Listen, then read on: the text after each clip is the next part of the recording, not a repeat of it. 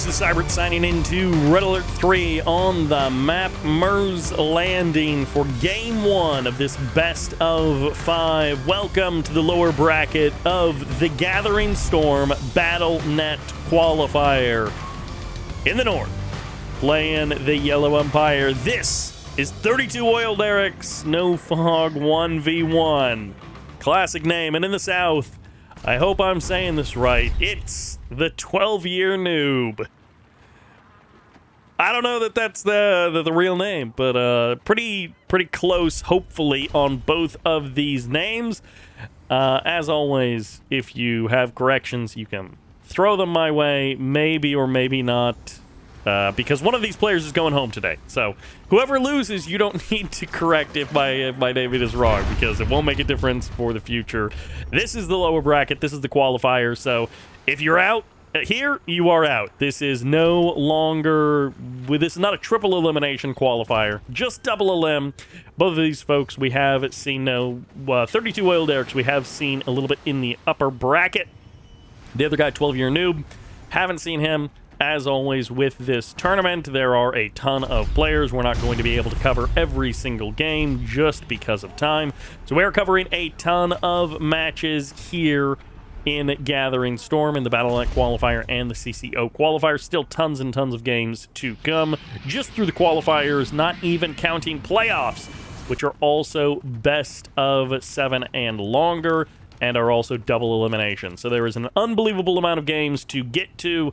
And so, yes, I will not be covering absolutely every game in the qualifiers. We've got no Oil Derrick capture for you, unfortunately. 12-year noob. Apparently, his name is not literally 12-year noob. Apparently, it is something else, but it basically means, like, I've been playing for 12 years, and I'm still a noob at this game. Which, if so, pretty funny, because there's another guy named Classic Noob, and it's funny to self-title as a noob in a competitive setting. But here we go. We've got the lower bracket matches.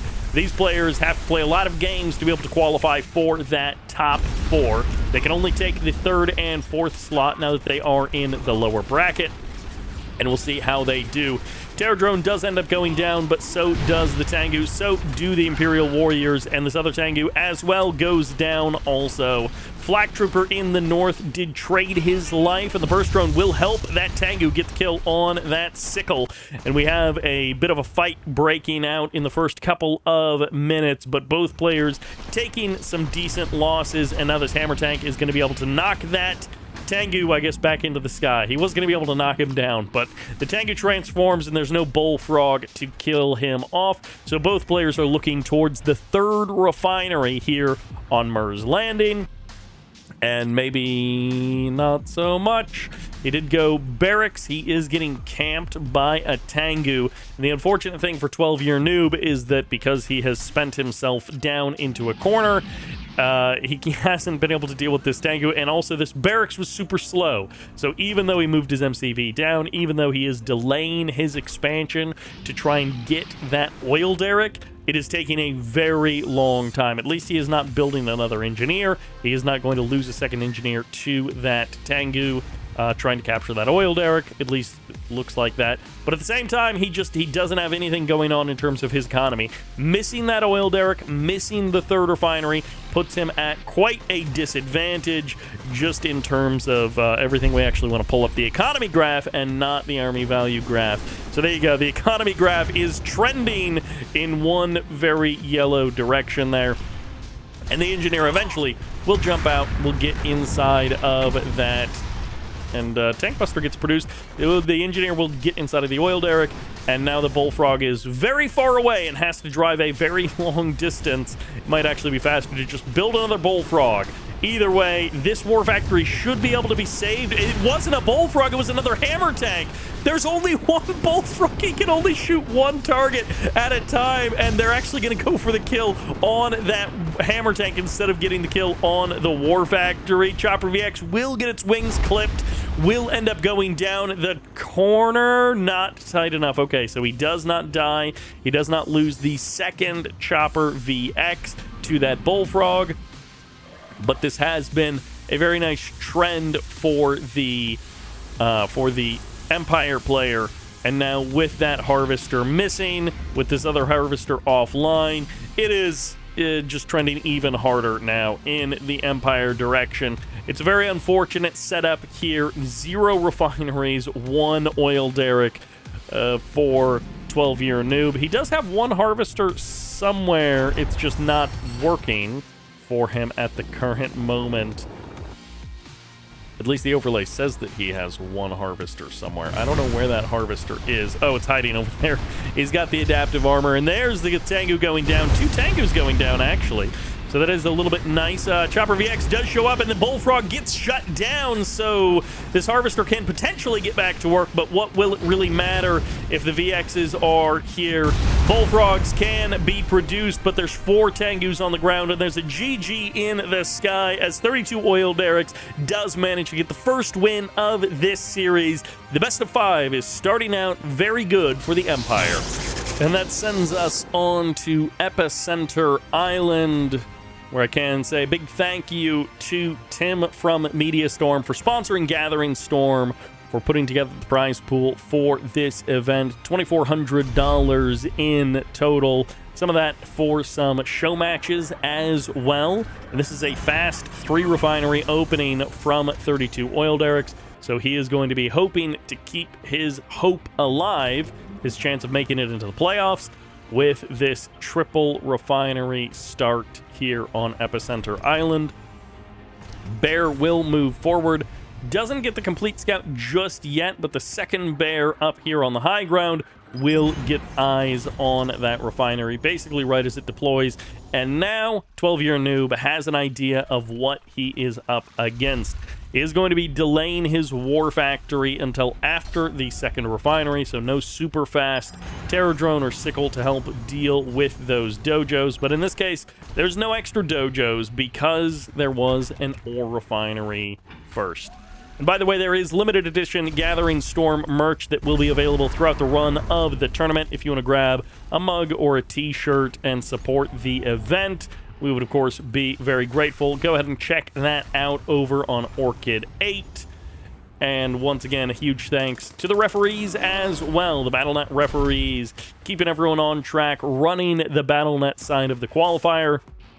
And I did not have to do anything for it. It was very nice to not have to do anything for that side of the event.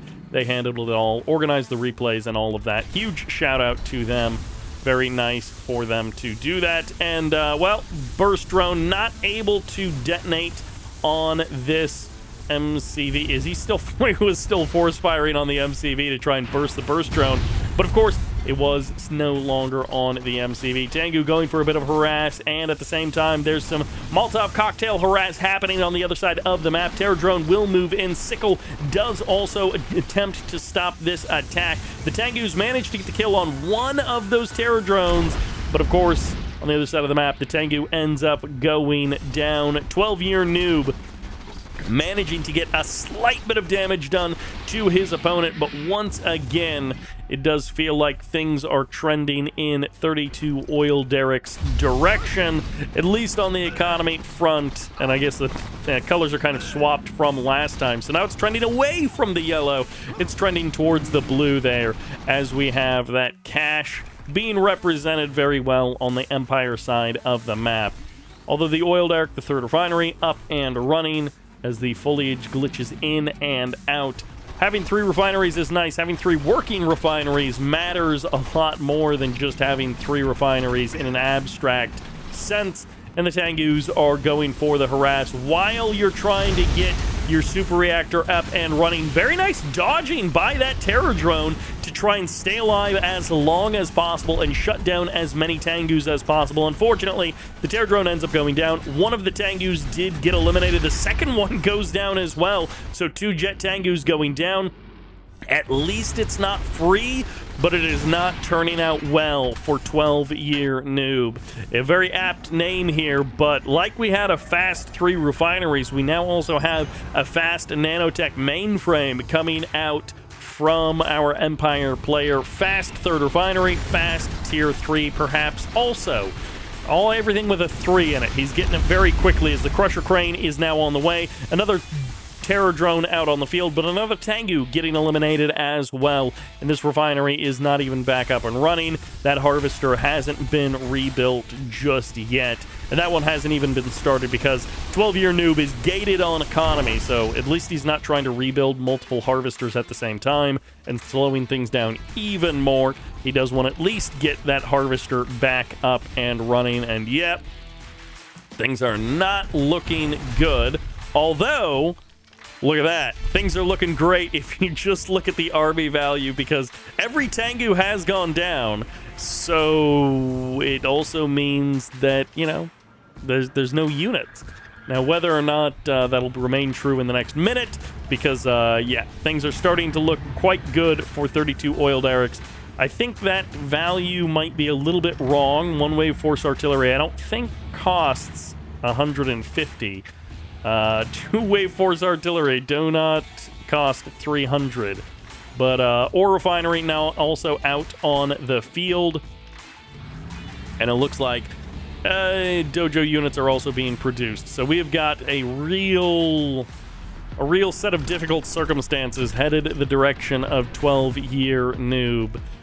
Army value was in his favor in theory, but now that units are actually being produced, now that units are actually making their way out onto the map, it's going to be difficult to deal with the wave force artillery. Terror drones can do the trick, and that's where the infantry come into play. He should also maybe make a couple of Tengus and a couple of VXs to support this as well.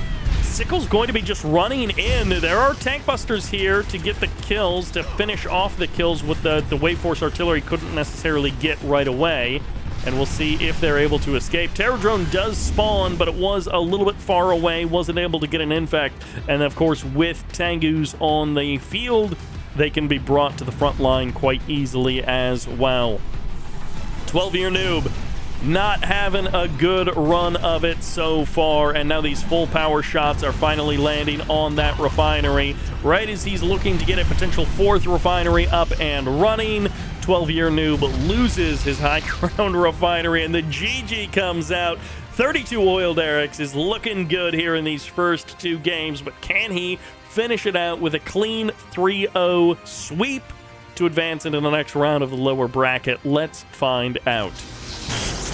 The matchup is remaining steady, even if the colors are changing every single game, it seems. We're warming things up here with red versus orange. 32 oil derricks, of course, looking good with the 2-0 map score. And 12-year noob needs to start the comeback right here, right now. He needs to prove that he can be a 13-year noob. Or maybe he'll end as a 12-year noob, and the 13th year he'll go pro. But it needs to start right now. Whatever it is, he needs to get himself some wins, 3 in a row, to be able to make this happen and to keep his hopes alive for making it into playoffs. There are lots of tough opponents ahead, so whoever wins here, the road is only going to get more difficult after this. And there's going to be the engineer. Oh, no, he's rallied. Okay, he corrected it. There we go. Engineer jumps inside of the oil derrick. Nice little setup there. As always, lots of cash to be grabbed on this particular map. And it is a war factory. A little bit late there. No early sickles, no early terror drones for 32 oil derricks to deal with. 12-year noob going for the double refinery pretty much every single game. I think at least 3 out of 3 he has gone for that. And is it going to be another fast tech, or are we just going to see some good old-fashioned Tengu VX action? For the current moment, it is Tengus.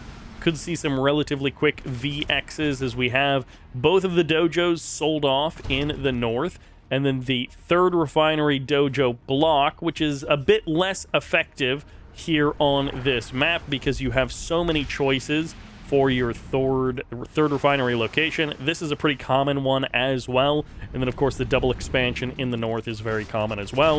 I feel like there's sort of an even split. Different players prefer different things. And it also depends on, are they planning to play super fast and aggressive, or are they going to try and go for big macro plays? Depending on which one you want, you might be heading north or south based on that alone. And in this case, the refinery is coming up in the south. Oil derrick gets cleaned up. 32 oil derricks, doesn't believe in his opponents having 32 oil derricks. I should go look up whatever map that is. I think someone said that it's a custom map. It kind of reminds me of Black's Big Battle in Tib Wars and Kane's Wrath. Greg Black, one of the designers, has this map where, or maybe he was a producer on that game. I don't remember. But anyways, he's got a map in Tib Wars and Kane's Wrath that has like 8 Tiberium spikes per player, and it's just this huge map that is has a city in the middle, has bridges, has a ton of oil derricks, or tib spikes as well. And there's some custom map that apparently has a lot of oil derricks per player and no fog of war as well. I should go look that up at some point. Maybe we should do a Goofy Maps 1v1 tournament and see these players on some 32 oil derricks style maps. This dojo continuing to be valuable, continuing to produce units, and it looks like it is going to be countered by a barracks from the Soviet player. Tank busters inside of the building. Molotov cocktails can of course clear out that building eventually. Will take a little bit of time, and a barracks is being added on in addition over there. Super reactor is joined by a naval yard out on the water. Tengu's starting to swarm in the skies. Third refinery up and running for both players, but it is spread out a little bit further for the Empire player as the hammer tanks make their way onto the front line. That guy's very close to death, but does manage to survive. And the tank buster's getting some good damage off. Bullfrogs going to be needed to help deal with these units if they transform, because right now they're just body blocking on the ground. And the bears go down as well. No crusher crane, no repairs. That hammer tank is as good as dead until he can switch over to that leech beam and get himself some more health, which he could just leech down one of these structures to heal up a little bit if the units ever clear out of this location. Bears able to stop the flow of infantry, and the Tengus will be able to get the kill on 2 of those bears, maybe a 3rd or a 4th as well. And on the other side of the map, it is a tier 2 mecha bay here for the Empire player. But the economy is looking a lot better. Look at that. It's nearly balanced here between these 2 players. The loss of the oil derrick is annoying, but we did have the faster 3rd refinery from our Soviet player compared to his Empire counterpart. Tanks healing up. Nature is healing. The tanks are healing off of the battle, and that is what you want to see from hammer tanks. As a 4th refinery will get added on for this Empire player, and he's gone tier 2 on the mecha bay. We haven't seen a lot of tier 2 units just yet. It's mostly been Tengus and infantry thus far in the game. And the King Sputnik is here. There we go, as the expansion has now started. Did he go crusher crane anywhere? It looks like the answer is no. So he can't double expand, but he will be able to clear out these buildings. He can take this high ground refinery location. And, well, we have point defense drones, but one of them got burned off before the battle even started. And another one is nearly expired before anything has happened. Flak cannon being added on. 4th refinery there on the high ground. Chopper VXs, they're showing up. They're taking a lot of damage before anything gets started. These bullfrogs finding some real value. 2 Chopper VXs going down for nothing. As those bullfrogs, they have earned they've earned themselves a spot in the Soviet Hall of Fame for those kills, just absolutely blasting this Empire army before anything really gets done. Cash down the drain for the Empire player, which is good to see. When you're 12-year noob and you're down 0-2 in this series, you need some wins like that. You need your opponent to make some mistakes. You need to be able to take advantage of these situations. It's 4 refineries and an oil derrick versus 4 refineries, but soon to be 5 working refineries, perhaps, if this one out here gets finished up, and if no more harvesters end up going down. Harassment is stopping some of these harvesters from actually doing anything. Ooh, A little bit unfortunate there for 12-year Noob that as he gets his 5th refinery up and running, he also ends up losing a harvester on another refinery, which will delay his economy from taking off in the way that he wants.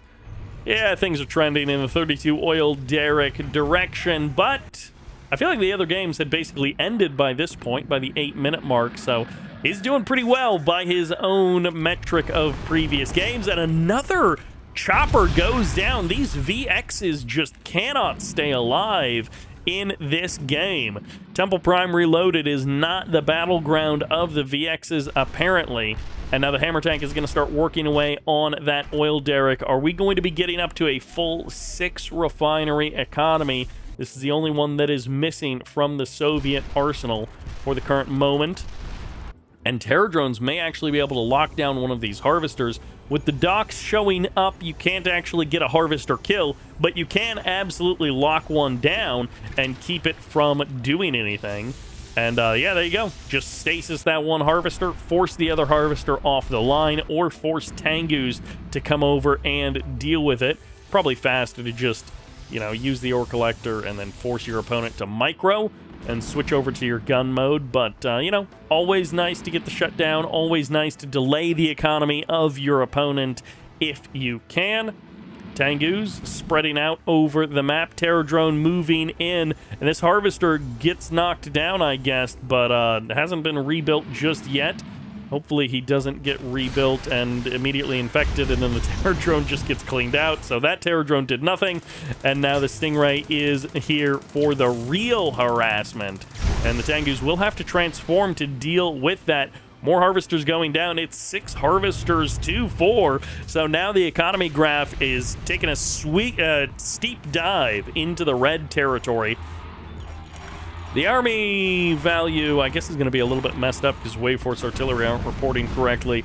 But Wave Force Artillery are going to swing things into the Empire favor, at least in terms of value. Not if they immediately get jumped on by these hammer tanks and destroyed. This Wave Force Artillery fires off one shot and then goes down.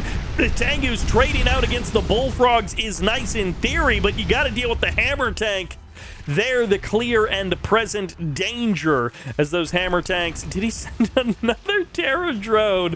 And then he ends up just getting sniped by those repair drones that make short work of the terror drones. There's not a lot of terror when you've got the repair drones nearby. The Stingray will end up going down to the Yari mini-sub, and the Yari mini-sub might have to trade its life versus the Akula. But now the Naval Yard is down. Terror drones could, in theory, be more effective here in the north. There's going to be another Akula sub showing up. Gets the last shot, kills the Tengu, loses, or the Yari mini-sub also loses its life. And the oil derrick hasn't gone down. It also hasn't been taken over by the Soviet player, so it would be nice with the Bears on Overwatch there to just grab that oil derrick, make it under his control, and 12-year Noob would then have an extra source of income and deny it from 32 oil derricks. Hammer tanks pushing forward. Akula sub unmatched out there on the water, even ranking up now. He's a veteran boy, and he has seen some stuff as the bull rush from the King Oni knocks down a hammer tank. And the other hammer tanks, 2 of them at least, do manage to escape. The other hammer tanks don't all escape, but at least 2 of them will make it to the safe reign of the Twin Blade Bullfrog combo. They reign supreme, it seems, over many matches. 2 Tengus do show up. The Bullfrogs are not in range, but they will be shortly, at least if they turn south. And it's going to be Toxins on top of this area. A curious placement there with the cliff absorbing some of that. You're not going to be driving into that corner very often. Twin Tengus go down, the Twin Blades are safe, and the hammer tanks deal with the Wave Force Artillery. Hero Hammer getting some free damage as that King Oni walks through the Toxins, turns around, charges at the Bullfrog. And the King Oni is now just a little bit slower as he does go for the Emperor's Rage. It ends up not really benefiting him all that much, and a Bullfrog will show up to deal with that Tengu. And the King Oni goes down. The Hammer Tank survives. Hero status maintained. And 12-year Noob is showing that this might be the 13th year.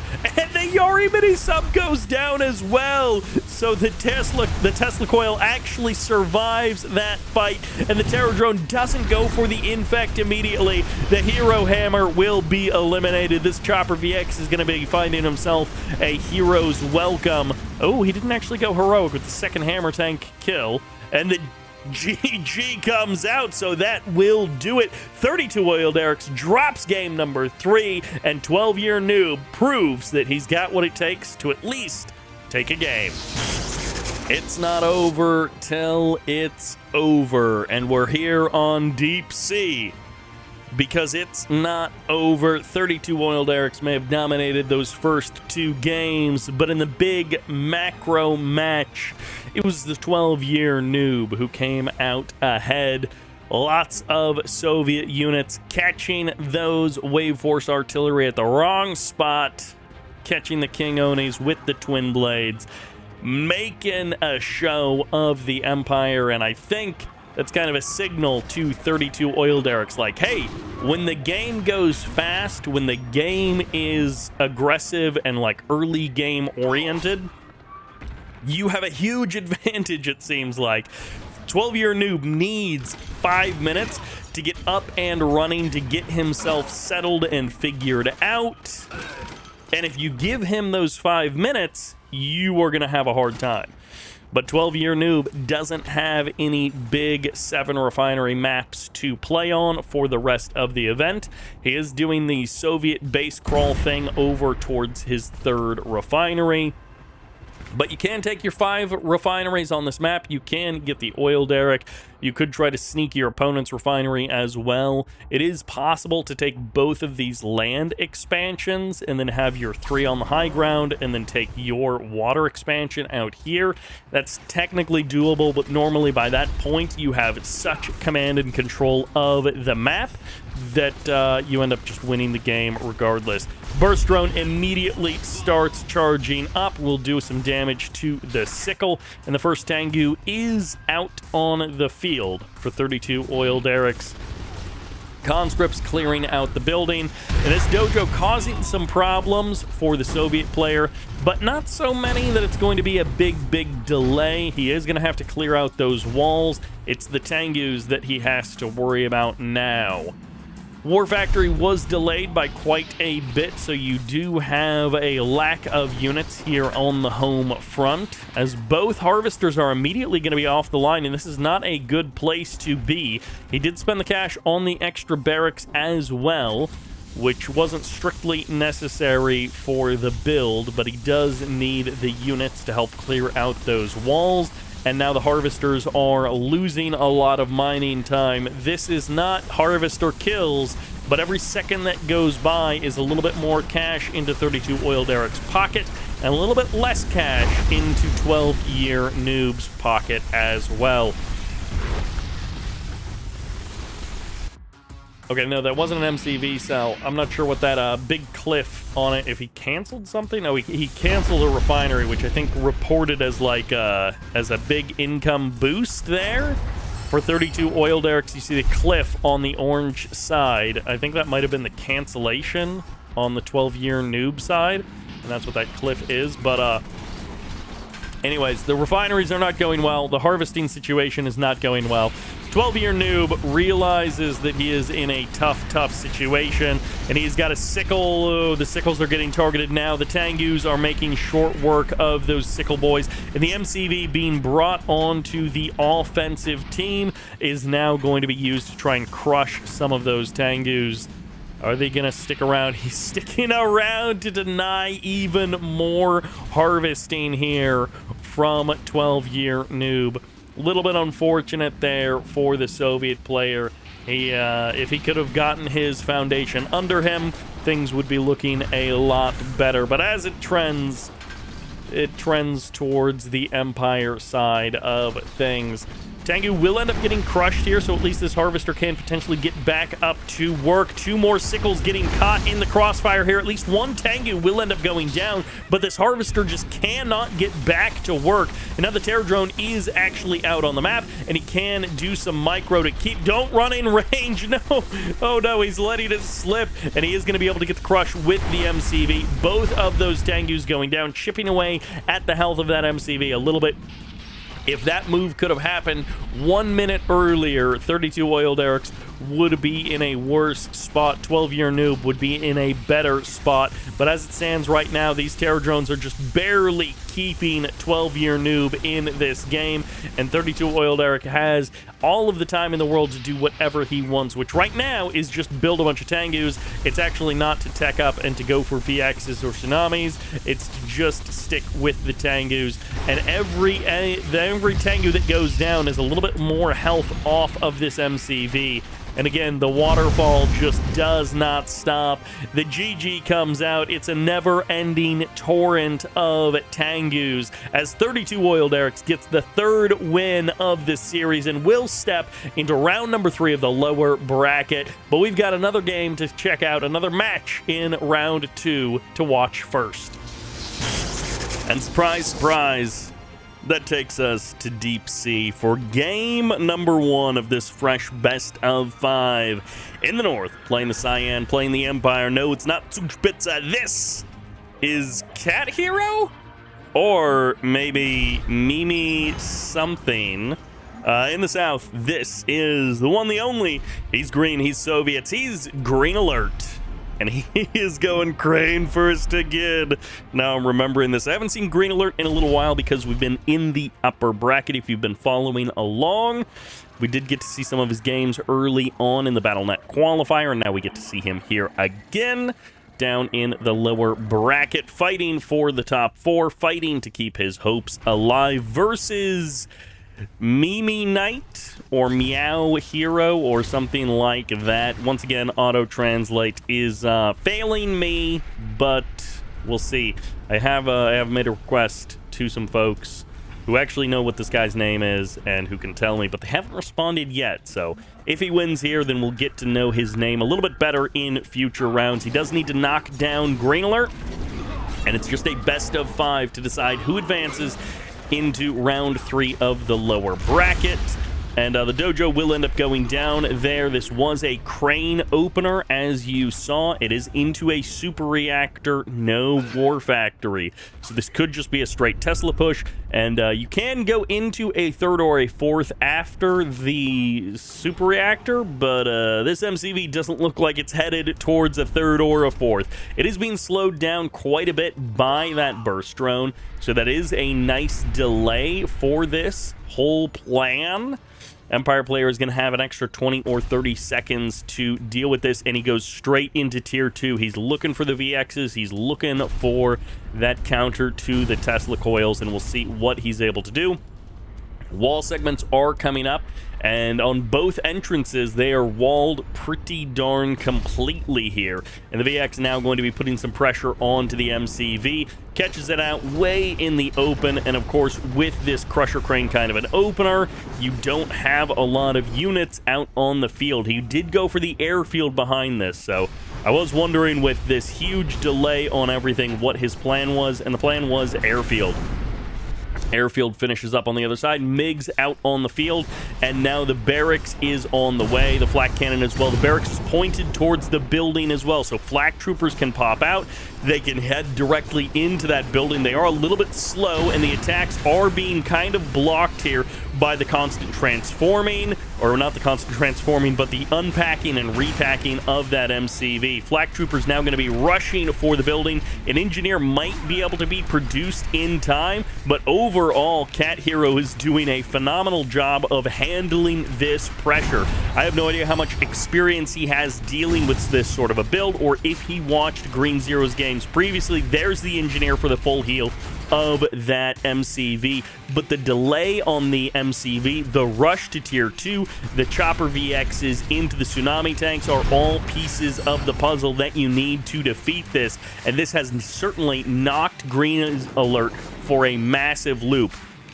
However, the game is not won or lost for either one of these players.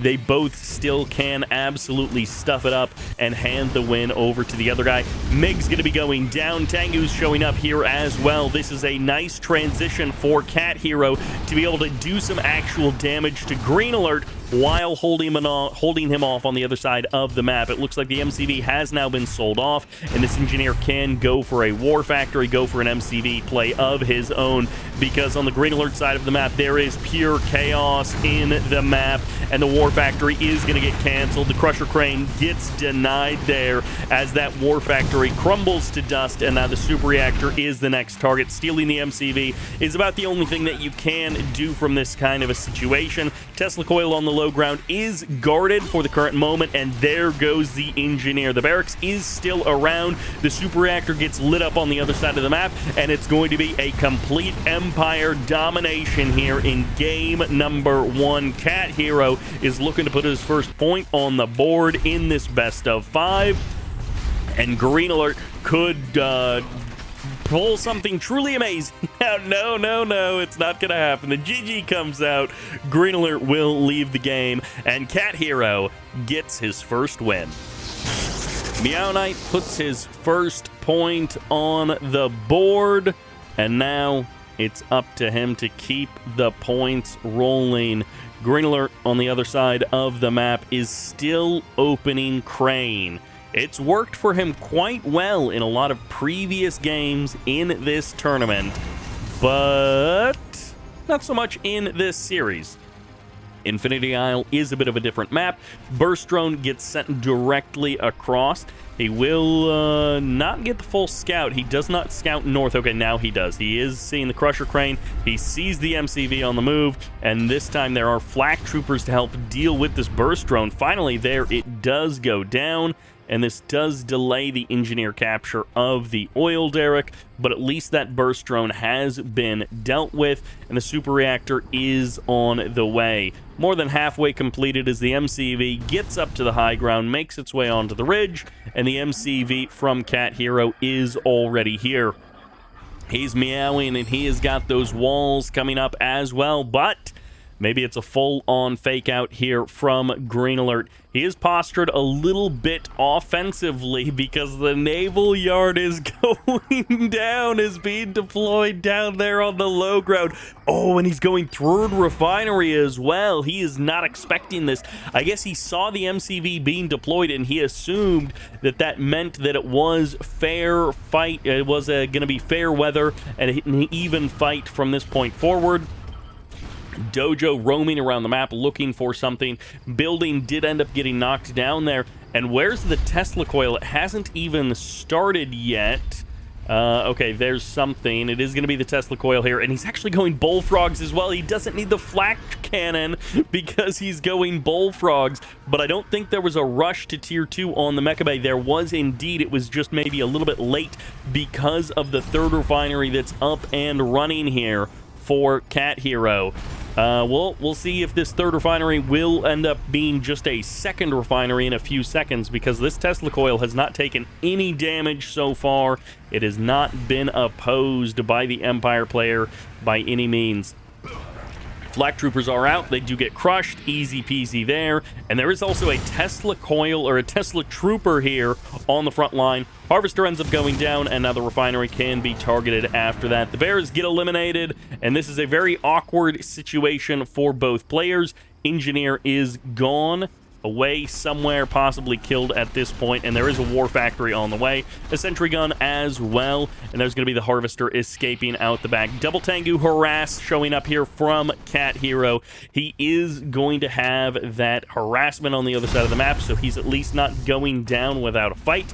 He is going to do what he can to put the pain onto Green Alert, to not make this be an easy game for the Soviet player.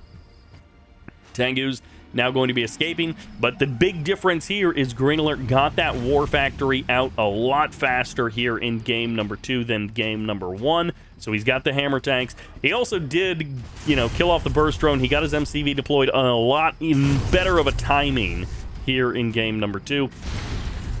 Not a lot of VXs out here on the map. There is at least one stomping around, but of course with the bullfrogs, with Green Alert keeping around that naval yard, it just means that they are not nearly as useful.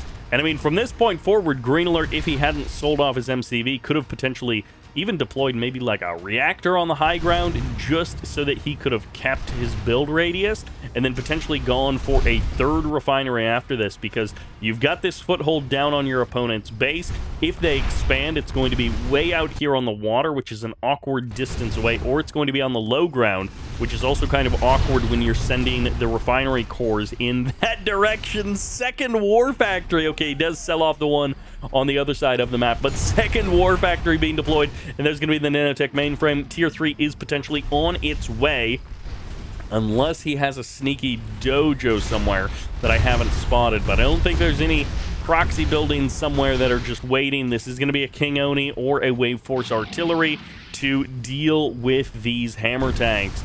And Wave Force Artillery can just snipe the hammer tanks in one go, but King Oni can bull rush them down. So we'll see what it ends up being. Hammer tank, Tesla Trooper, Flak Trooper, and one Terror Drone all coming together here in one push to try and knock down this army. Hammer tank will end up going down to that Chopper VX, and the Bullfrog isn't able to do very much damage. The Tengu ends up falling, but the Terror Drone doesn't get anything beyond that, and Green Alert is trying to fight on two fronts. He really wants to push down this front door so his hammer tanks from the main can join up. There's the reveal of the Wave Force Artillery. If Green Alert didn't realize it yet, he does know it now. King Oni not needed, because the Wave Force Artillery makes the snipe happen, and the Tsunami Tank's going to be pushing forward with the Tengus, sniping everything down from the Green Alert side of the map. These two hammer tanks are just slowly but surely making their way forward, incredibly slowly and not so surely after all is said and done. Green Alert gets way more done in the early part of this game than in game number one, and it still is not enough. Cat Hero is ready and waiting to deal with this Green Alert crane first shenanigans that he has been pulling, and Green Alert's not giving up. He's going for a third war factory now. This one's back in his main base because everything on the Empire side of the map has been cleaned up. And again, if he had deployed even just a reactor up here or a barracks to keep the build radius, then with his one crusher crane, he could have potentially taken a third refinery relatively easily. And now if he wants a third refinery, he's going to base crawl all the way out here. I guess he could also base crawl down that direction as well. But it's the Twin Frog combo for the foreseeable future for Green Alert. He never lost his tech, and he never lost his crusher crane, so those two pieces of the puzzle... Is he going MCV? Those two pieces of the puzzle... No, not an MCV, but good enough. A Sputnik onto the high ground. Those two pieces of the puzzle do remain. Okay, he's not going onto the high ground. It looks like he's going either out to the water, or he's going for some kind of a sneaky play, some kind of a proxy building somewhere. One conscript remains behind enemy lines, and this Wave Force Artillery striking at the observation post, but not going to be able to do too much, not too quickly, as a Terror Drone heads out onto the north side of the map, and this Sputnik will allow Green Alert to expand backwards out there onto the water, match the third refinery of his opponent, because it has not been a very fair fight in terms of the economy. Both players... Well, Green Alert never had a third refinery to begin with, but he did knock down one of the refineries of his opponent, so it was closer than it ordinarily would have been. But of course, with the third refinery now coming up for both players, they are going to equalize in a relatively close place in terms of economy. 3 refineries and an oil derrick per player. Wave Force Artillery could potentially snipe that oil derrick at some point. We'll see. Tengu's backing off. Observation post does just have so much health. One of the odd things about Red Alert 3 is how much health observation posts have. As you can see, they absorb more shots from a Wave Force Artillery than almost any other building in the game. Lots of wall segments going to be getting shot, getting sold off there, as eventually they will be deleted. And hammer tanks into the back door You love to see it, as this Wave Force artillery may be having a few extra friends to play with, and not in the way that he was expecting. Battle Lab out on the field as well. Green Alert is looking to match the tech of his opponent, who has already sold off that nanotech mainframe. So if this Mecha Bay goes down, that is lights out to the tier 3, and this Harvester once again going to be harassed. So it's 3 refineries, but only 2 of them are working. Cat Hero has been fighting this same fight to try and keep this refinery online, basically from the beginning of the game. Wave Force artillery going to get jumped on. Twin Blades coming in, and the Tengu's looking to push them away. Hammer Tank going to get smashed by this Wave Force as he tries to exit. Or maybe not, as he drives back further forward, and they just look to trade. They want to get as many kills as possible against the Empire army, and the answer is not all that many. That's the army value pretty heavily in favor of Cat Hero, as he has got a massive advantage, because unlike his opponent, who's spent like 6 grand of their very even total resources gathered rebuilding war factories, Cat Hero has not had to do that. He built the one and he's kept it around this whole time. He has had to spend a lot more cash rebuilding harvesters and refineries, but that's not quite the same as having to rebuild the war factories and all of the other infrastructure that Green Alert produced, all of those buildings that he produced early on that really didn't get him as much as he was hoping. I do love the sneaky conscript into the building. If it had stuck around a little bit longer to get better, just be consistent scouting, a little bit of vision for his opponent. Natasha is also here. Good way to snipe a Wave Force artillery, a King Oni, any of those high-tech Empire units. Just knock them out in a single move. Okay. Yeah, he almost went for the infect on that harvester, and then he was like, well, that doesn't make any sense, and then he backed off.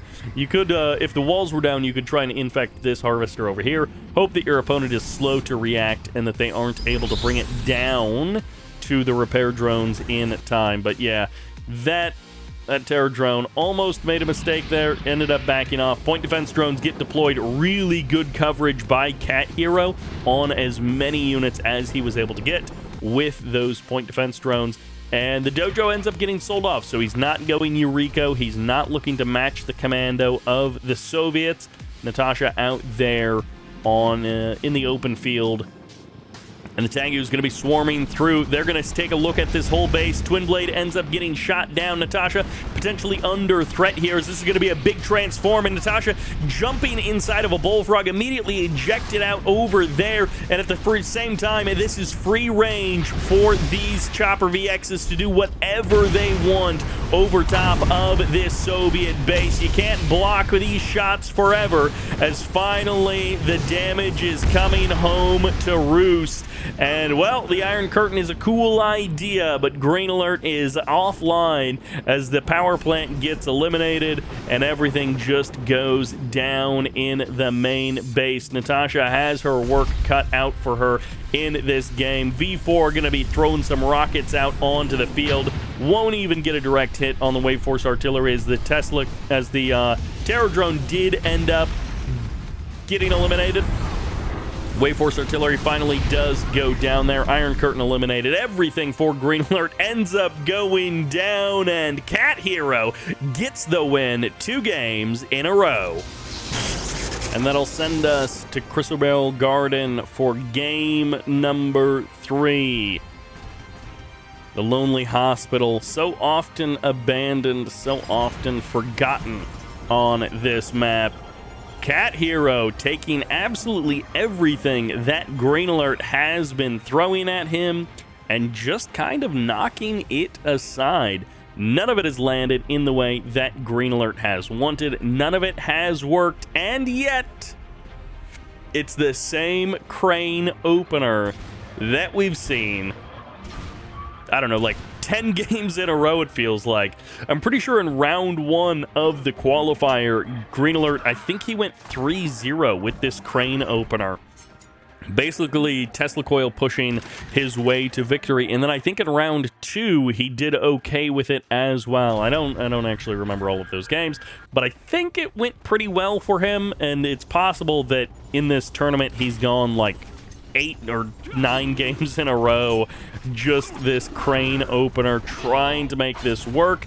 And he's had, in the beginning, quite good success, and then in the end, not so great success, as the dojo will deploy, and the engineer jumps inside of that oil derrick.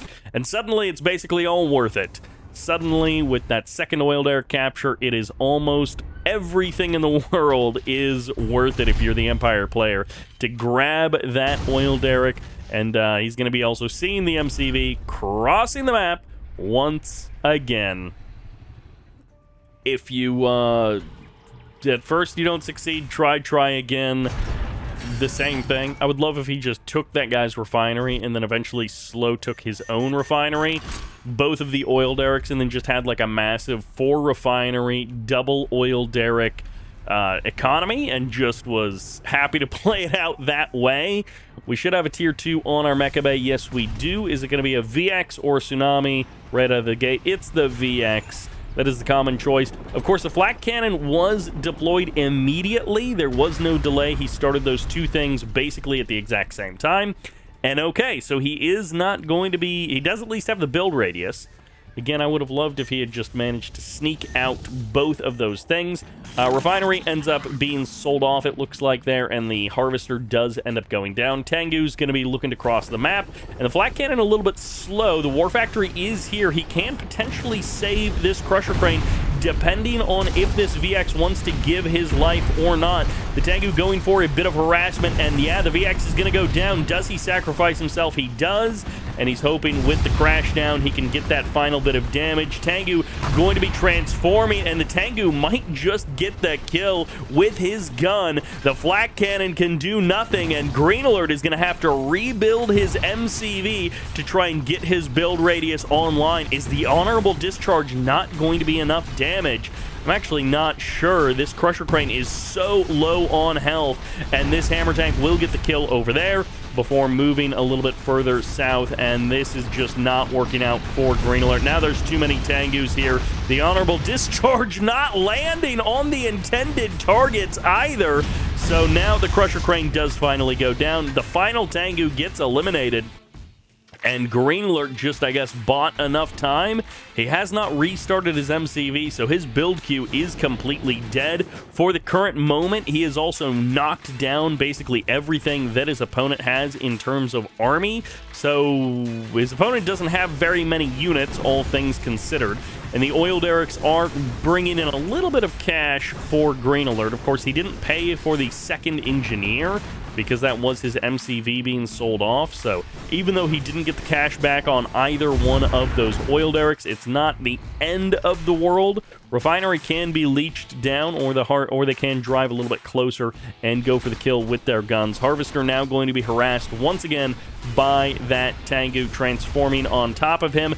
And Peacekeepers not here in this game, but Conscripts on the other hand, they are here, and they're dropping those Molotov cocktails, forcing that power plant to be sold off. Does mean Cat Hero is in an unfortunate situation in terms of power. If he moves his MCV or sells it off, he will be in that low power mode permanently. Second Hammer Tank going to be popping on out, or perhaps third Hammer Tank here as he does head on out, and he will end up getting the kill on that Tengu. Bullfrog's trying to cross the map, but that's 2 dead Hammer Tanks. Only the Terror Drone remains, and he can infect any Harvesters that get rebuilt. If this Harvester gets lazily rebuilt, no, Cat Hero does cancel it. So well controlled there by Cat Hero. Some players do just go on autopilot in that scenario, and they don't actually make a consideration that there is a Terror Drone sitting on top of that respawn location, and that Harvester is going to instantly infect it. MCV has had enough time to be rebuilt by Green Alert. It would take him a while to actually get enough cash to rebuild it. Since he did lose one of the oil derricks, his economy is hurting a little bit. Since he did lose one of the harvesters, it's hurting even more. And now he's going to be losing the second oil derrick as well. So garnering the $5,000 to be able to afford that is very difficult. Terror drone gets jumped inside of that bullfrog and then will be launched out to safety. War Factory going through a bit of a pause to afford that second harvester, and Cat Hero being kept down on one working harvester for a big portion of this game even sells off that refinery. So Green Alert has done a phenomenal job of gating the Cat Hero economy, denying those oil derricks and then denying 2 of the 3 refineries now, with the second one being sold off. Flak Trooper jumping inside of that bullfrog. This is going unbelievably well for Green Alert. A huge turnaround here in this game in comparison to the previous ones, and even in comparison to how it looked like this was going with the kill of that Crusher Crane. I thought that was going to be a much bigger problem, but Green Alert gating the economic opportunity of the Empire player has been absolutely massive here, as the swing of the economy you can see swinging into Green Alert's favor. It's not a big economy swing, all things considered. It's low eco for both players. Bullfrogs moving in. This is 4 bullfrogs actually on top of these choppers, and they all go down. GG gets called, and Green Alert puts his first point on the board here. Cat Hero wins those first 2 games, swatting away at those Crusher Crane builds, but finally Green Alert manages to find the angle for victory. And Game 4 will take us to Epicenter Island once again here on this map.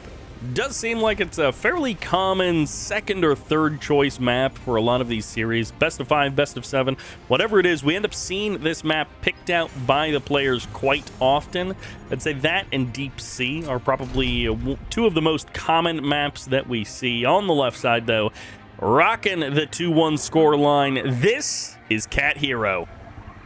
Meow Knight rocking the Empire over there, and once again going Crane first. It worked once, maybe it'll work again. This is Green Alert. Going for the super reactor again. Everything just looks so incredibly similar between all of these games for Green Alert, and now it's the true mix-up. This is the full-on I'm doing something different version of this build. Going for the Crusher Crane opener, and this is, I guess, the equivalent of when those Empire players open triple refinery. Except for in this case, you've got the Crusher Crane. You also have the super reactor super fast, because otherwise you would need to deploy a second reactor. It feels like you should not have enough cash to pull this sort of a build off, and yet here he is. He got a barracks, he got an engineer, he got a couple of flak troopers as well. So he is fairly light. Okay, huge cash infusion there. Let's see if that gets reported. There we go. Big old cliff there for Green Alert, and that's not real income, but that is a bit of an income gained there with the massive cash back of crushing your own MCV, and that will help fund Green Alert into the future, because I think he already sold off his barracks, so if he wants the barracks, he'll have to rebuild it. Everything up after that is going to just be War Factory units. Airfield wouldn't be a bad idea either, eventually coming out for Green Alert, although I don't know if he wants to prioritize that over building up his army a little bit here. Sentry gun is here also, and he gets actually an infect on the other side of the map. Getting the infect on this harvester is very important to, again, gate your opponent's economy. And in this case, where Green Alert had the faster third refinery, he had the cash infusion from getting rid of his MCV, and now he's knocked down one of his opponent's harvesters, and technically the terror drone survived. It ended up dying almost immediately after, so what's the difference? But if he had done something something else with that would have been absolutely amazing. The first couple of minutes here going unbelievably well for Green Alert. The only bad thing will be if he loses this oil derrick.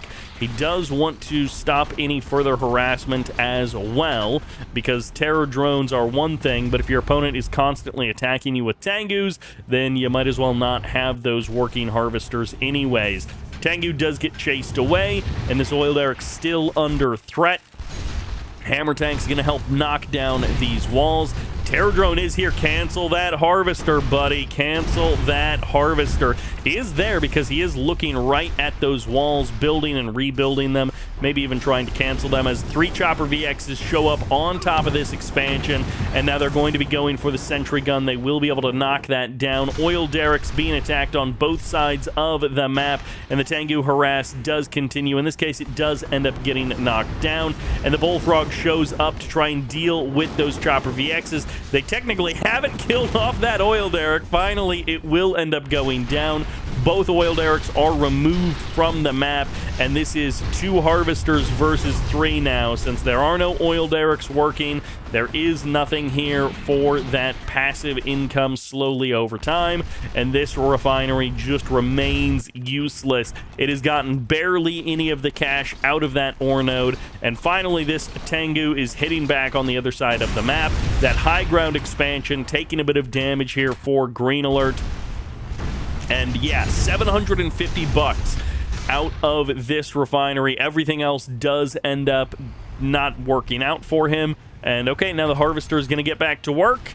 That has just been a huge, huge delay on the economy of the Empire player. It is finally getting a little bit under control here for Green Alert. Is this an MCV cell? No, it is not. He does still have his MCV there, and Tengu's going to be roaming around on the north side of the map. A couple of VXs over there as well. Decent number of bullfrogs here. We've actually got 4 bullfrogs out on the map with the airfield. There might be MiGs at some point as well, but with this twin blade hammer tank bullfrog combo, that is a lot of firepower as long as you can find the right angle to the engagement. Are the 2 of these bullfrogs just going to be given away for free here? Tank Buster getting a shot as well as those Tengus, and this refinery, maybe it's a bait to bring the whole Soviet army over there for them to get crushed by this Empire force. But no, for now, both sides decide to disengage.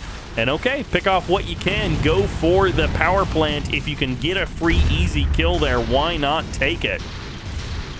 Cat Hero, low power mode for just a moment here. Is going to be a little bit further low power mode with this dojo, but as long as the power plant gets established, he will be fine. Twin Blades need to be careful about where they fly.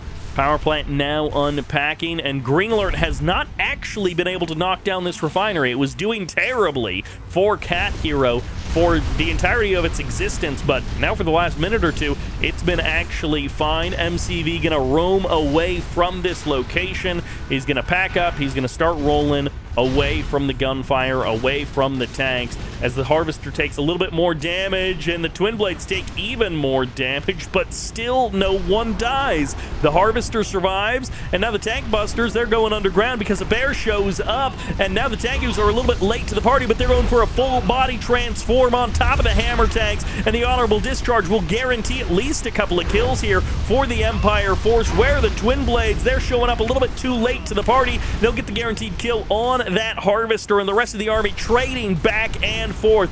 Bears keeping the infantry out of the equation for the Empire player, and now the bullfrogs are what's needed because 2 VXs go down in short order. A third crashes down to the ground, and suddenly the Soviet firepower feels inevitable. It feels overwhelming as the bullfrogs chase away those VXs, and the GG comes out. The twin blades could not be stopped, and we are going to the ace match. Green Alert puts his 2nd point on the board. It's a 2-0 sweep. It's a 2-0 sweep, and that sends us to game number 5. And as we load into the ace match, we are greeted by the Temple of Temple Prime reloaded here for game number 5. On the left, opening with the triple refinery, this is Cat Hero.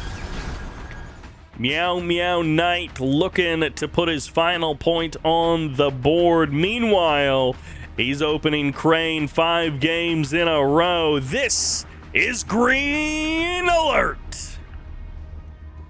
He's the counter to the Red Alert 3. He's Red Alert 4, where you go full-on green. You change up the color, and he is not changing his build order, though. He is going Super Reactor, he's going Crane, and does he suspect that it is a triple refinery opening? This is sort of the most hidden, quote-unquote, of the refineries. I mean, you could argue that this is, like, just as far away. But because this is the double expansion up here, this is, I think, more expected. This one, I think, is the true I am sneaking an expansion kind of an opener. And Green Alert, his spidey sense might be tingling. Some players are really in tune to the timings and the numbers. So even on a big map like this, he might be thinking, you know what, I think you've got a little bit too little stuff. I think your War Factory is a little too late. I think you went for a 3 refinery opening. You should have more units. You should have more something, unless you went for that 3rd refinery. Flak Trooper does end up going down there. Always a bit unfortunate to lose that to just a measly Imperial Warrior. And the Dojo is still roaming around as well. So didn't even get the kill on the Dojo. But both players set up nicely with their 3 refineries with their oil derrick. They're both going to be pretty happy with the start of this game. And then the big question is, yeah, did Green Alert realize? Does he know? Because if he knows, we should be seeing a terror drone headed that way very, very quickly. Not what I expected. This is a Crane first super reactor build all the way from Green Alert. But this is in no way a Tesla coil push or anything like it. We've got a 3rd refinery into double airfield. Not at all what I was expecting, but it gets spotted immediately. The burst drone is there. The Dojo is here to double confirm, and there is once again going to be the crush of the MCV. So no engineer from the sell-off to try and go capture something over there. And I guess in that sense, if you sell off your MCV right here and you capture that oil derrick, depending on how long it is captured, it's actually more value than going for the Crusher Crane to get the additional cash from the Crush. At any rate, Green Alert does suspect. Okay, so you can see the MiG goes for the scouting pattern, but because he doesn't know exactly what's going on, he doesn't realize that it is the far refinery there in the corner of the map, and it is not the double refinery to the north. So he does definitely suspect. He's like, 1 burst drone for harassment, no Tengus, something is going on. You do not have the correct amount of stuff. You must have done something with your opener, just like I did. But Green Alert does not scout properly. Unfortunately for him, he does not realize that that is there. I mean, he probably does now just by process of elimination, but he hasn't done anything about it just yet. Engineer will be able to grab that airport, and I guess double airfield makes a lot of sense on a map with a tech airport. We'll see if he's able to keep it safe, because normally the tech airport isn't even captured, and if it is captured, it, like a garage, warrants a lot of attention and gets knocked down quickly by the opponent. MiGs are here, though. Dojo is going to deploy. Cat Hero is definitely aware of what Green Alert is doing, and it looks like 1VX is actually going to get caught in transition. Will, unfortunately for Cat Hero, end up going down. And I guess for Green Alert, best case scenario is his opponent trying to capture that back, and then Green Alert can still take it back from him, as opposed to if his opponent just destroys the airport, then that is permanently bad news for Green Alert.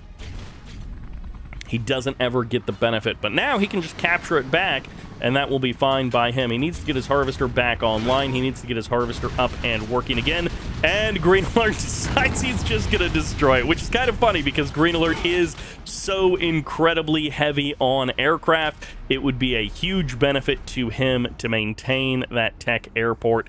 Green Alert, his economy may be slowing down a little bit here. Took some harvester harassment. He's got that harvester back online, but also he has a harvester that is being slowed down by that burst drone. So a bit unfortunate there as well. And Green Alert just has not put it together that there is an expansion down there, which he could go and harass. Of course, it does have the anti-air defense there, but with the Twin Blades, you can hit and run fairly effectively. You can knock it down in a couple of volleys, and you have the MiGs there to guard against the Tengus, so you don't have to worry about VXs. You don't have to worry too much about Tengus either.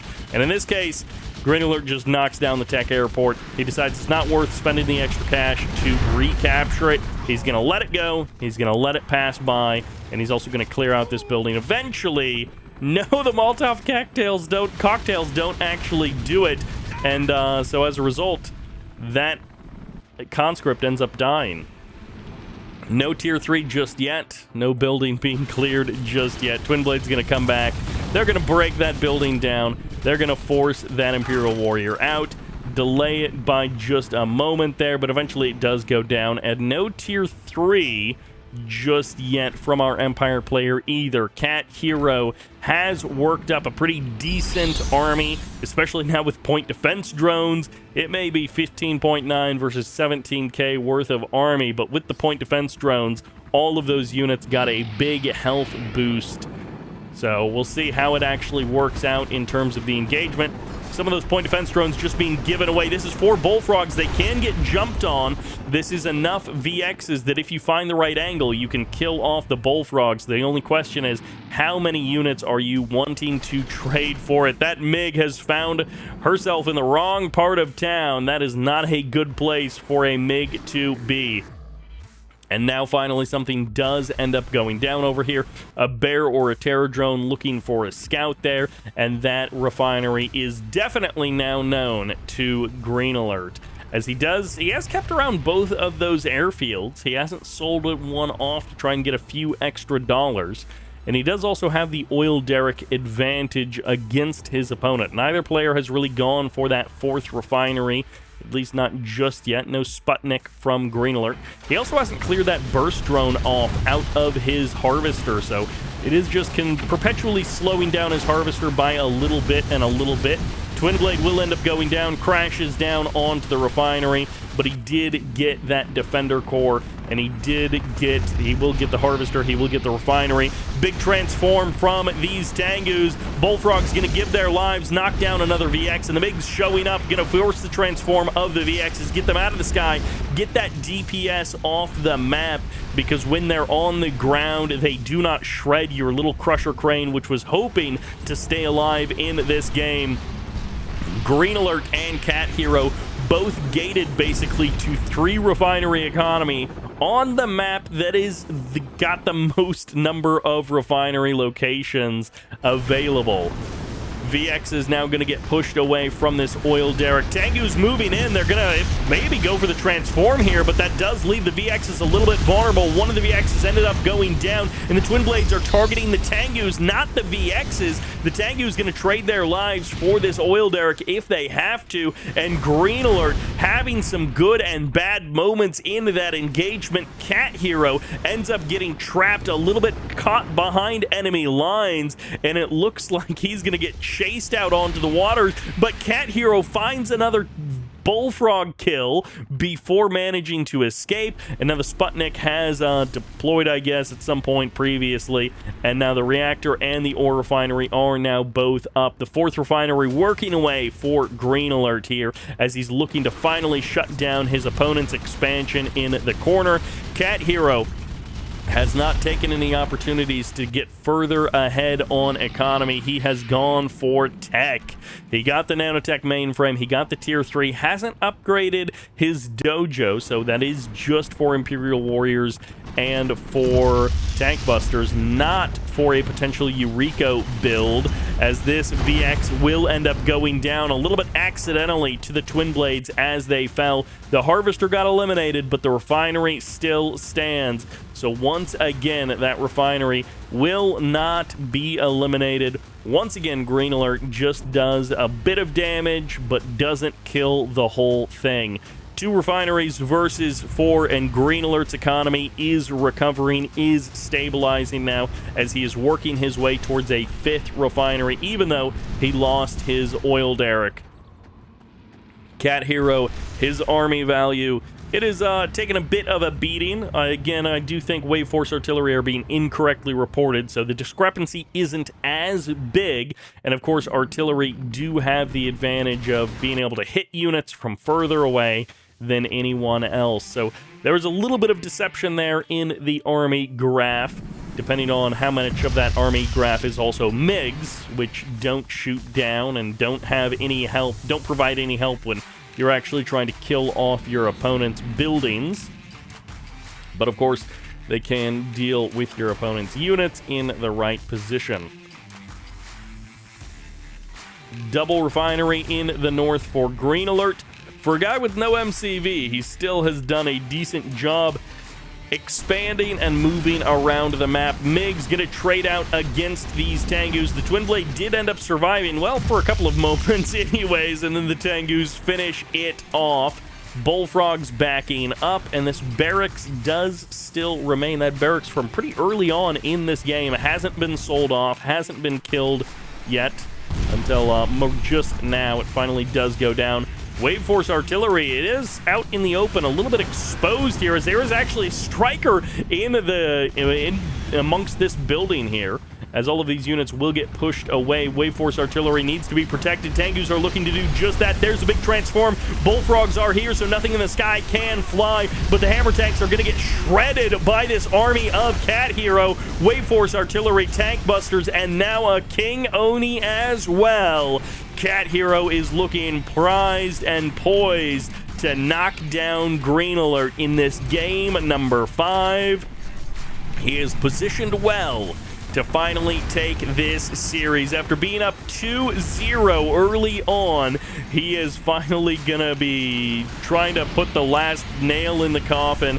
Twin Blade will come in, and just no one is defending this Wave Force Artillery. 1, 2, 3 Twin Blades are going to be able to kill that off, and now the King Oni can be the next target. They're going to be spending their time trying to kill off that refinery. Hammer Tank putting a bit of damage onto these Tengus, as they can't transform with the MiGs overhead. They will just get knocked down, and the Tengus gonna give some rank ups to these Twin Blades. One of those Tengus fully heroic, now one of the Twin Blades fully heroic, and that Empire army disappears as the anti-air capabilities are severely lacking.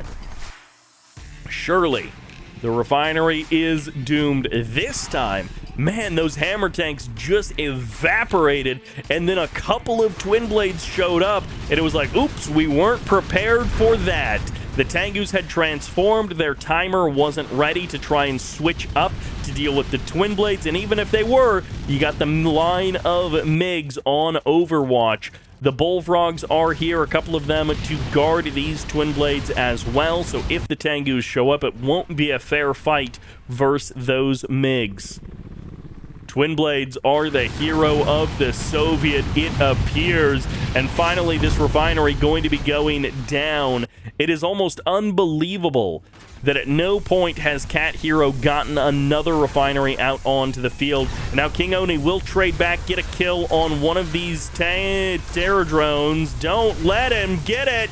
Oh, that hammer tank almost going down. He's a double that hammer tank as well. And now call off the attacks. Everyone stop attacking. Oh, he gets it. He gets the weapon anyways. And the hammer tank now with a double vet status and a King Oni beam cannon there. He will be able to laser his way to victory. And of course, with the Crusher Crane, he can heal back up to full health. Tier 3 on the way. It's only 14.5 minutes, but it's wild that that third refinery going down has just completely destroyed the economy of Cat Hero.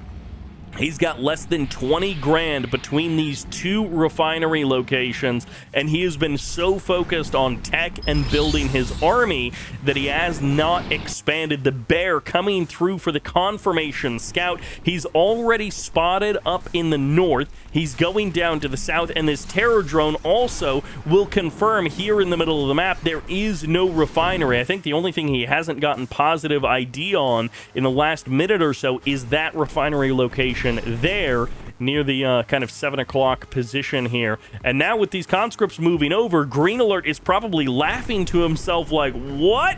This guy has been doing all of this on 2 refineries this whole time, and that's the economic advantage visualized here for Green Alert. You can see it trading back and forth in the early part of the game, but for the last 5 minutes, it has been solidly on the green side of the map, and even though Green Alert didn't always win those fights, he was always able to recover, and that's where that double airfield plus the war factory comes into play. Green Alert has always had a serious amount of infrastructure and production going on. Triple airfield, actually. I missed it that there was one additional. Twin Blade's going to be rolling in. There are VXs here. I don't know that the Twin Blades want to totally give themselves away in this moment, but what is that King Oni doing? He is separated out away from his friends, takes a huge chunk of damage there, and he is going to be severely weakened when this next fight comes up. And okay, there are the 2 APOC tanks. I was like, I know there should be something more than this one hammer tank who stole the King Oni weapon from earlier. Magnetic Harpoon can be used to deny that King Oni's retreat, but he's not retreating. He rushes forward to his own doom and demise, and the Wake Force artillery blasts apart that APOC tank, but now the Hero Hammer is ready to get revenge. The Wave Force goes down, and the Empire forces are thrown into disarray. This Soviet army cannot be stopped, and Green Alert, from the verge of death earlier in this game, his economy has powered him into a bright future, and just now that 3rd refinery coming online in the north, it's too little too late.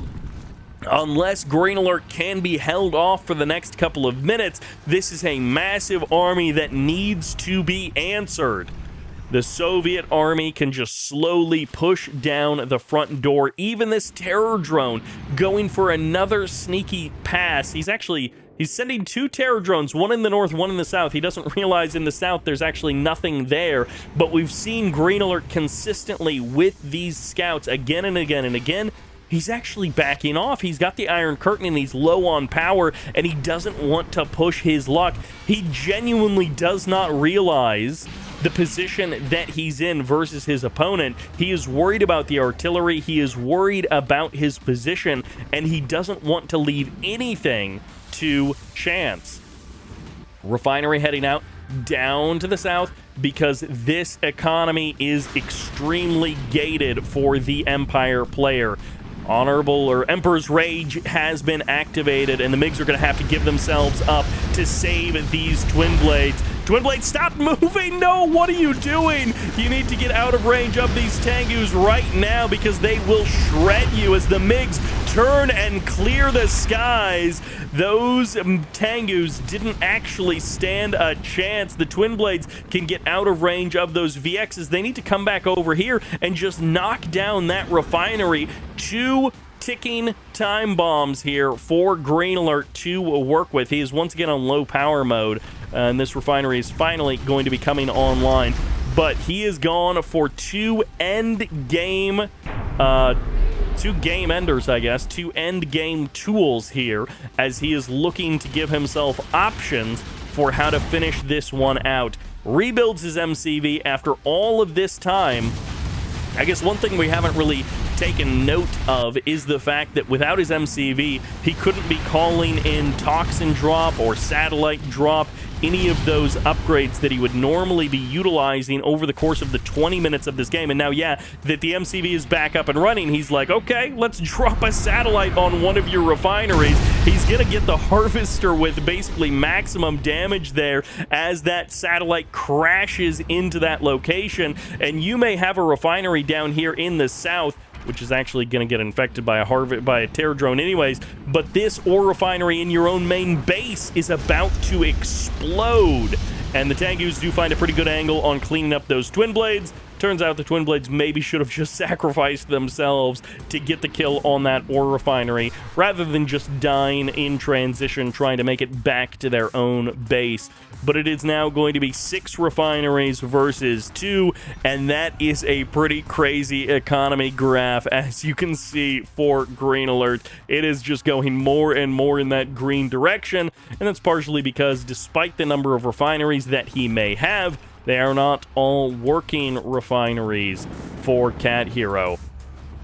And yet, Green Alert has not found a way to end this game. He is 40k ahead in terms of total resources gathered, and he is looking, instead of ending the game, at a 7th refinery location.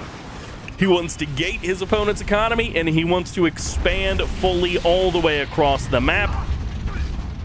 This is not even like the craziest army. He could be putting way more cash into APOC tanks and Twin Blades and anything else, but even a couple of V4s like being mixed in there, or a couple of Kirovs if he wants. But instead, he's, you know, going conscripts. He's going lots of making sure he's gotten bullfrogs. He's even got Natasha there, which that snipe is a very powerful one-shot. He can just remove a unit from the fight. Well, remove at least a vehicle from the fight. As the Iron Curtain does tick down to 0, he has the opportunity to activate it. He can either nuke some section of infantry, or he can potentially end Wave Force Snipe. Bonk, there you go. Wave Force Artillery actually gets a couple of kills there before it gets eliminated. And there's lots of conscripts and units here to jump inside of that Wave Force to potentially pilot it. And we'll see what they actually manage to do. VX is getting knocked out of the sky. It almost didn't even get noticed because there was so much else to look at in the moment. But the GG comes out with the VX getting knocked out of the sky. So do Cat Hero's chances of winning this game, winning this series, and Green Alert manages to make the reverse sweep happen, down 0-2 in the early part of that series, and coming through into the next round with a 3-2 score. But of course, the journey doesn't end there. We are jumping into round 3 of the lower bracket.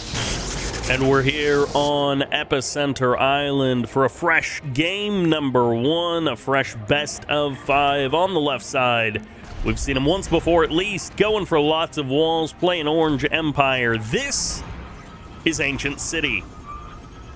And his opponent on the right side, rocking the purple Soviets, feeling very vibey with these colors. This is Magicella, or Magiquella 03, depending on how literal you want to be.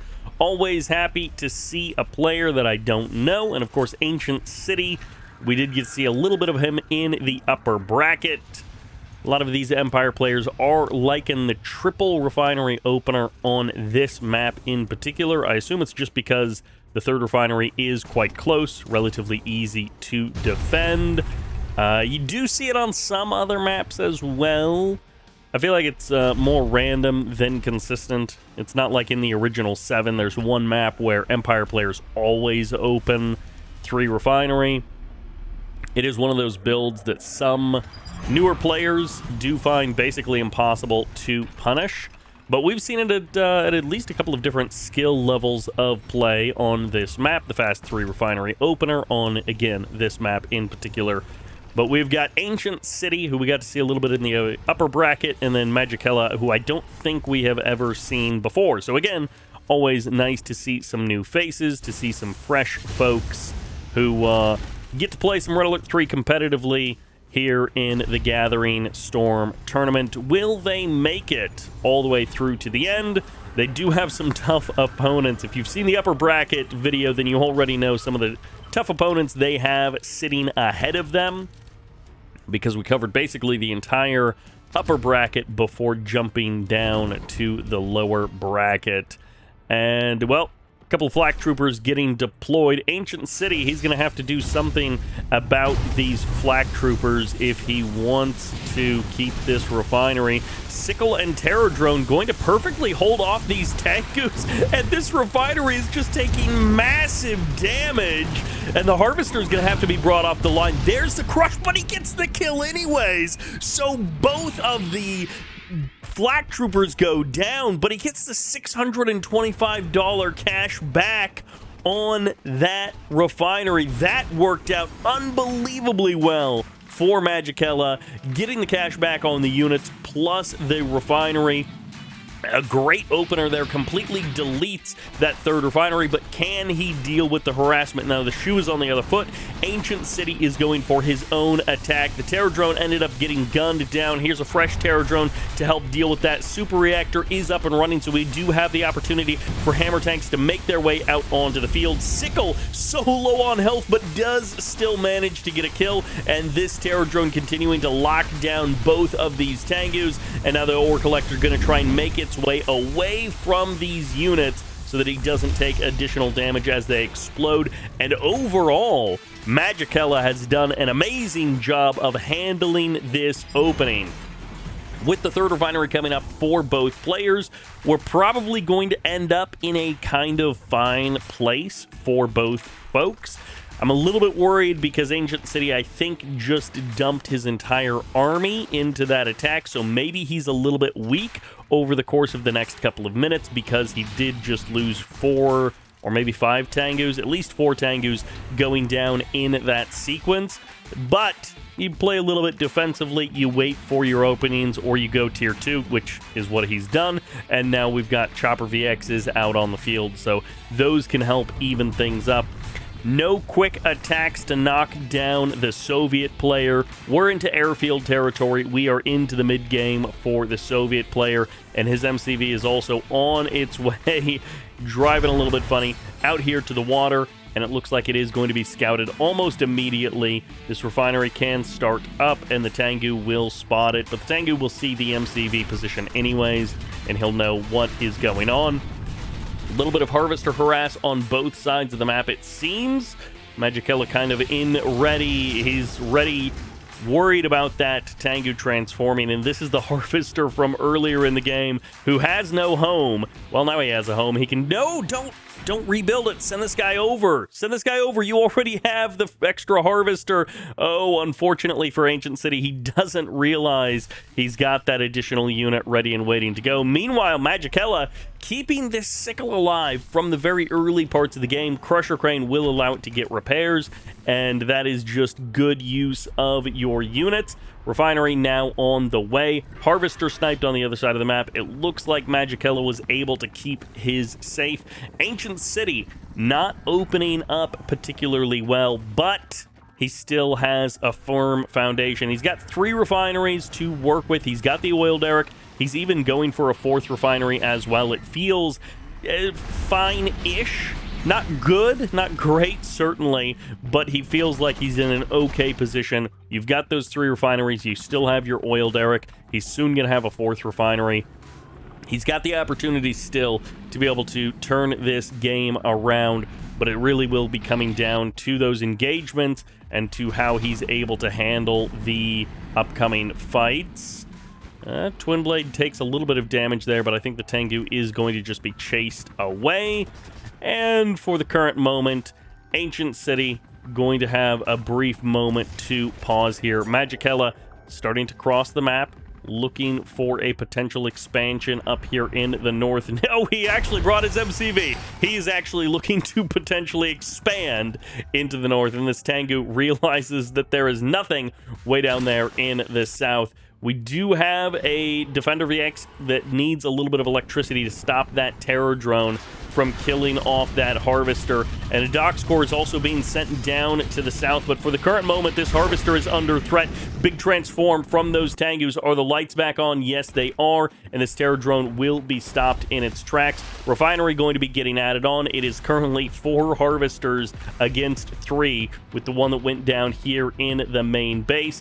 But it's about to be 5 Harvesters versus 4, so as long as the timing works out, the Soviet player will keep himself one refinery ahead of the Empire player.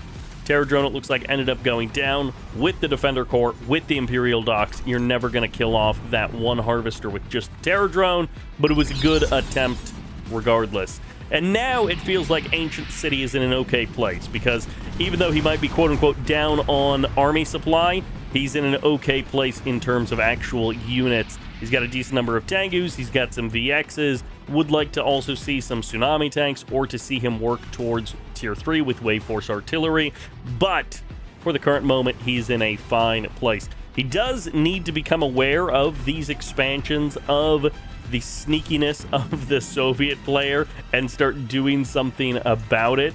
But for the current moment, the Soviet player isn't playing particularly aggressive. Magicella is happy to sit back for a couple of moments. There are 4 MiGs. Maybe they can catch some of these units out over the water. Tengus looking for a fight. The MiGs hoping to draw the Tengus into the Bullfrogs. 1, 2, 3 down. And that's some nice damage done for the Soviet player. Looks like traded back for only 1 MiG.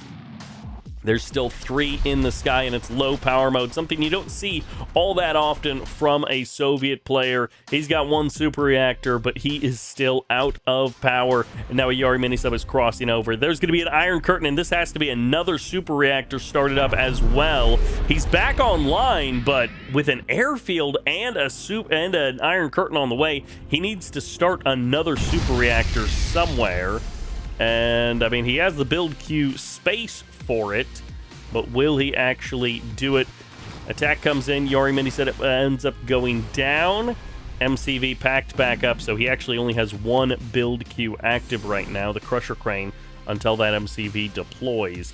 And with the Iron Curtain started, he does definitely need to get something else to be able to power it. Refinery under a little bit of attack. Tengus might end up going down. A second one does fall. The MiGs able to clip the wings of a couple of Tengus there, and the Twin Blades will move in to kill this last guy off, and the Harvester can get back to work.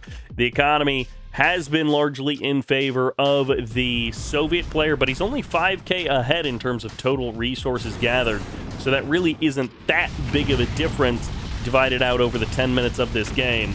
But of course, a decent amount of that cash has also been spent rebuilding harvesters and rebuilding refineries. Bullfrog's going to tag a couple of these Tengus. Power plant ended up going down. Ancient City in low power mode as this Dreadnought shows up and starts shelling away at this harvester, at this refinery. Tengus, be careful.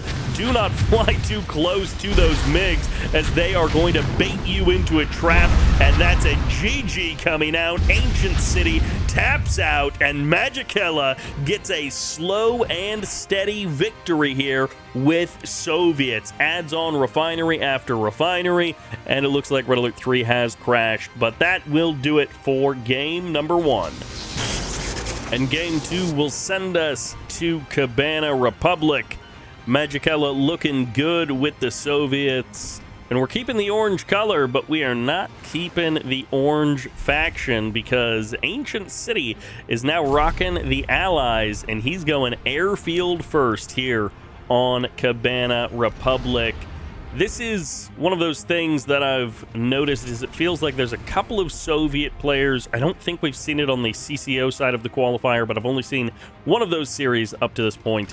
But I feel like there's a trend of like these Soviet players who don't go very aggressive. They just want a macro, and if you let them get up to 4, 5, 6 refineries without much pressure, they're just going to overwhelm you. And it feels like that's kind of what we saw in that last game. They get up to like a Twin Frog combo, but then they also have MiGs, and they also have a bit of a ground army, and they have all of these things. They're kind of just... It's not a total turtle style, because one of the classic ways to break a turtle is to out-expand a turtling player, but when they're out-expanding you, it's not really a total turtle style of play.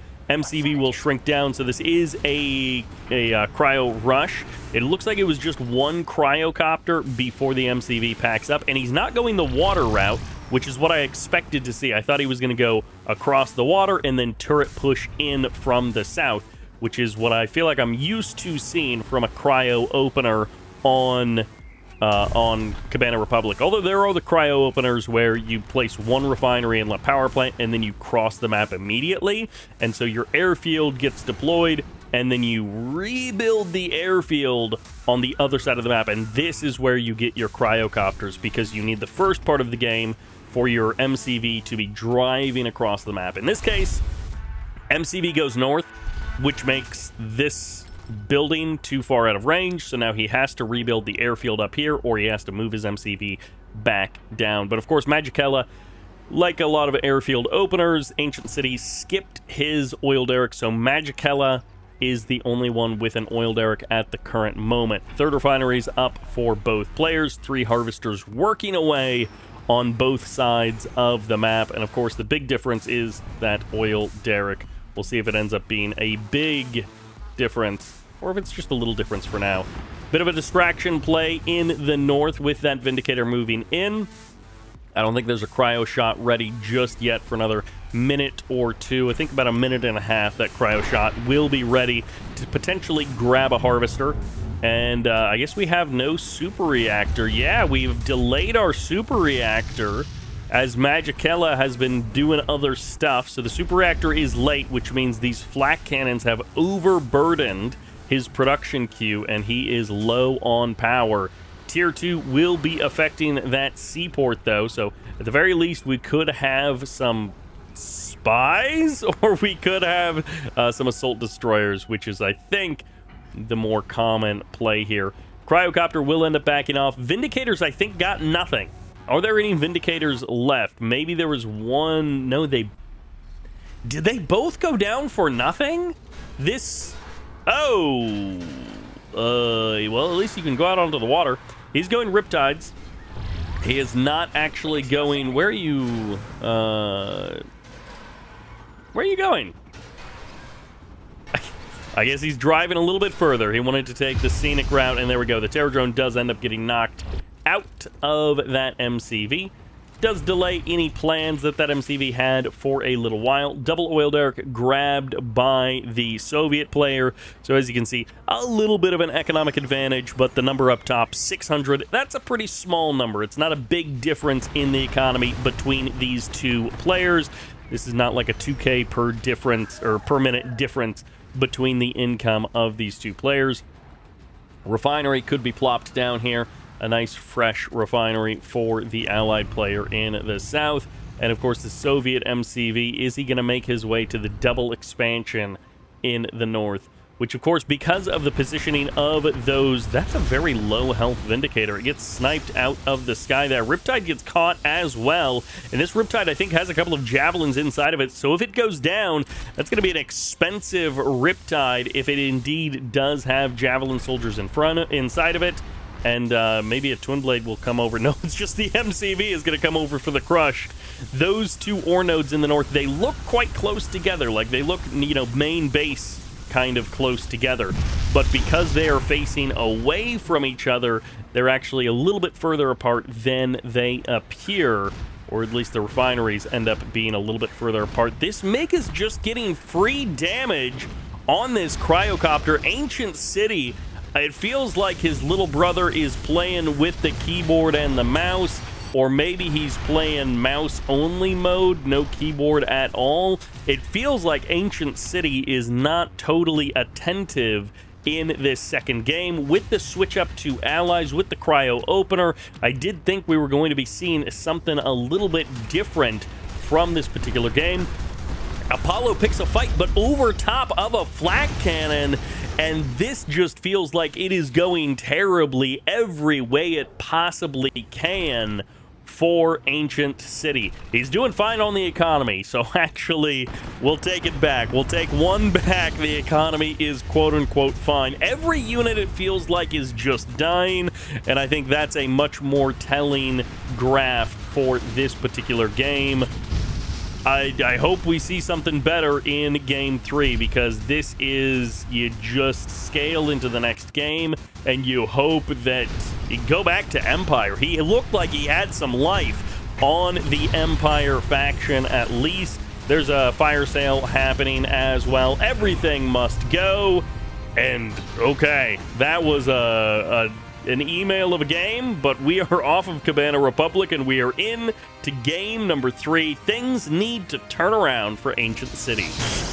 Welcome to Chrysoberyl Garden. I feel like I never say that quite right. I feel like I get it 90% right every time, but never 100% right. That's right. It's Allies versus Soviets once again in the north. This is Magicella. Looking great in this series and looking sleepy in that last game. This is Ancient City.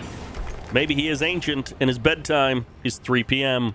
This game was played at 3:45. So unfortunately, we got a sleepy boy on our hands, and again, it just felt so lifeless in that last game. It felt postured attentively in the beginning, like, ooh, going for a little cryo play, going for some cross-map stuff, going big eco, and then none of it turned into anything, and it turned into just bad decision after bad decision, and in the end, it just looked easy for Magicella on Cabana Republic. Looked a little bit more challenging on Epicenter Island. Again, the Empire faction felt a little bit more of a natural fit for Ancient City, but in this case, okay, the Vindicator didn't go down. He didn't lose the Vindicator for no reason. And second refinery up and running, positioned over for a potential third refinery.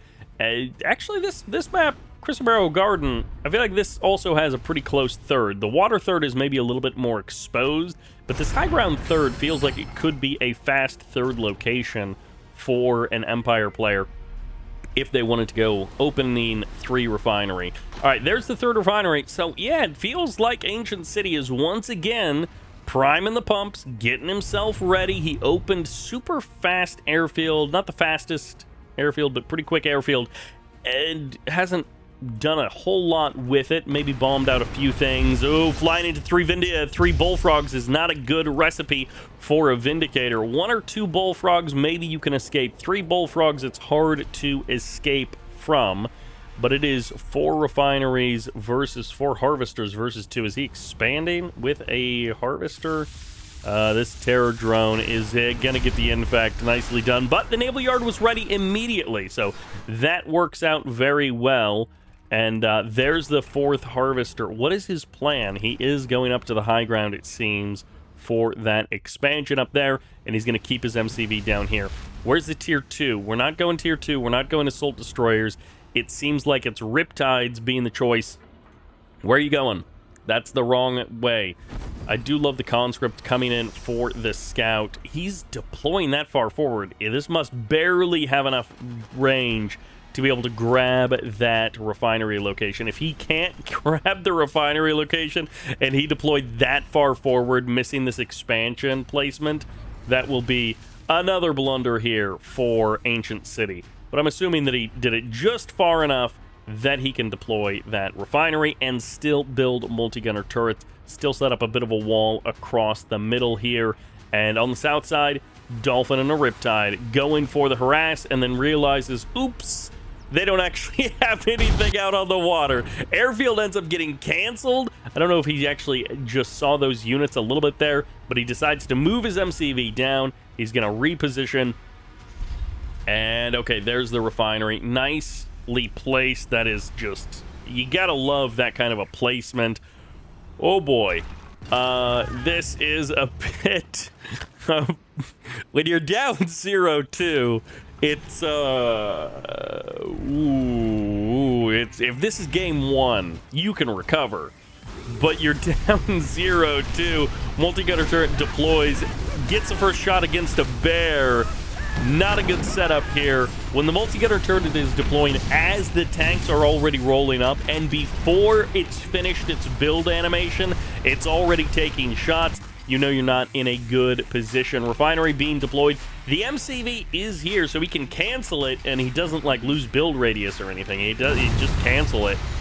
And then the Riptide is going to have to like attack the MCV, which will take a long time, but it can do something. Refinery going to just get eaten up here. Prospector ends up going down on the front line here, the command hub, and now the cashback for the Soviet player is going to yield him, I don't know, like $800 from all of this stuff. I guess it's only 500 because Empire refineries are more expensive. But he's going to be able to get the command hub as well, get the harvester, get the refinery. Easy peasy. Walls around here make it a difficult thing for Riptide to do anything in this base. Prospector goes down, and this feels like a sleepy game again here. Game number 1, just someone else was playing. It feels like conscripts gunning down javelin soldiers that are 1 inch away from hammer tanks that could just run them over, and then the Bullfrog does manage to get a couple shots on that Vindicator. Engineer jumping inside of something. Maybe it was this oil derrick up here, and there is now a multi-gunner turret on the front line, but it's targeting down some conscripts perhaps as the Bullfrogs move in to knock down that Vindicator. No way home for the Vindicator. Guardian tank will get a couple of crushes here. If it was more than just conscripts, then maybe those crushes would mean something, and it looks like the Riptide got cleaned up by the Dolphin, or by the Terror Drone, and the Dolphin also ends up going down. Walls will now be attacked, and it's feeling like it's going from bad to worse if your name is Ancient City, and Magicella might have to back up to the high ground, but he has gotten more than what he was expecting, and now he might even be able to grab this Guardian tank weapon as well. Nicely done there. Gets a second cannon, and there's a fire sale coming in from Ancient City. It was nice seeing you, fresh face, but Magicella will advance on into the next round, round 4 of the lower bracket for Gathering Storm with a clean 3-0 sweep. And yeah, we're on Infinity Isle, but we do not have a mirror matchup by any means. On the left side, playing the red, this is River. Meanwhile, on the right side, rocking the green, playing Empire, this is Green Alert.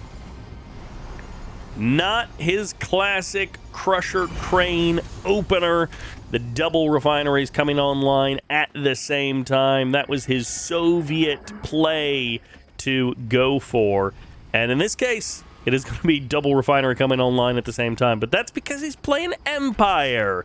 And his MCV moves just a little bit here. River, a player that I don't think we've seen yet at all. Of course, he was there in the upper bracket. It looks like he did knock down CCZD Top, who did just see in that previous series.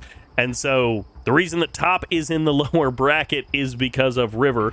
And then River ended up losing to someone I think named Verton or something like that.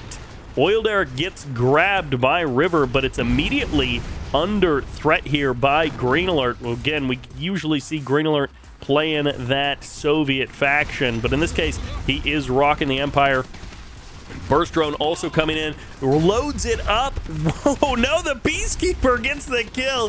That was a cute little move there as the Burst Drone like preemptively is charging up to explode, and then the Peacekeeper just bops it right off of the Riptide. Riptide still taking some pretty massive damage there from those Imperial Warriors.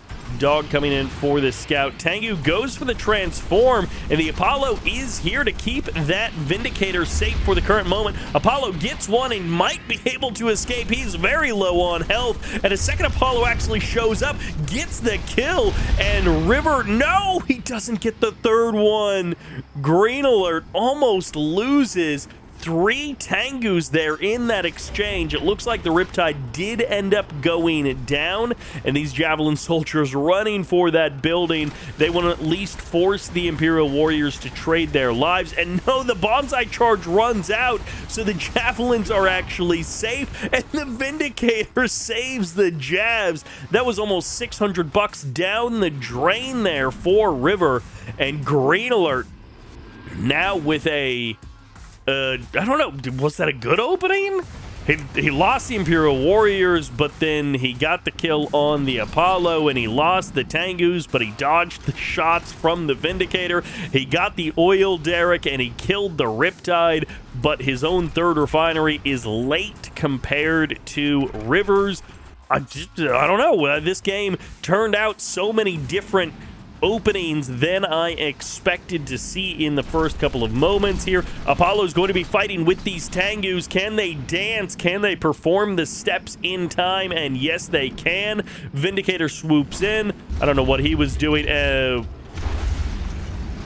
That was blue on blue. He just blasted his own Tengu. I assume that was he was hoping to crash it down onto the walls, because this prospector is hanging out in the safety zone there at the back of the walls.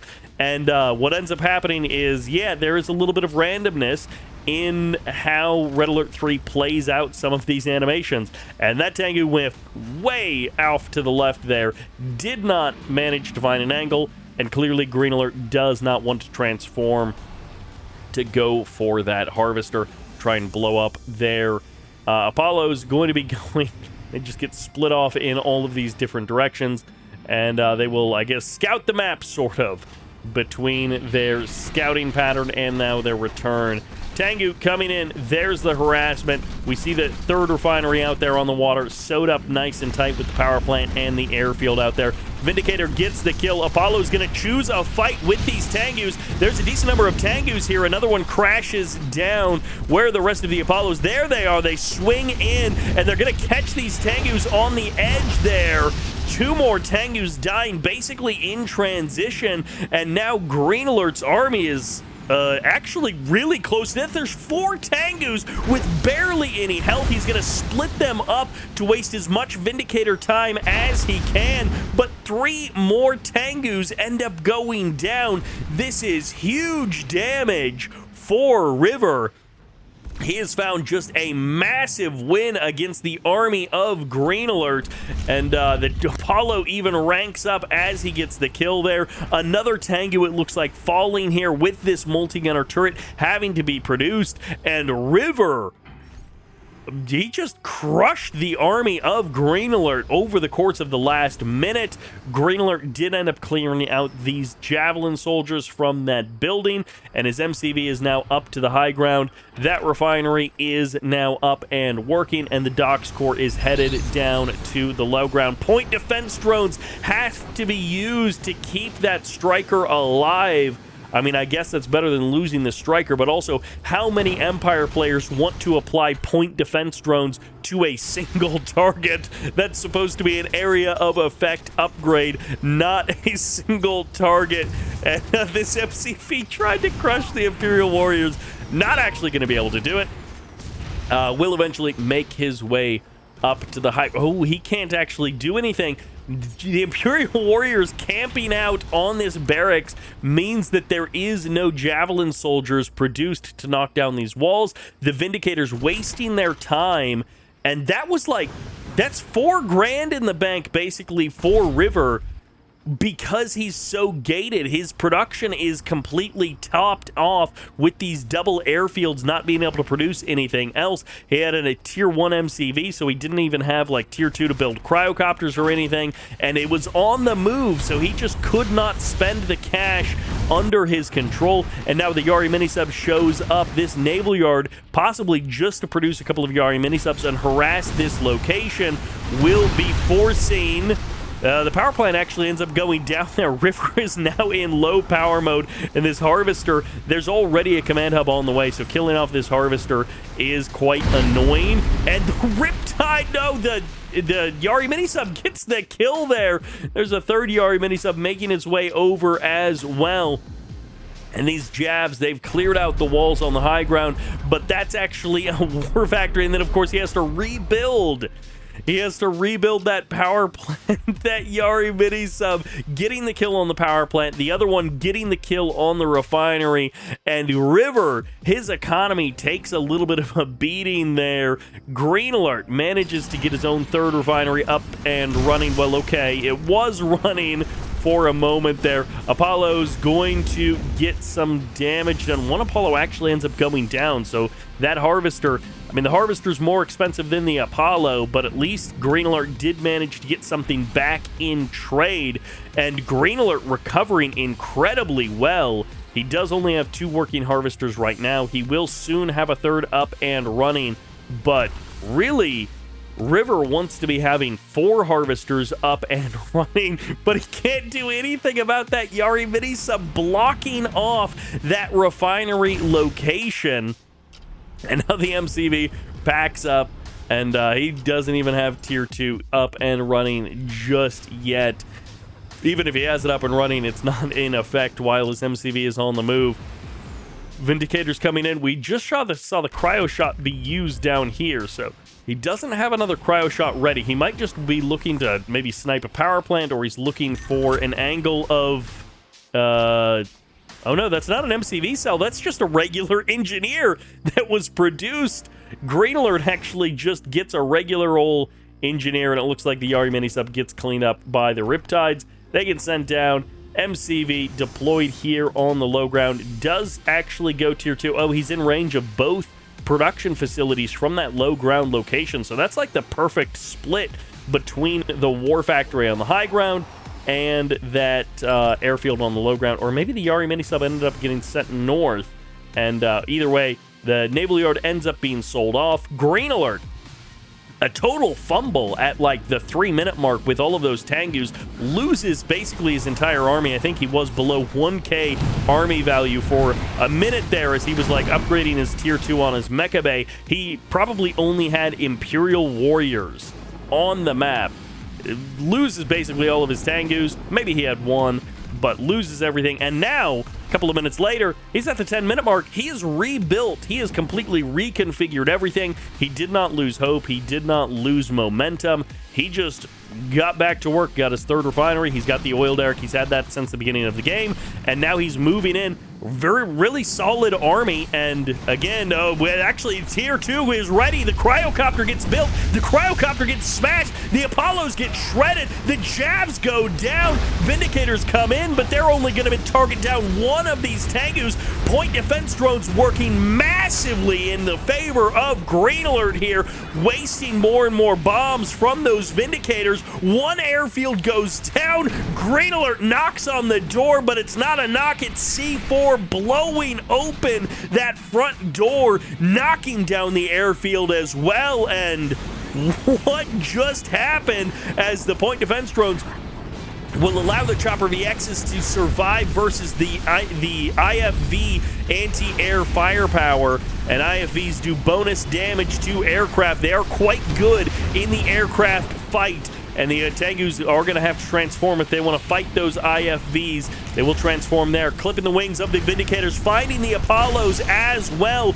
Green Alert sticking around, gets the other airfield. That's 2 airfields down, and now there's nothing out here to threaten him. With the Apollos being eliminated, the Tengus have done their job, and now the VXs can get to work finishing off this base. One of them goes fully heroic. He has managed to rank up. He's a golden boy for the Empire Army. Do not fly too close to the land. River can get some damage back, but these VXs are quite healthy. Green Alert in the last 1 to 2 minutes has turned his fortunes around in this game. River was well established on his way to slowly building up an unkillable allied army, and then Green Alert just busted down the front door, burst open the base, killed off that expansion, and has forced River to spend a ridiculous amount of money rebuilding all of that infrastructure, and it has slowed him down completely. The brakes got put on, and for some reason River decided to spend the extra $500 to get that observation post. Rarely do we see players fight for the observation post. I don't know why the little upgrade markers are not showing. I feel like they're kind of showing, like a dark gray or something. Nanotech mainframe is here. Wave Force Artillery, King Onis are minutes away, you know, depending on if he's actually started the tier 3 upgrade. I assume that's halfway done there, so we're probably about a minute away from the Wave Force Artillery or the King Oni jumping out onto the field. Green Alert, does he want to go for the King Oni, or will he just stick with the classic Wave Force Artillery, be able to force the opponent's hand with that superior range? This harvester is already off the line. He sees the Tengu cloud coming, and he knows that he has something to worry about. Back on the other side of the map, Green Alert gets a 4th refinery up and running. So this 4th refinery is once again going to be smashed down with the point defense drones. The Tengus don't actually need to worry about this one multi-gunner turret. They end up falling. One of the Tengus ends up falling there partially because they were caught on the geometry of that naval yard, and the assault destroyer does manage to show up. But if he can get the kill on the naval yard as well, then that's a good trade, and now he might actually be able to escape with all of the Tengus. Nope, another one goes down. So 2 Tengus traded out, and the Apollo is actually going to be able to show up here. But these are some heroic Tengus in the mix here. 2 of them are golden, and they do have that additional status. 5 refineries for Green Alert.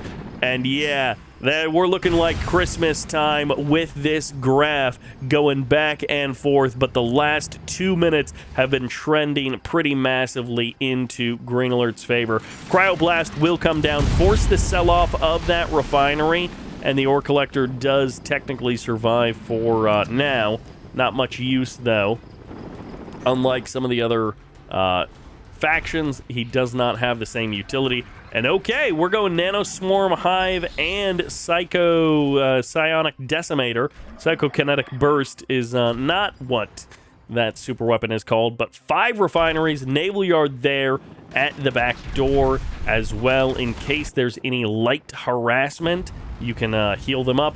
And okay, the flag and the icon are the wrong color there, but it is Green Alert's observation post, and those heroic VXs managed to find another kill there, out there on the water. Riptide ends up going down. River just getting pummeled. Smacked around for the last 5 minutes of this game, basically. First 10 minutes, very even, maybe even a little bit River favored in some ways. And then right there at like the 10-minute mark, Green Alert just started taking this game back under his control. Tengus are going to trade out with the Apollos. Happy to trade out a couple of Tengus for the Apollos. When you've got the point defense drones, the trade is pretty favorable for the Empire player when the numbers are looking like that. But 2 more Apollos going down. You really got to stop. Wave Force Artillery is out on the field. And oh no, the Allied army is just being deleted.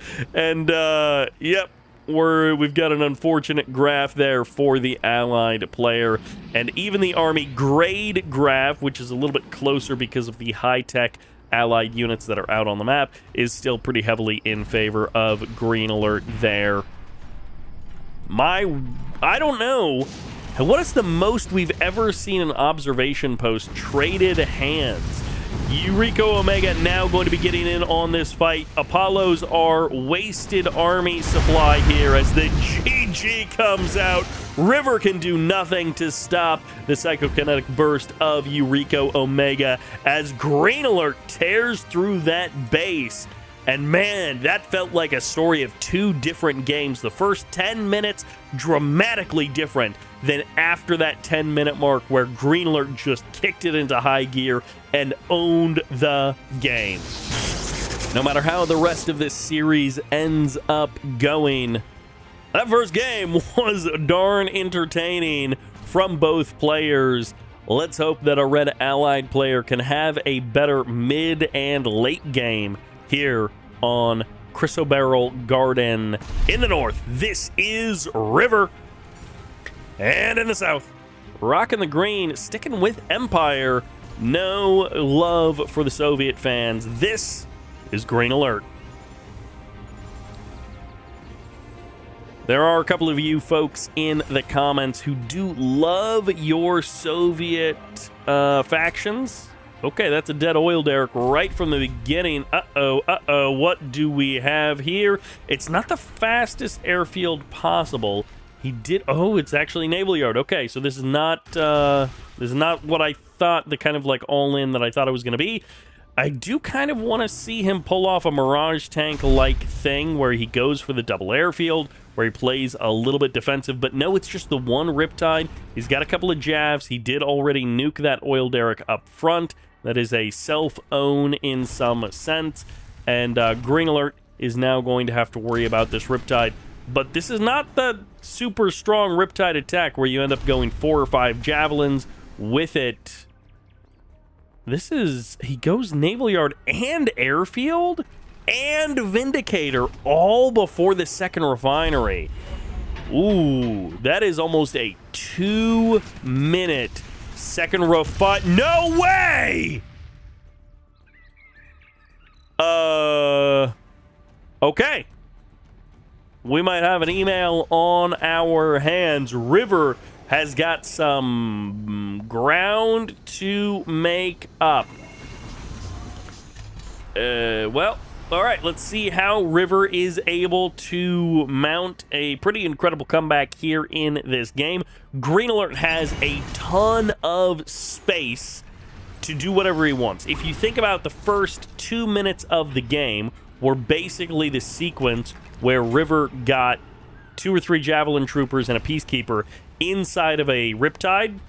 And then what we just saw there was the first 2 minutes of the game exploding and resulting in nothing at all for River. He delayed his refinery, his second refinery for that. He delayed his airfield for that. He delayed his entire normal game plan for that. And it turned into quite literally nothing. But, hey, you can recover. 3 refineries is a great setup. He needs to get himself another power plant out at some point. But he's got the Vindicators. He's making some bombing runs. Green Alert has just, like, taken over the map. Let's do a quick spectator check. Look at that vision with the walls as well. Green Alert sees 80% of the land mass of the map. And the Apollo goes down as well. Things are going from bad to worse. Those early air units getting just dying for, again, essentially no reason at all. Just hurts that much more. Apollo going to be going for the confirmation scout, I guess, but this is 3 strikers who can transform at any moment. They will get a couple of shots here. Do not stop moving. All right, okay.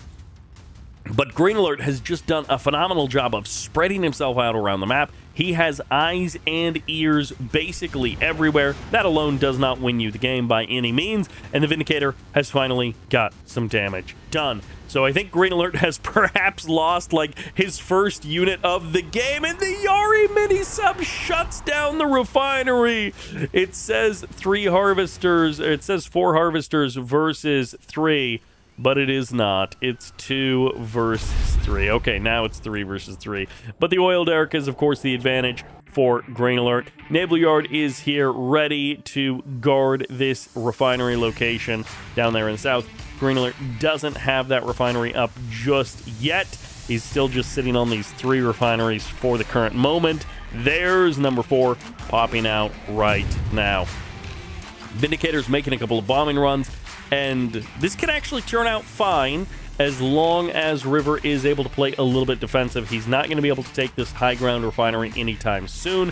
He is going to expand up to this location, so he'll maybe get a little bit of cash back for this prospector if he manages to sell it off. But Green Alert is already sending a ton of units in that direction, so the pressure is going to begin mounting. There are 3 VXs here, and he could be holding on this point defense drones. He might be just holding it until the bombs come in so that he can kind of surprise them and launch at the last second there. Airfield ends up being sold off. River is trying to tighten down the defense. He is trying to make something, I don't know, happen here. But whatever the plan was, it's not working out for the current moment. Harvester ends up going down as well. He's not able to save that Harvester in any way. And for the current he actually lets the Tengu out. Okay, the Guardian tank is showing up. Maybe sold off that wall a few seconds early, but the Tengu can just transform. There's nothing that shoots up to deal with that Tengu. This Guardian tank is dry. That's very far. That's not your side of the map. Your side of the map is the other side of the map, and that's a dead Guardian tank. Oof. That is not a good look when the Apollo, when the Guardian tank just go down for no reason, when the Harvester gets sniped as well. It's a rough one here for River. Is he going to be able to find some way to recover? I don't know. I would say that, you know, he's got a solid foundation to work with, but the solid foundation we keep finding cracks in it. We keep finding issues with it. And Green Alert applies the point defense drones. We could hear just off screen there. And missed, it looks like, one of those tsunami tanks, but everything else got him. This is not like the most fearsome army we've ever seen, but also like it is an army as the GG comes out. River taps out here in game number 2. Green Alert having a phenomenal game number 1 after the 10-minute mark, but here River had a couple of missteps, and Green Alert never gave him an opportunity to come back in the game. Green Alert took almost no risks in that game number 2. He didn't have to. He played smart, he played steady, he played slow, and he gets the win really without a fight. The comeback has to start right here, right now. In the south, rocking the red, playing the allies. Give him your energy. This is River. And in the north, he's up 2-0. He reverse swept in the last series, but can he be reverse swept? This is Green Alert. That would actually be kind of phenomenal if Green Alert, who, you know, was down 0-2 and then executed the reverse sweep, ended up in the very next series going up 2-0, and then his opponent turned it around on him. That would be some kind of poetic justice or something, although it would be extremely sad for Green Alert to have this great comeback series and then immediately have it sort of undone. And I guess the comeback for Green Alert would be to complete the 3-0, and it's like, wow, he just won 6 games in a row. We'll ignore the 2 that he lost right before that, but he just won 6 games in a row. Wow, isn't that amazing? And, you know, if you stuck those together, that's like a best of, what is that, a best of 11? Yeah, best of 11 there. So that would be a pretty good map score as well. Green Alert going with a ton of Imperial Warriors right out of the gate here. He does have that extra dojo as well. Both players fighting a little bit for the middle. They both have taken their non-poker towers, their guaranteed towers, so to speak. And for the current moment, the airfield is getting walled in, and River deploys his extra power plant, and now he's going to move his MCV. There's another dojo coming out here from Green Alert. And we have seen in Game 1 and Game 2, 2 very different styles and 2 very different approaches. One ended up, you know, being much more even than the other. Peacekeeper is going to try and knock down some of these Imperial Warriors, and the Peacekeepers will trade, I guess, themselves versus these Imperial Warriors. They're going to try and just go for as many kills as they can. They're going to clear out the building, and it ends up falling to Green Alert. So the green guy gets the win here in the middle of the map in 2 senses, because he ended up controlling the building, and then also Peacekeepers just cost more than Imperial Warriors, so that ended up working out well for him in both senses. Green Alert has a couple of Tengus. Apollos aren't in high enough numbers. If all of the Tengus are together, the Apollos will lose the fight. But okay, no, there are 2 of them, so it does kind of depend on the angle of the engagement and all that. We've seen many times an allied player chip away at a couple of Tengus, use that return to base micro, and then, you know, the micro where you just slap the F key, and then ended up getting the win in the extended fight. That's a Vindicator down. I hope it was worth it as the second airfield comes up. There's a multi-gunner turret in the mix as well. The Apollos go down, but the Tengus get sniped as well. And the Apollo, does he want to really restart that fight? He does, because he's made brave by that multi-gunner turret. Walls almost coming up here, but the Imperial Warrior is still blocking that refinery location for River, who doesn't actually have the refinery ready to go. I thought with that timing we were going to do the thing where the unit gets cleared and immediately the building comes up in its place.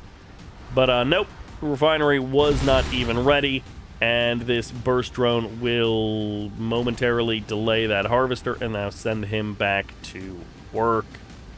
Green Alert moves his MCV. He's heading over to that third refinery location, and there we go. That's what we were expecting to see from River. Getting that economy online. Green Alert, he had a couple of early game skirmishes featuring his Tengus, which we saw on Infinity Isle as well. And then somewhere around the 3-minute mark or something, he made a big misstep with his Tengus. Well, we're here near the 5-minute mark. Can he make another misstep, which River will be able to capitalize on? In this case, I don't know. Power plant coming up, third refinery coming up for Green Alert. He's going to get basically completely scouted.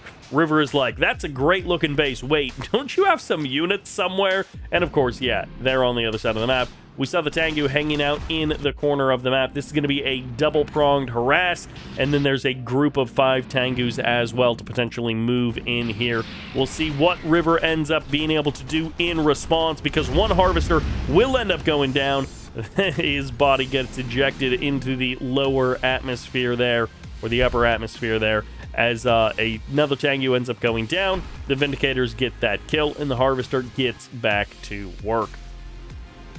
Apollo on Overwatch, gonna try and get the guaranteed kill, and then down there in the south, that's where the rest of those Tengus are hiding. And once again, River able to find a couple of good kills here against Green Alert. Might even get an additional Tengu for his trouble. And yeah, Green Alert did get at least one harvester, ended up causing some lost mining time as well. Gets a second harvester, okay. This is now a bit more worth it for Green Alert. Is there a Vindicator nearby to come in for a bombing run, or will these Tengus be able to escape? Behind the scenes, Green Alert has just had his own 3 refineries working away very well, and the Apollos are here to catch this Tengu if he goes for the transform, and they will indeed hunt him down. Well executed there this time by River. The difference is, in the Infinity Isle game, Green Alert didn't already then have nearly $5 grand worth of Stompy Boys working their way around the map. That's $4,800 worth of anti-air firepower for the Empire player. Builds a barracks, immediately sells it off. He's like, I don't want to face off against that stuff. There are a couple of tank busters inside of this building, so the ground army is potentially under threat. If they step forward, they might get sliced and diced by those units. Tank busters don't really want to fight a multi-gunner turret when they're just out on the open. And whatever that is ended up going down. I think that was a Vindicator crashing onto the ground. The double airfield hasn't worked out as River had hoped. And, well, for the current moment, that tank buster will end up going down. But the Tsunami tank gets the kill on the multi-gunner turret, and that's the kill that counts a little bit more. I love these random Tengus coming in. Green Alert is pocketing them along the edges of the map so they just avoid detection, and then he shows up at the last second and he sends them in while also creating chaos elsewhere on the map, sniping those harvesters as many as he can. He gets another one there, and this is just causing problems for River. His army is not ready yet. His tier 2 is online, but he hasn't produced hardly any tanks, and his Vindicators keep getting sniped. Green Alert looking to close things out with a clean 3-0, and River needs a miracle for himself. That Guardian tank hiding in the corner won't be able to hide forever, and River is going to have to find hope in another tournament. As his Vindicators come through, he'll get a couple of kills, and the MCV was the only thing keeping the lights on because the multi-gunner turret is now out of power. Harvester, MCV on, getting some repairs, but now dead as the Vindicators come in for another bombing run, and it's going to be lights out for a long time for River. He will finally get himself back online, but only to say GG as he will exit the tournament. Green Alert puts the 3rd point on the board and will keep his hopes alive here in the lower bracket qualifier. And that'll send us to Temple Prime Reloaded for game number 1 of a fresh series. We're still in the best of 5 territory on the left side, playing the Red Empire. Give it up for Top. Will he be a top contender of this tournament? Or will the Cyan Empire on the right side, will Lulu knock him down? We'll see. But we're here on Temple Prime with an Empire mirror. I feel like we've seen more Soviet mirrors in this tournament than other faction mirrors. I don't know if that's actually true. It might just be a recency bias thing. But I'm excited to see an Empire mirror to see how these players decide to play it out. If it's just 40,000 Tengus and that's the only thing they do, then I will be a little bit disappointed unless the micro is really good. Because I do enjoy seeing really good Empire players dance with Tengus in the same way that I enjoy watching people do things that I just cannot do. And I have an appreciation for what it takes to be able to pull those things off. But it can also go the other way of just being really boring Tengu mirrors. So we shall see which way we go. Once again, it's a best of 5. We got an unfortunate 3-0 in that last series, but maybe we'll have another ace match. We've had a couple of good ace matches throughout this tournament, especially in the upper bracket. If you haven't seen that upper bracket video, which I assume you probably have, because those were some good games, and those were some great matches. I don't know what the video is called, but right now it's called Who Gets First Seed for the BattleNet Qualifier. So if you haven't seen that, that had some absolutely phenomenal games in it, and it was basically the top 4 of the BattleNet Qualifier. So we got to see the upper bracket, essentially semifinals and finals, to decide who is the first seeded player from the BattleNet Qualifier. And again, I won't say anything else, but yeah, go check that out if you haven't. And I'm assuming that you have very nice spread of buildings from Top. I appreciate that he took both of these structures in the south. He did also grab the airport, which should give his Tengus a huge advantage in the flying Tengu wars. Obviously, once they transform onto the ground, there's no garage to heal them up there. Although, maybe we should. We should get a dry dock, an airport, a garage, and a hospital all on the same map. And, you know, just have, like, the infinite health wars between these two players. So Lulu has flown over this garage. Lulu does realize that it is under the control of his opponent. And there is going to be the dojo to try and go and take it back. For the current moment, CCZD Top knows that he has a huge health advantage over his opponents. So keeping an eye on this airport will be important. Tengu is going to be fighting each other. Or even number fight is always going to be a winning proposition for Top. Lulu, on the other hand, can potentially transform on top of these Tengus and find an angle, but into the sky they go, and Top is basically going to be trying to trap Lulu into a dogfight where he will have the advantage, because on the ground he may or may not have the advantage versus his Empire opponent. It's more Tengus. We have not seen incredible micro just yet. Oil Derrick does end up going down. Here's the Harvester harassment. We're 4 minutes in, and we're getting into the Harvester harassment of these players.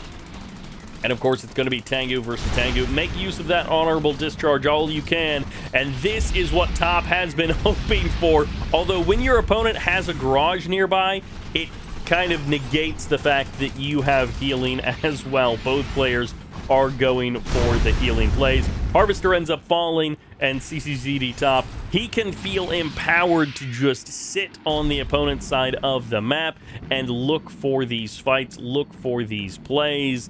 and he knows that he's got that healing, so he ends up getting one harvester, damages another, but doesn't actually kill it. And with the oil derrick being traded the other direction, they've both taken a bit of economy damage, but losing a harvester is typically a bit worse. Over time, the oil derrick ends up meaning more than one harvester kill, but in the moment, the harvester is the harder burden to bear. Oil derrick will be going down, and all of the oil derricks being eliminated. He loses a Tengu as well, a little bit unfortunate there for top. And there's going to be the airfield being eliminated. The tech airport no longer on the map, and Lulu doesn't have that to worry about. Will this make top play a bit more defensively? Hopefully not, because both players have been playing fairly defensively. This is the difference between someone like Dimon, who will just MCV sell all in with Empire like 32 games in a row, and just micro relentlessly when he plays Empire, which he has for a fair number of games. There was a tournament, I don't remember if it was Red Alert 3 Masters.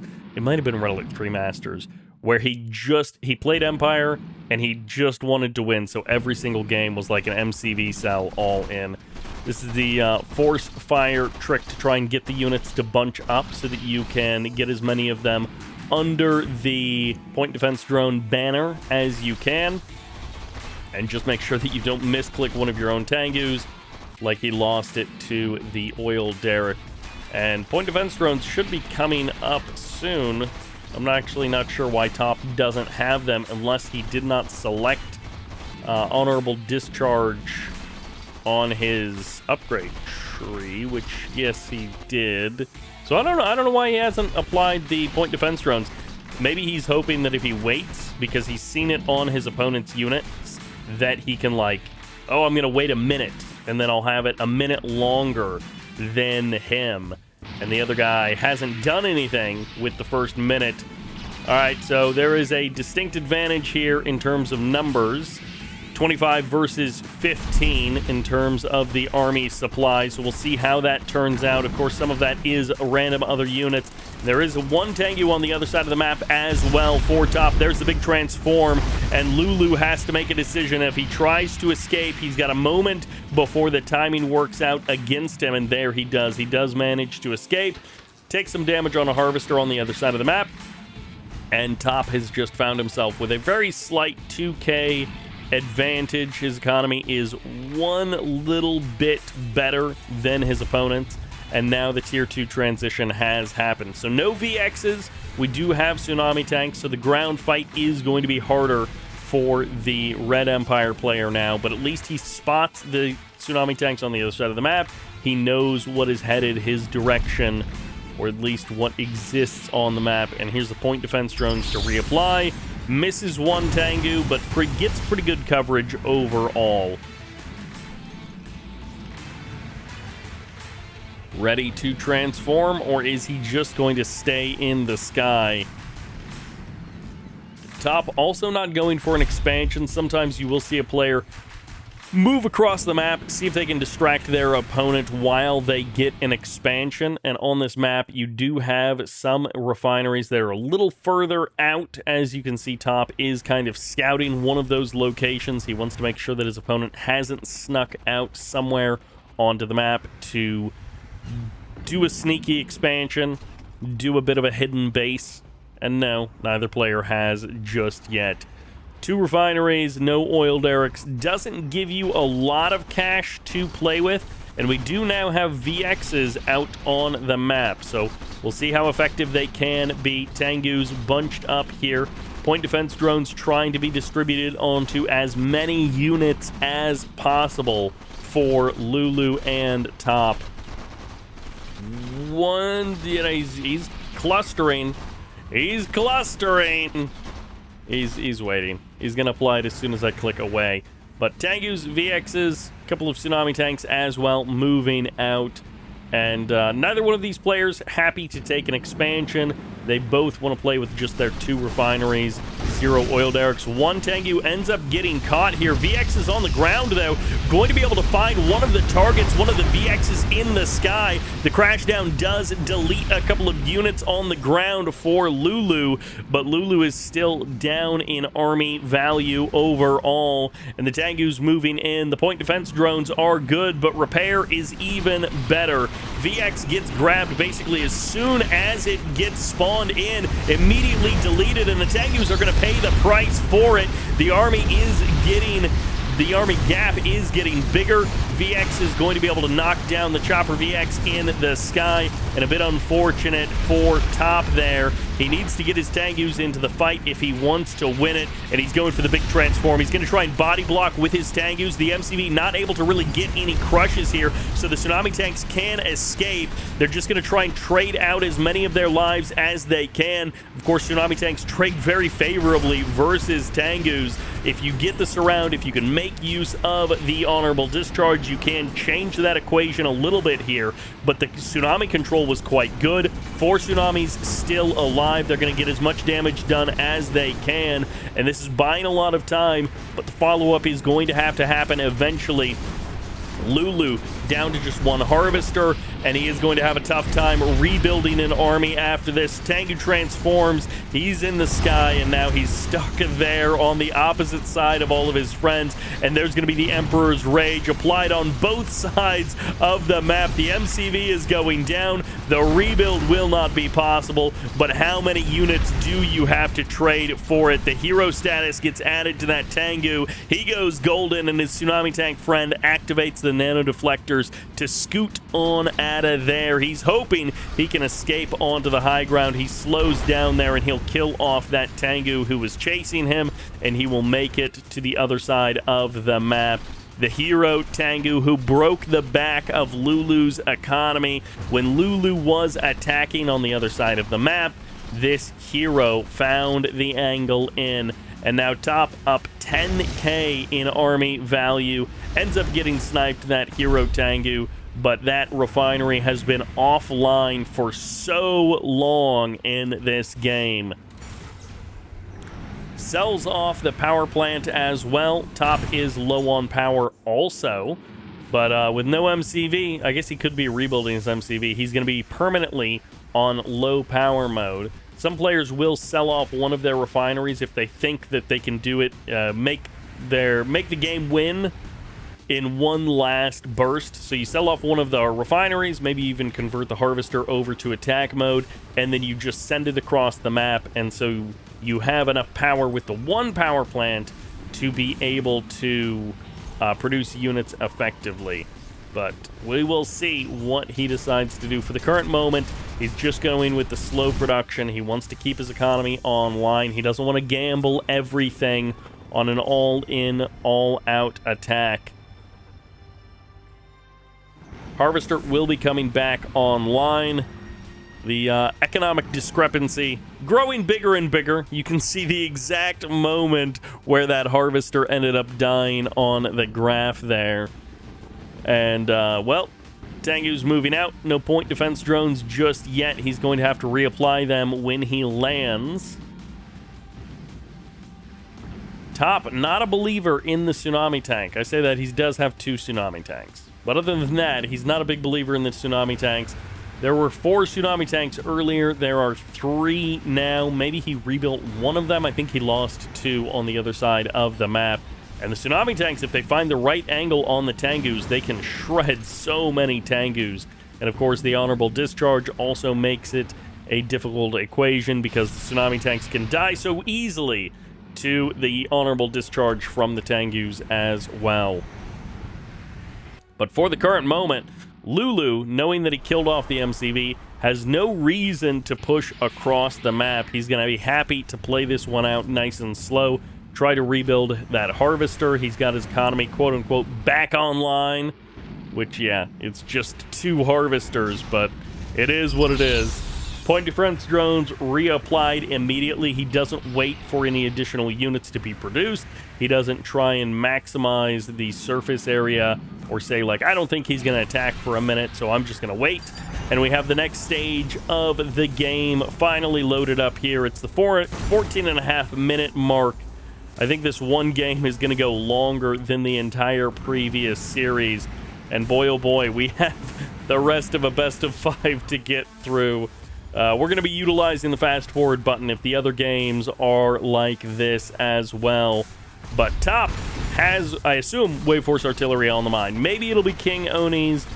I guess he could also be going like Shogun battleships or something. But we'll assume that he's got Wave Force Artillery on the mind. It will force the hand of Lulu.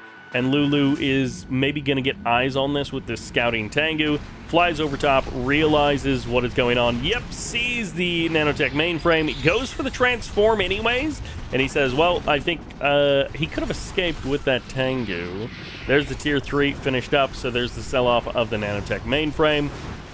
And the Tengu does end up dying.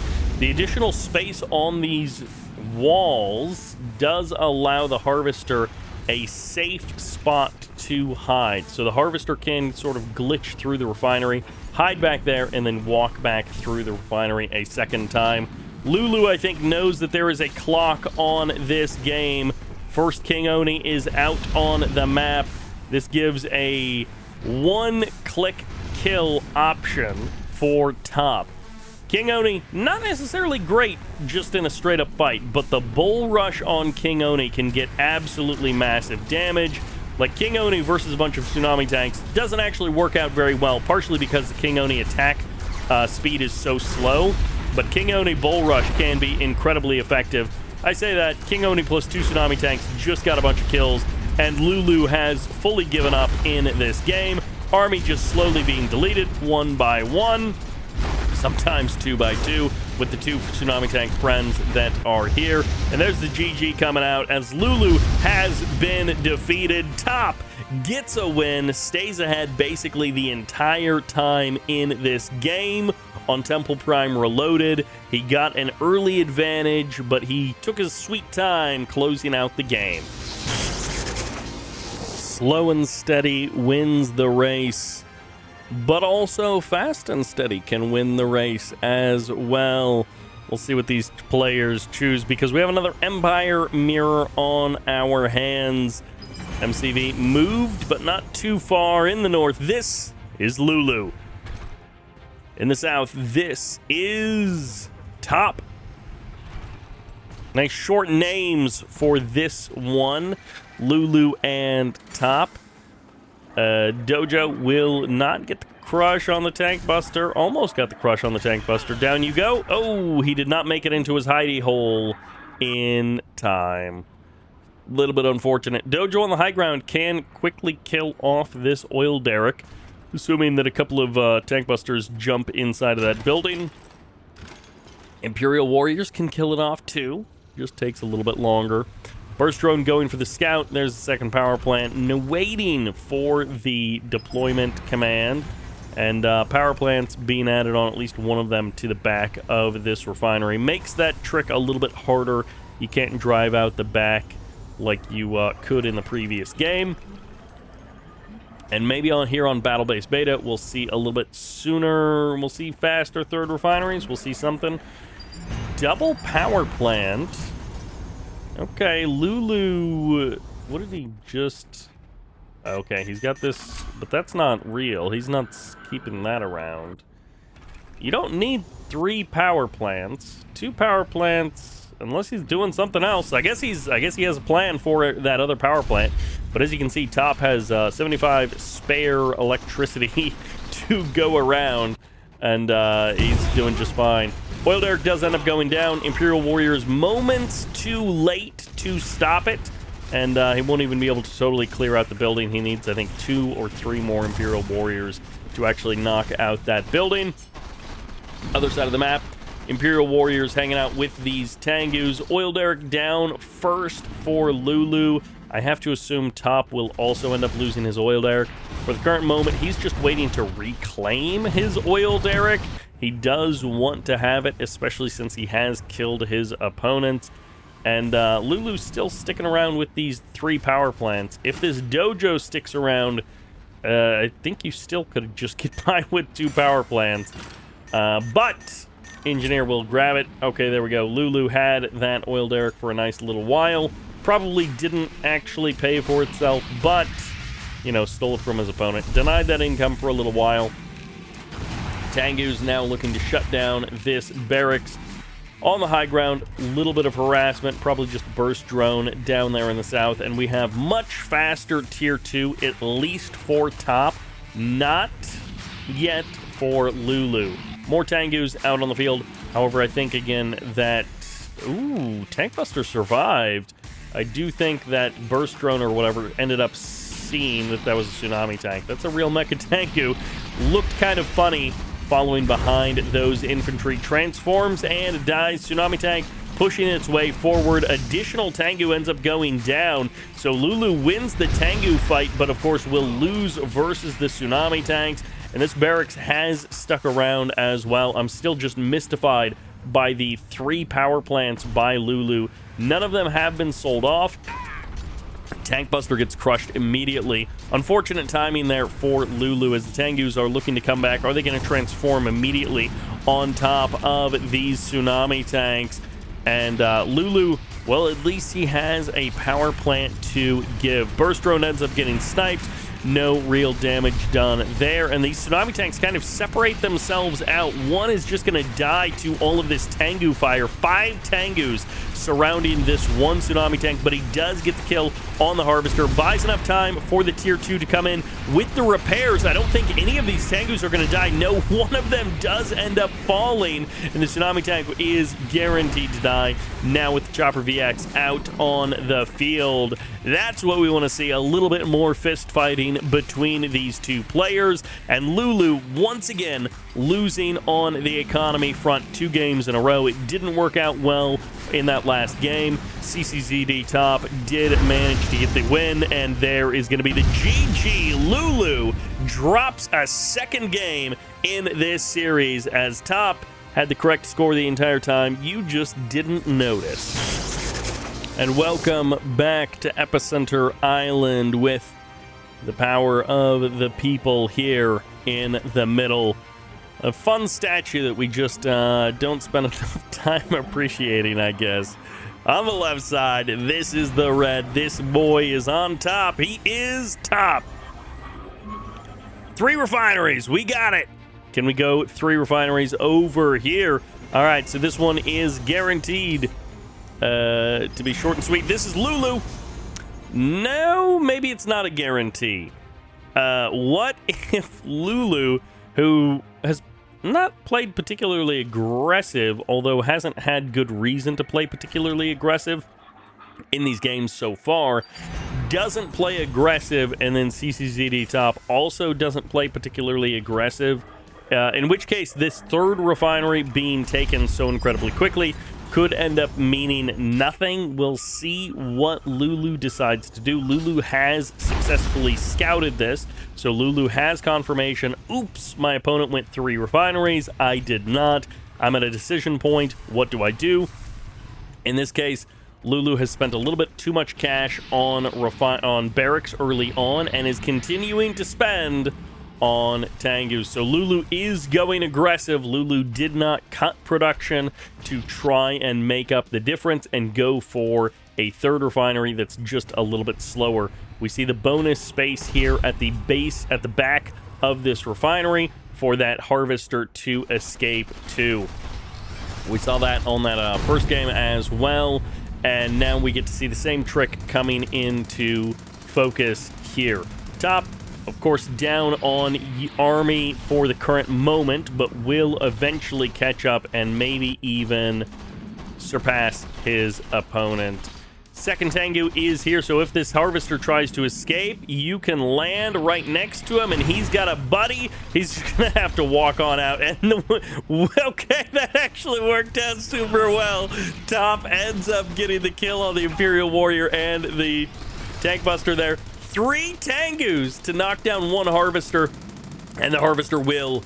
No, we will die. Okay. Lulu finally getting the kill that he was looking for this entire time. It is 3 refineries, but only 2 working harvesters on the side of top. And Lulu, of course, does have the army advantage. Faster war factory will lead to that. And you got to hand it to Lulu, playing aggressive in the game where it counts. That's a clipped wing, and that's another dead Tengu. This is going phenomenally well for Lulu. It still can be turned around. It's not GG just yet, but you can start your typing. You can warm up your fingers because it might just be over. There's the MCV cell, as the third refinery has not come back online just yet for top. Lulu has the advantage and now can decide what do you want to do with it. You've gotten the edge for the moment. Do you keep pressing your advantage, or do you try to create a little bit of chaos? I do like pulling off and going for a bit of an angle on this harvester, keeping enough Tengus back here to still make this a competitive fight. Will transform, might be able to escape, will end up getting a couple of more losses, it seems like, but if he kills off another harvester, then it can even out as well. And these Tengus actually are going to make it all the way back home. I think they're going to die over top of this. No, they transform in time. They get the repairs started at least, and this one Tengu will trade 1 for 1, but the harassment has continued on the other side of the map. This harvester only halfway done rebuilding, and top sold off the MCV, so yes, there's a cash boost there, but that cash boost is now gone. And the oil derrick still remains under the control of Lulu. I don't know where the engineer ended up going. Maybe it just ended up getting sniped, but top is not in a great situation. There's the sell-off end with the fire sale. It's a GG. Lulu does it, puts a point on the board. Well played to the Cyan Empire player. The comeback has started, and here on Industrial Strength, it needs to continue. In the north, putting the first point on the board, this is Lulu. Meanwhile, in the south, going risky with the 3 refineries. Will he do it again? This is top. Nope. No third refinery rush this game. We do have this third refinery location, which is quite close, but we saw how poorly that turned out in the previous game. Top gambled and top lost. However, here, top looks like he is winning with that building being grabbed nice and early. Can he get the Imperial Warrior into the build? He could have. He could have, but he doesn't actually care too much about that one. The oil derricks will be split 1 for each player. The dojo was there to crush anything that came out of that dojo, and he did indeed fail at his own game. Ends up just letting the Imperial Warrior eventually get into the building, crushes 1, then leaves. He's like, all right, I'm out of here. Way too many dojos out here around the map for Lulu. Couple of burst drones as well, looking for the angle into the base to scout that war factory timing. And Lulu here with the second power plant, hopefully not a third power plant this time. Didn't work out there in the game number 2. And the burst drone going to not be taking the damage. It's actually the dojo taking a bit of damage there from that harvester, who will eventually get back to work. A little bit of lost mining time there for top in the south, but it'll be fine. Imperial Warriors need to just, rush the building. Trade your lives for the tank busters. It's worth it. And there we go. The tank buster ends up dying. Imperial Warriors traded out. And we have the perfect setup for these players. And top doesn't... Where's the second power plant? Okay, this is the opposite problem. Top now takes the oil derrick in the south. Lulu takes the oil derrick in the north. Top needs a second power plant, but only has 1 for the current moment. So was on low power mode for a moment there, and now is selling off the barracks and is now just in a good spot. So 1 power plant plus the MCV is the right combo. So I guess Lulu is still overdone on the power.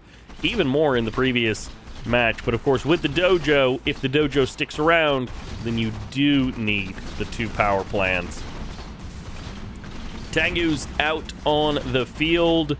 Top able to get an advantage early on in that game number 1, and then never let it slip away. Game number 2, a bit more aggressive and a bit more one-sided than game 3. Top went for a bit of a risky play, a bit of a greedy play, and it didn't work. But here, Lulu has an opportunity with the oil derrick in the north to potentially take an advantage. What's inside of this building? It almost doesn't matter because Top is aware of it. He doesn't want to fight in the presence of tank busters. So if tank busters were sent in this building, Top is avoiding it, and that is the right call. So well done there by Top, because if you fly in, if you transform on top of that building to just lazily kill off the oil derrick, you'll just lose Tengus to the building. And for the current moment, Lulu has a bit of a Tengu advantage in the base up top, but as the reinforcements come back in, he needs to get out of here and quickly. How many Tengus will end up going down? 1 gets eliminated, 2 more, or 3 transform there for Top to try and catch the stragglers. 1 going down, and the game freezing up for just a moment there, and we can kind of appreciate the slow motion that we get to see the particle effects paused in midair, and the green fire as well. 2 more Tengus getting their wings clipped, and that's the GG. Lulu tried to find the angle in to kill a harvester and get the win, and it worked until it didn't. Top showing up with those reinforcements, the 2 gambles that Lulu made, tank busters in the building, and going for that harvester harass with everything that he had, ended up not working out. Top gets the outplay, Top gets the win, and Top advances into round 3, into round 4, but we're not done with round 3 yet. And welcome to Infinity Isle for a fresh game number 1. It's Allies versus Soviets, as you can see, and kicking it on the left side, this is Magicella. Meanwhile, on the right side, this is Error, and that is not a mistake, but a couple of folks that we have seen at least once before each of these guys in this event already. And of course, this is lower bracket round 4, so we're skipping on to the next round of the lower bracket. Unfortunately for this round, there were 2 or 3 players who did not show up, who did not play their games, and that engineer has been rallied the wrong direction, sets up his tent, ends up going down. Second attack there of that bear, and that is not a good start for the allied player in this game number 1 of this fresh series. So as I said, there were, I don't know, 2 or 3 players, maybe even 4 players in this round who did not show up. So there were a couple of players who essentially got buys, which means even though there should be like 8 best of 5s in this round, there's only 5 or something like that. We're not going to be taking a look at all of them. We're just going to be taking a look at a couple. But some of the folks that we have been following throughout this qualifier did go up against people who just didn't show up. So those replays don't exist. And there's going to be the airfield, which does exist here for Magicella. And of course, this is the BattleNet qualifier lower bracket. So these games are the enders. And whoever loses here is out of the tournament. Whoever wins still has some very tough opponents to worry about in the future. Vindicator manages to escape. Bullfrog's putting a little bit of damage into that Vindicator, but not so much that it's the end of the world. A couple of bears down there for the scout, and losing that engineer is very frustrating, is difficult to deal with.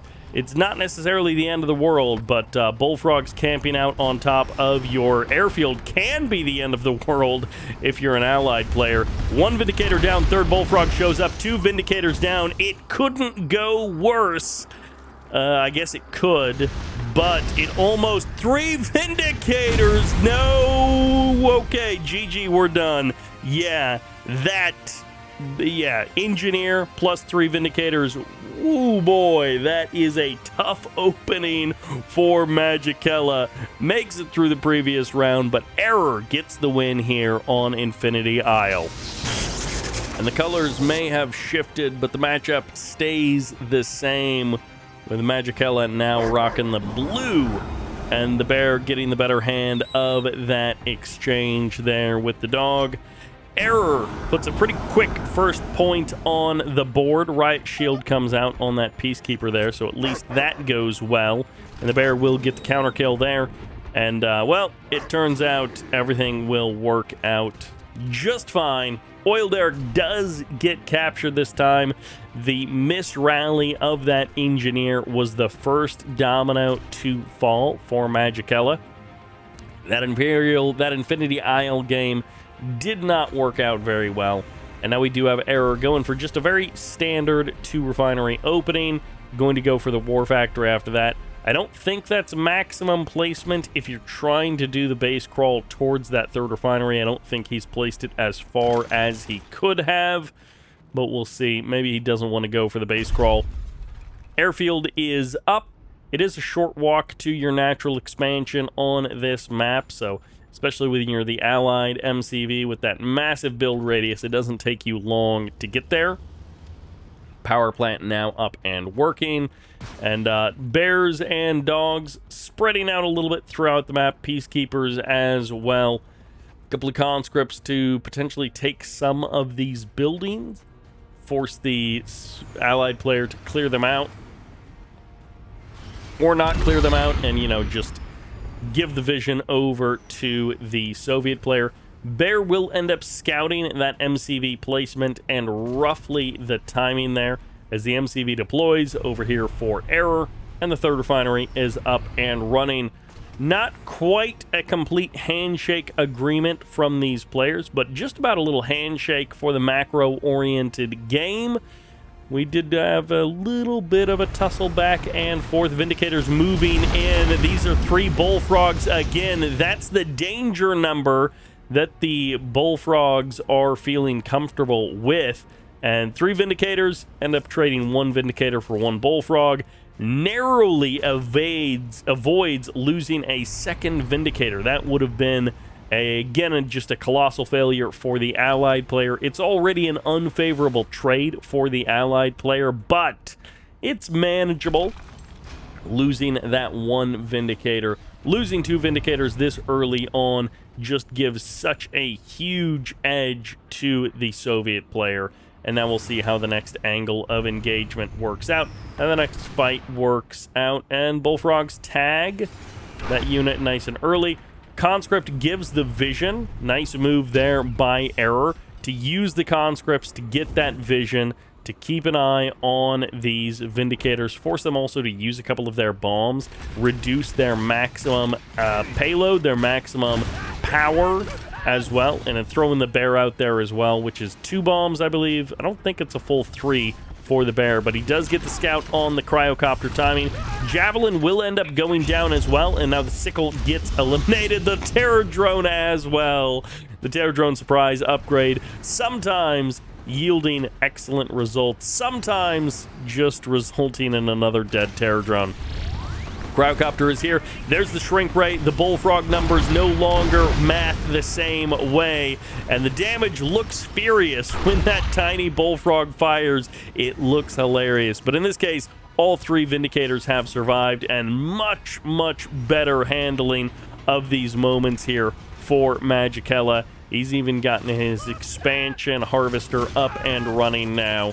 Although Error does clear out that building, and we're going to play things out a little bit slower than that game number 1. Airfield is up and running for the Soviet player, Super Reactor as well, but double Cryocopter will allow this allied player to have just a ton of utility out on the map. Okay, maybe not if he drops all of his bombs on a Civ structure that doesn't actually break, but we'll see. MiGs are pushing in. There's nothing to stop them, so they can hunt these cryocopters all day. This is a massive oversight by Magicella. Goodbye to $3,600. That's just, oh, actually, that's the wrong graph. This is what we want to, see that cliff. That's the result of 2 cryocopters dying, is that shift in army value from the blue side to the purple side. Error positioned to take a 4th refinery. Blue positioned to take a 4th refinery. Both players having roughly the same game plan, roughly the same idea. But in that previous game, 3 Vindicators going down, that was enough to spell doom and demise for the allied player. Oops. Another unit goes down. Maybe that was an Apollo and not a Vindicator. But at any rate, 2 cryocopters going down. Again, it's not the end of the world, but that is not what you want those 2 cryocopters to accomplish in your grand scheme of things, in your big, bold plans for the future. Satellite drop will come in, does manage to kill that harvester, forces the restart as well, and this power plant is body blocking for the Tesla coil that is behind it. The multi-gunner turret will eventually be sold off there. Gets a little bit of cash back for that. Maybe it'll help him finish up his 4th refinery, which is lagging a little bit. The timing is not crisp out there. He spent the cash on that harvester. He sent it the long way round, and then he isn't even ready to deploy the refinery immediately. So that will be a little bit of an advantage there for Error. Only about 3k resources total gathered is that advantage. But maybe some of that is just wasted because those cryocopters didn't do very much. That's going to be 5 Javelin soldiers in total going down. A bunch of Peacekeepers as well. And again, when we talk about efficient use of money, Magicella is not being the poster child for that in this game. This is a huge amount of army value down the drain for very little in return. Low power mode means that even the 800 bucks spent on the multi-gunner turret doesn't get you anything for the current moment. It comes back online, it gets the guaranteed kill on that hammer tank, and now the 4th refinery is up and running, so maybe we need to hit the brakes a little bit here for Magicella, and he can just slow things down, rebuild his army a little bit, because right now he's down nearly 10 grand in army value, and 2 grand of that is also these Apollos. Well, I guess a decent amount of it is the MiGs as well. Vindicators end up going down. For now, the hammer tank has survived. It has not taken the critical lethal shot. Is the angle just wrong? The angle is just wrong. There, the Javelin Soldier gets the kill, and that hammer tank nearly frosted, nearly thawed out, nearly defrosted, I guess is what I want to say. And instead, he ends up getting shattered to pieces. Twin Blades will make their way out here. No multi-gunner turret just yet. Is there one queued and ready? The answer is yes, it will deploy, but the Harvester will pay the price. Harvester goes down. Twin Blades escape. Apollo's hunting. 1, 2. Twin Blades could end up going down. No, the Apollos change targets. They end up firing at the MiGs, which will be a losing proposition as the MiGs have the better numbers, although not with the repairs that are over top here. 3 MiGs do end up showing up. The Apollos can fight the MiGs for a moment. With the repairs, the Apollos winning out, another Harvester going down, and now the Twin Blades will be clipped out of the sky. 1, 2 go down as that Apollo finally finds some kills for the Allied Air Force. 2 Harvesters going down, though, so that was half of the economy briefly eliminated from doing anything useful. Error taking this 5th refinery. We saw it start building, but now it has completed. And again, it feels like some of these Soviet players, they're just happy to play it out slow. They want the big expansion numbers. They want the slower gameplay, and they don't feel the need to throw every single unit at their opponent at every stage of the game. They're happy to slow things down, and this bullfrog is not actually in range of repairs. Okay, yes it is. Repair drones finally getting to work there, healing up those Soviet units. And yeah, Error and a couple of other Soviet players that we've seen throughout this tournament have been playing this slower style, this macro control style of Soviets, and it's been working out really well for them in some of those games, where they're allowed to just do whatever they want. Satellite drop coming down. I think it's going to force the army forward. We'll see if it ends up being a benefit, or these Javelin soldiers are just going to take massive damage. They end up going down. Most of them. Cryoblast will be the return option here for the allied player. Peacekeepers can swap out for their guns to actually do some damage, but who's going to stop the hammer tanks? Because most of the hammer tanks have made it through into this fight. One frozen hammer tank on the back line there, even surviving. The Peacekeepers finally get the kill there, and the Bullfrogs not able to keep up with these hammer tanks, but the Twin Blades are just over top of everything else. The Conscripts gunning down the units from the barracks, and the Bullfrogs now ranking up as they go heroic. They clear the skies, and guess how many hammer tanks are still firing away on the ground? It's a GG number of tanks as Error gets his second win of the game.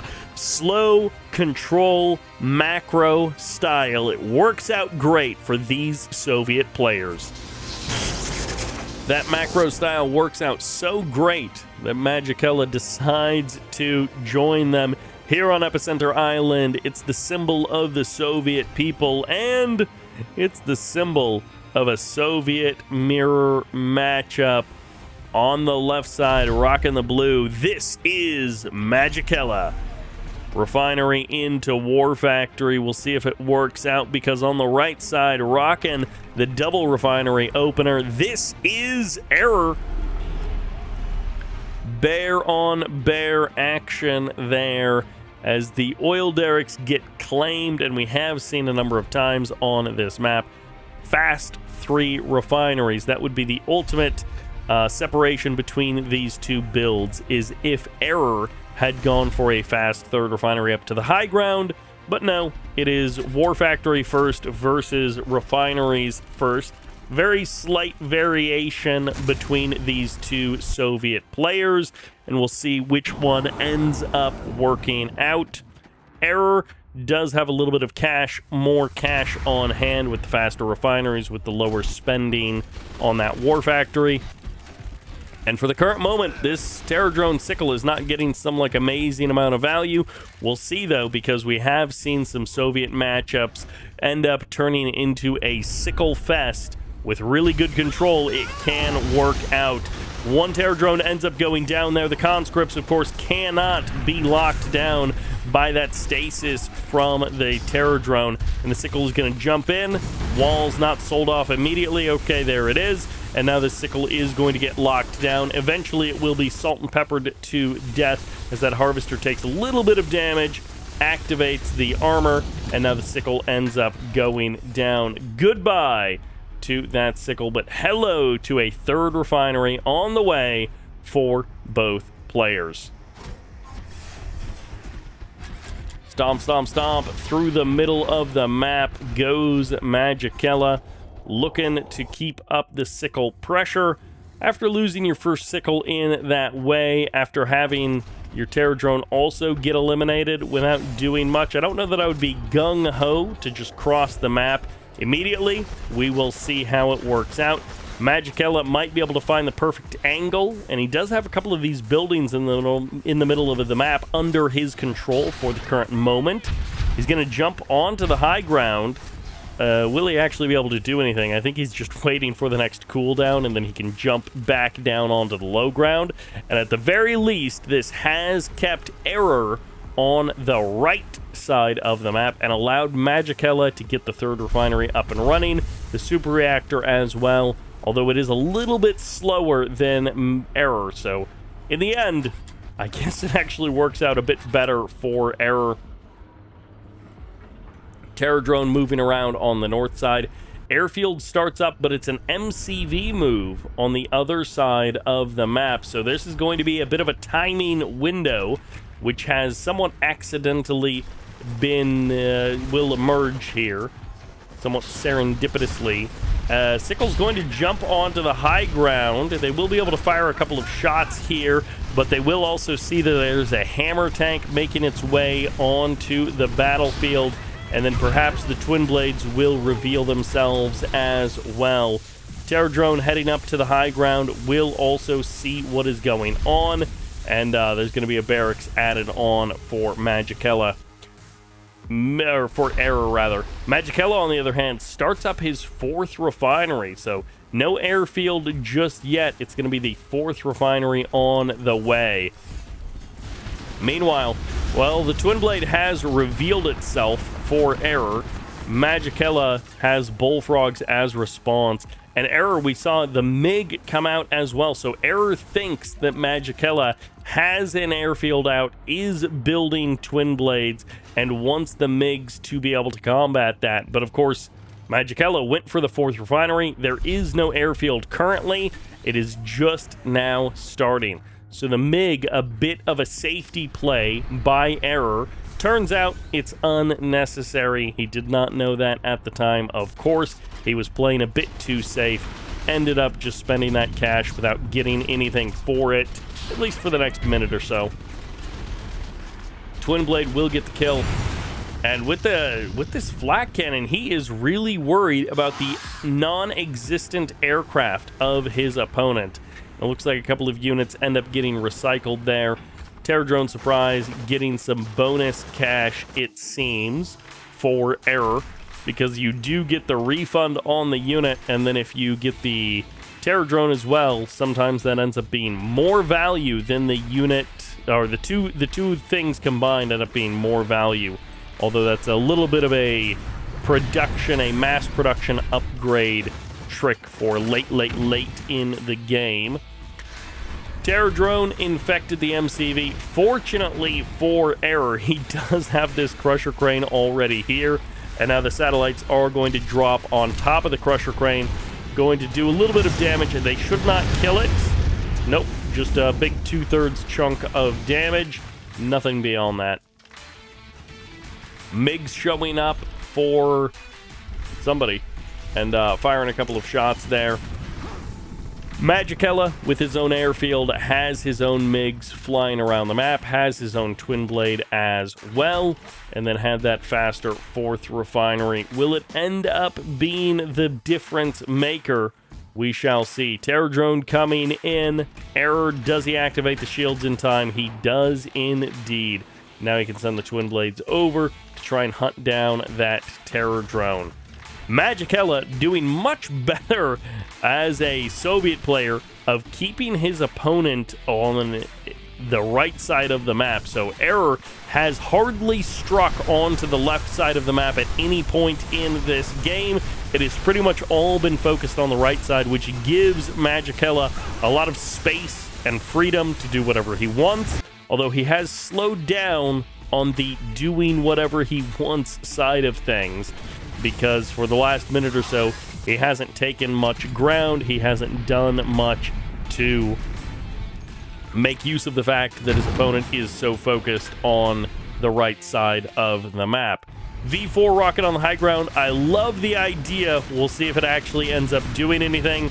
Nope. Although this last rocket did actually launch, it's going to take it low, but not enough to kill it. Would have been great if he had gotten one more rocket off. If he had killed off that refinery, it would have been worth it. And it would have been even more worth it just because it's fun to see someone airlift a V4 onto the high ground, utilize that Twin Blade ability, and showcase that for us here. It's a bit unfortunate that it didn't end up working out. A couple of extra cannons on these hammer tanks. They do have some extra firepower as some Twin Blades go down. Magicella finding the angle, finding the Twin Blades. Bullfrogs showing up for both players, and the hammer tanks are going to shred the Bullfrogs of Magicella. The MiG fight ended up not happening. The Tier 3 has been called in by Magicella, but how much is he actually going to be able to get with it? Is it a Dreadnought on the way out there on the water? I guess it doesn't matter because it's not here yet. MiGs showing back up to hunt down the Twin Blades of Error, but the Bullfrogs get the kill. Magnetic Harpoon might sink one of these Bullfrogs, might draw it back, but no, the APOC tank is a little bit too slow. Terror Drone can get hunted down, and so can this APOC tank. Twin Blades need a few more rockets to be able to knock down an APOC tank. They just don't have the DPS to quickly kill an APOC, And the APOC also perhaps, what is he healing up on? I'm not actually sure. But he is getting the repairs there in his grinder mode. 5th refinery on the way. Error has been a little bit ahead on the economy over the course of the entire game, but not that far ahead, only 2 grand over the course of this 10 minutes so far. So with this 5th refinery coming in, with both players having their oil derrick, it's going to be pretty even, which is what Magicella wants more than anything. Considering how the first 2 games have gone, he doesn't want a repeat of that kind of action. A couple of Twin Blades end up going down, Hammer Tanks having to sacrifice one of their own, and they're looking for an angle. Satellites getting dropped in. They will force that Harvester to be rebuilt, and well, it was fun while it lasted. Oh no, the Harvester made it way far away. So it was just a little bit of, well, that's a dead APOC. It was a little bit of lost mining time, but that's not the end of the world. Akula subs showing up. Dreadnought as well in the south. Twin Blades pick off another V4 just randomly crossing the middle of the map. Bit of a mistake there as the satellite drop will come in. V4 or the Dreadnought's going to be guaranteeing the kill. The satellite drop was actually on the Tesla coil, so good split of the targets there as this refinery gets canceled and rebuilt, and this Harvester can head for that Crusher Crane to be able to get as much value as he possibly can. Dreadnought ends up going down, and the Twin Blades find the kill on the Akula. So the naval forces of Magicella getting reduced by quite a bit there. The firepower of the Navy has been cut down considerably, and as another V4 drop for this Twin Blade. Always nice to see if you can get it. But they haven't been working out super well. Twin Blade going to get chased away by that MiG, and the V4 on the ground will eventually get hunted probably by the Twin Blades. Yep, just like we saw before. And it looks like the last rocket did not even fire. Magicella almost coming away with some really good moves, some nice clever plays that win the game, but never quite getting there. Now, we do have a couple of APOC tanks there in the south. We've got the Crusher Crane on the high ground, and Error is currently floating 4 grand, which is a bit curious because he does have a war factory. He does have some of these other production facilities. He could be pumping out 4 grand worth of Twin Blades, but he is not. He is focused on other things, and let's hope that this slip in macro doesn't cause problems for him. He has a decent amount of units out on the field as this MCV is getting caught. That's going to be a dead MCV. He's going for the crush to try and kill off some of these tanks, but oopsie daisy, he was looking elsewhere and he didn't realize that that MCV was in a dangerous spot, and indeed it was. If you're starting a base race, don't have it be versus the guy that has Twin Blades, because APOC tanks do not swim. Bullfrogs are going to slowly but surely kill off that Kirov, and meanwhile the Twin Blades trying to avoid death from the MiGs, and the Bullfrogs just have too many targets to shoot at. Hammer Tank's now heading up to the high ground. It's low power mode for Magicella, and until his Crusher Crane actually gets something to alleviate that electricity problems, he's going to be slow production until the end of days. Crusher Crane goes down, Tier 3 goes down, and it was going fine for 10 minutes, and then suddenly it feels like it all fell apart. The wheels have fallen off. On the other side of the map, the APOC tanks trying to do what they can. It's a base race, but there's so much stuff out on the water, including, I think, the MCV for Error. So the high ground expansion goes down. The Terror drone will find a couple of infects. That's actually a lot of infected units. This is almost every single unit infected here for Error. His ground army is going to be destroyed, but at the same time as the super reactor lights up the night, that ore refinery is not long for this world. GG comes out. The base race will favor Error in the clean 3-0.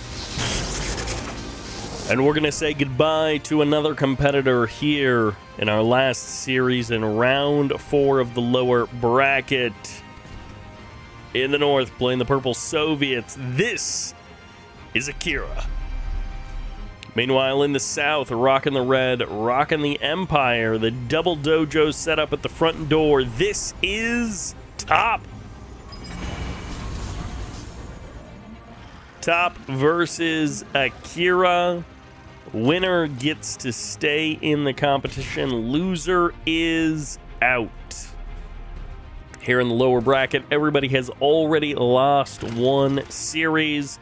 At this point, they would have lost a best of 5 up in the upper bracket. Maybe they won 1 or 2 best of 5s, but then they lost them. And I don't think at this point anyone has played a best of 7. So they're not super short series with them being, you know, a best of just a single game, best of 1, or a best of 3. We do have a best of 5 minimum all throughout the competition. Gives you that extra game to play around with, and as we've seen in a couple of these series, we have had some reverse sweeps from the best of 5s, so you know, anything can happen, but we'll see which one of these players actually does win. Anything can happen, doesn't mean anything will happen. We have also seen our fair share of 3-0s, some of them a bit more one-sided than others. But we've got a classic Soviet versus Empire matchup. Again, a couple of you folks in the comments really love your Soviet action. Love to see Soviets in any form. And here you get to see some, you know, we got to enjoy Soviet mirror matchup just a moment ago. And now we get to see some Soviets versus Empire action. The sickle going to jump down to the low ground. Super Reactor is out, so the first hammer tank is making its way onto the field. We don't have the tier 2 just yet from our Empire player. We did see the early push into infantry, so instead of a fast tier 2 for Top, it was a big push into tank busters, Imperial Warriors, holding down the middle of the map. Tengu will get the first kill on the sickle. No! The sickle jumps away, and the infantry were not in a position to be able to immediately kill that sickle. So I think the sickle will escape, although with no crane, the sickle doesn't have a whole lot of health left, doesn't have a whole lot of value left. This hammer tank is taking a lot of damage, and the bear will force those tank busters down underground, saving that hammer tank. Probably also saving the sickle, but with a second bear here, you need more than just one Imperial Warrior to disrupt this attack. And, well, this is actually working out pretty well for Akira. It's not great to have to utilize your units that way, but it is at least something. Terror Drone and a Flak Trooper going to be getting a kill on the Tengu there on the back line, denying that harassment. And, well, maybe the sickle ended up going down, but the hammer tank has survived. Never mind, as the MCV gets the crush, gets the kill there, and the tank busters are going to again have to go down into their hidey hole, and the Imperial Warriors will end up going down. Trying to play funny with the micro there. It can work, but that's an infected MCV. He's got a long way to drive to get back for those repairs. So this kind of seems like it's going to be a shorter one here for Top. He's going to win or lose in the next 90 seconds, and we'll see which way it is. Hammer tank going crazy, knocking down these infantry, these tank busters like they're pins in a bowling alley. But the hammer tank itself is taking a lot of damage. Infantry continuing to press on forward, given a little bit of courage from the Tengu that was trying to guide the way forward as well. And now things have gone south once again for Top. His MCV about to be destroyed. His tank buster numbers decimated there as the bears claw them down and shut them down. That's a dead MCV. That's a golden hammer tank as he gets heroic status, and this harvester's once again being harassed. But guess what? It's got armor. It is fine for the current moment. Top throws a lot of things at Akira, and none of them have stuck just yet. It's not necessarily all over, but it's not looking good if you're a fan of the Empire side of things. However, the Soviet player can still throw things away. He has no reason to go on a crazy attack for the current moment. The worst thing that's going to happen is Top is going to rebuild his MCV, which will take about a minute of build time and $5,000 out of his army supply to be able to do that. So, if you're the Soviet player, there's really only upside here. Play it slow, build up, don't take any unnecessary risks, and so far, that's exactly what we see Akira doing. Top has tried to play fast and aggressive here in game number 1, and it didn't work out, although he is getting a couple of kills here. Tank Busters just doing a little bit of damage, but also these flak cannons at the front, they are just absorbing so much attention as the tank actually ends up going down, and the Tengu getting leached away at here. Conscripts trying to clear the building, and Top is still fighting it out. The anti-infantry has not come through very well. He's trying to do it with bears and conscripts, which don't do well versus those Tengus. And he has absorbed a lot of attention there at the front line with those flak cannons.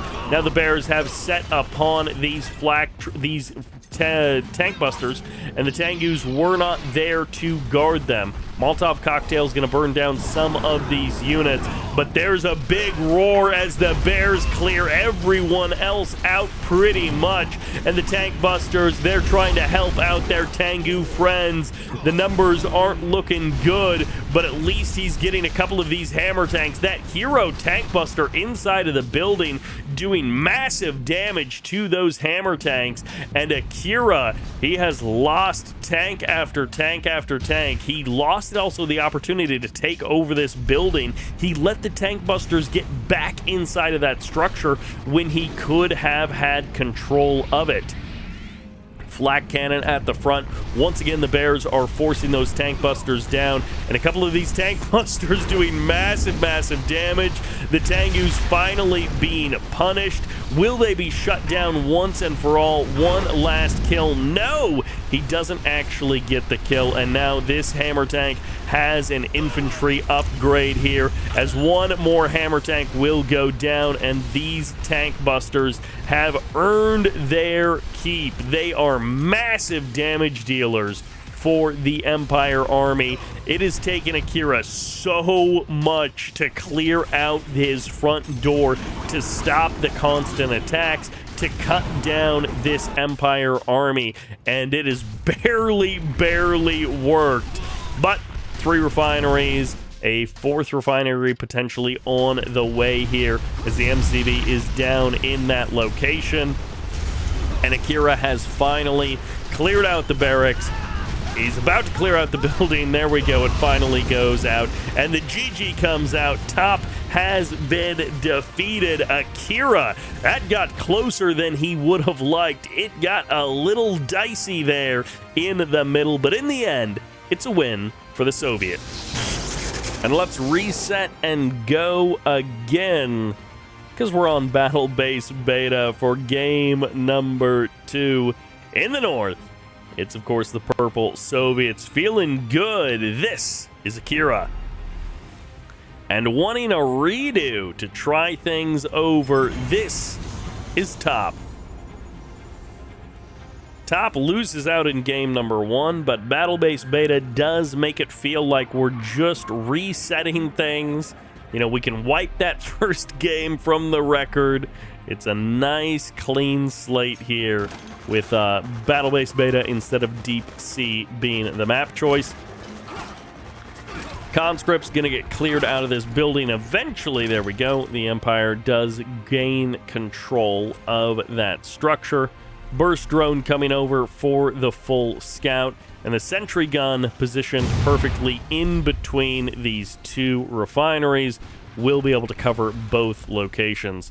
Flak trooper firing a couple of shots there to scare away that bursty boy, and well, we'll see if Top can make the necessary corrections. For the current moment, he does still have the barracks in the middle of the map. He has a second dojo roaming around as well. And one of the things that we saw cause so many problems for Akira in that first game was the dojo that was basically plugged up to one of these buildings. It was so close, and the units just had that. As soon as they spawn in, they're also kind of covered by the building, partially just because it can be hard to click on the right thing while the building is there. So the building provides a little bit of cover in that sense, even if you're not garrisoning the building with any more units. Bear's going to get shut down. Dojo deploys. Walls can come up. And, oh, you know, he's just building burst drones. He could actually send a couple of walls to just delay this take even longer. Sickle will take a little bit of damage from that burst drone. But if the tank busters get here, then Top can do some massive damage with that.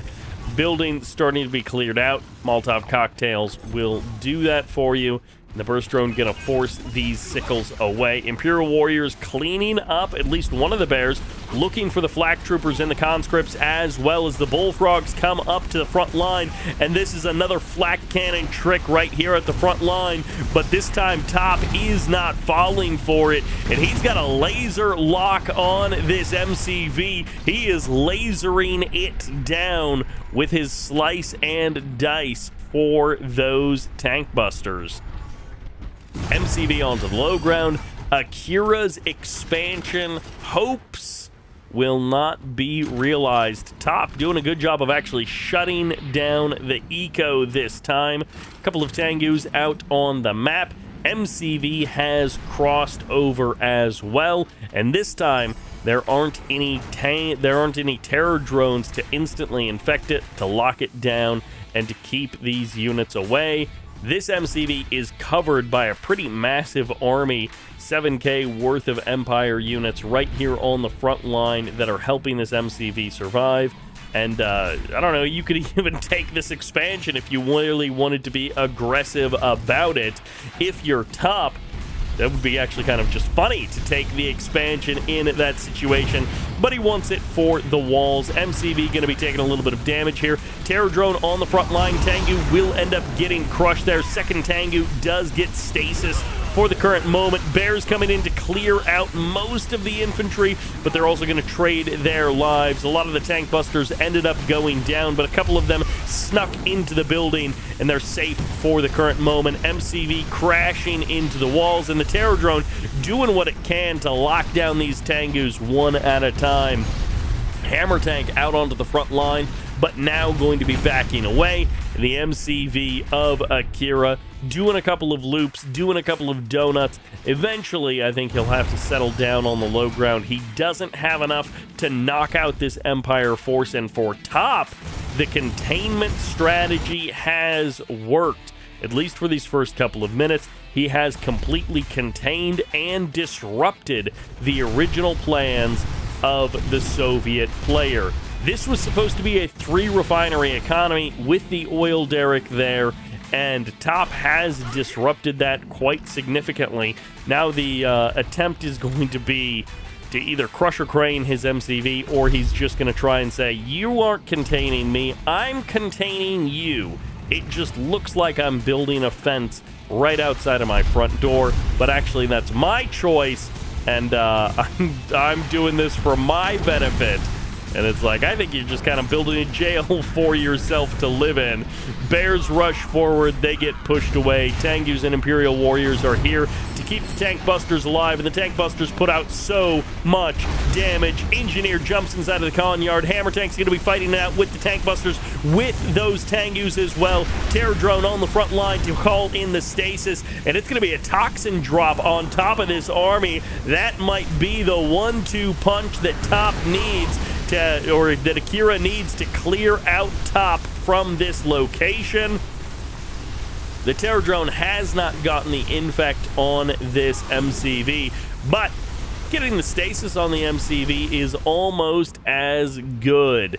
Akira, he wins game number 1. It gets dicey. It takes longer than he would like, but here on game number 2, it might be the same kind of a story. Slow and Steady wins the race. Those bears running into their own toxins moments too early. He could have waited a few more seconds and the bears would have survived. They're rushing onto the high ground. Hammer tanks are here. One of them is heroic, and the terror drone is here as well. But we saw the tank busters do some massive damage last time. Down into their hidey holes they go. They get one kill, and these chopper VXs were not on the radar. They were an unknown factor, and there's only one bullfrog here for this Soviet player. Finally, the VXs will get in range, and they might even be able to kill it. But no, a second bullfrog shows up. Akira managing to pull out the anti-air at just the right time, and he's now going to have to grind down some of his army.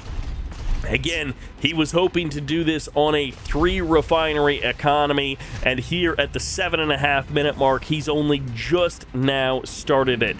Tengus fly over. They see that there's a Tesla coil coming in, which means this is VX territory only. If only you had any VXs to actually do anything on the map, but they just got cut out of the sky. They got smashed down onto the ground. And this third refinery, it's not quick. It is still running out of cash. Akira doesn't have the free income to be able to afford it. Might even be worth crushing down.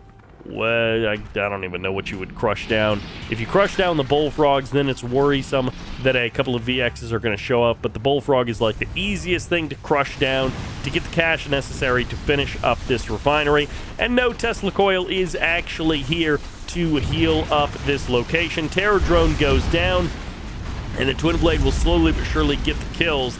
For the current moment, it's 3 refineries, but only 2 of them are working for Akira. And then he double activates his adaptive armor. Will need to get those shields down to actually harvest. Tengu's coming back in. The Tesla coil was canceled. That's cash back in the hand of Akira. Tengus go down. One of them gets eliminated. 2, 3 of them go down top, taking some massive damage. Every single Tengu goes down. Top loses everything in the sky, and GG comes out. Akira gets the second point on the board, and Top taps out. We're here on Crucible Garden for our third game of the series. Akira has been winning out, but it has been hard fought, and I thought Top had it in that last game. There were a number of moments there that I thought he was going to get the win. He was going to be able to take that game, and then too many mistakes, too many units lost. And in the end, Akira gets the 2 wins in a row. Dojo moving forward. Flak, Conscript, both joining the fight after knocking down this close building. He doesn't want to have to deal with that one. Burst Drone gets eyes on what is going on. And Top keeping eyes on his opponent. He's been playing pretty aggressively in these games. Hasn't worked out yet, but it's almost worked out in both games. It does feel a lot closer to being like a 1-1 on the score line rather than a 2-0. So we'll see what Akira is able to get done here on Crucible Garden. Super Reactor coming up. First sickle is out. Bears, and of course, decent numbers here because we have seen how much Top has been loving those dojo openings. Second power plant is a little bit slow to deploy here for Top. Hammer tanks should be on the way shortly, although this super reactor is only about 80% complete. And we did see the tier 2 transition happen eventually in that game number 2 from Top, but the VXs just did not get any value, unfortunately for him. MCV on the move. First hammer tank is now out. Top, he's got his back up against the wall. He needs to find a win, and it needs to start here on Crucible Garden. Tengu's moving out. More Tengus on the way. Harassment will be coming in. There is no sentry gun to save these units for the current moment. Flak Trooper does end up going down, so a little bit of value found there for top. And Akira going to lock down one of these Tengus. Ooh, gonna be tough. Second Tengu coming in. Can he actually get the kill? No, the Terror Drone is microed well. Good control there by Akira at the front line.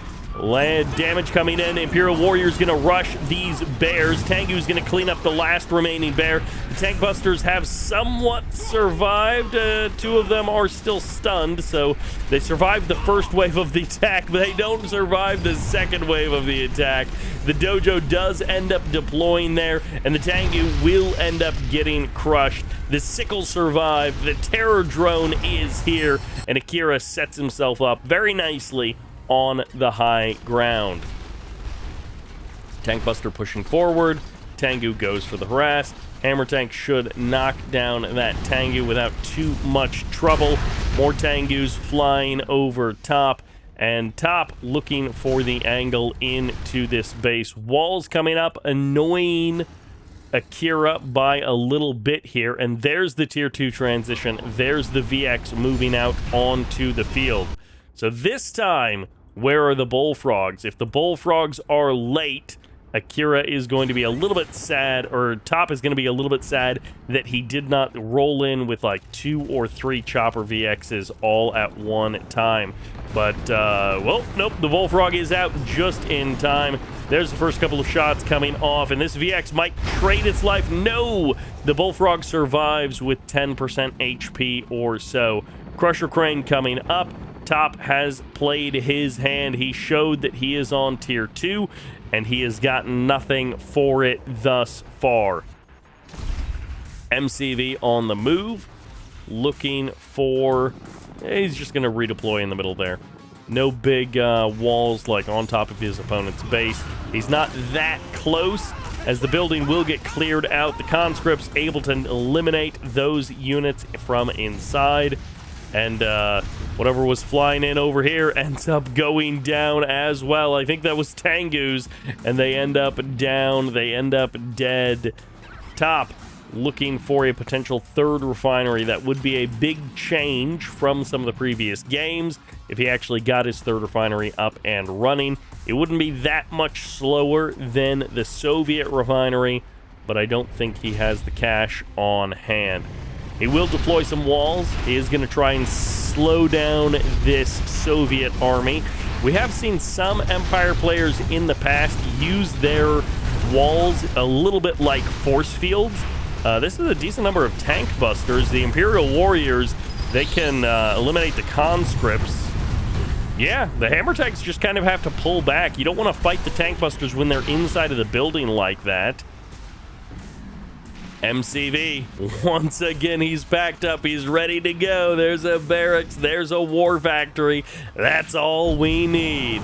It hasn't worked out well in the last 2 games, but Top is trying it again. Even so, Tengu's on the front line. They do actually manage to gun down all of the bears, so the tank busters can find a little bit of space. Maybe not as the bear comes in. The roar isn't used because the tank busters are all in their hidey holes, and these hammer tanks are taking a bit of damage. Tengu's going to rank up another kill here as the conscripts get landed on top of these tank busters. Tengu's go get the kill on the Terror Drone. Bullfrogs being kept away. Bears being gunned down once again, and the Bullfrogs move back in to deal with the VX. The crash down doesn't land on that barracks, so the hammer tank will end up going down. The bears have been slowed down, and the tank busters are finally getting that critical damage. They've been looking for it 2-3 games in a row, and they will finally actually find it. Bullfrog goes down. Toxins are too slow. That's on top of your own unit, and those are hero tank busters slicing apart the base. Is Top actually going to do it? He's tried 3 times in a row, and it hasn't worked, but it actually looks like it's working this time. MCV deployed near the middle of the map. 4th refinery is up and running down there, but of course with the 3rd refinery knocked down, it's really just 3 working refineries in theory, 2 working refineries in reality, down to half health. Bears get sniped. Tengu's keeping these tank busters safe, and they're continuing to rank up. That's a cohort of 4 golden boys blasting down the Soviet base, 1 unit at a time, 1 building at a time. These guys are true heroes of the Empire. The conscript gets blasted, and there's nothing left for Akira to do but tap out and say GG as Top takes game number 3. Hope springs eternal, and Top moves to the top for 1 point. But can he keep it going? The comeback will have to continue here on Infinity Isle. The Blue Soviets looking good for a couple of games, finally faltering. This is Akira. Meanwhile, on the other side, finding a win. Sometimes try again. This is Top. There's those 2 common phrases that are a little bit in conflict with each other. One about perseverance, try again. If at first you don't succeed, then just try it again. I don't know. And then there's the quote that is attributed to Einstein, which probably isn't actually from Einstein. It's probably just a quote, just something people say, which is trying the same thing over and over again, expecting different results, is a definition of insanity. But, in this case, try again. It worked out. Top managed to make it work. I mean, we saw that with some other players as well throughout the tournament. Bears get crushed. Ooh, that actually worked out very well again for Top. This time, the Bear Roar comes off, but the Imperial Warriors actually survive that entire engagement. That went a whole lot better than it could have.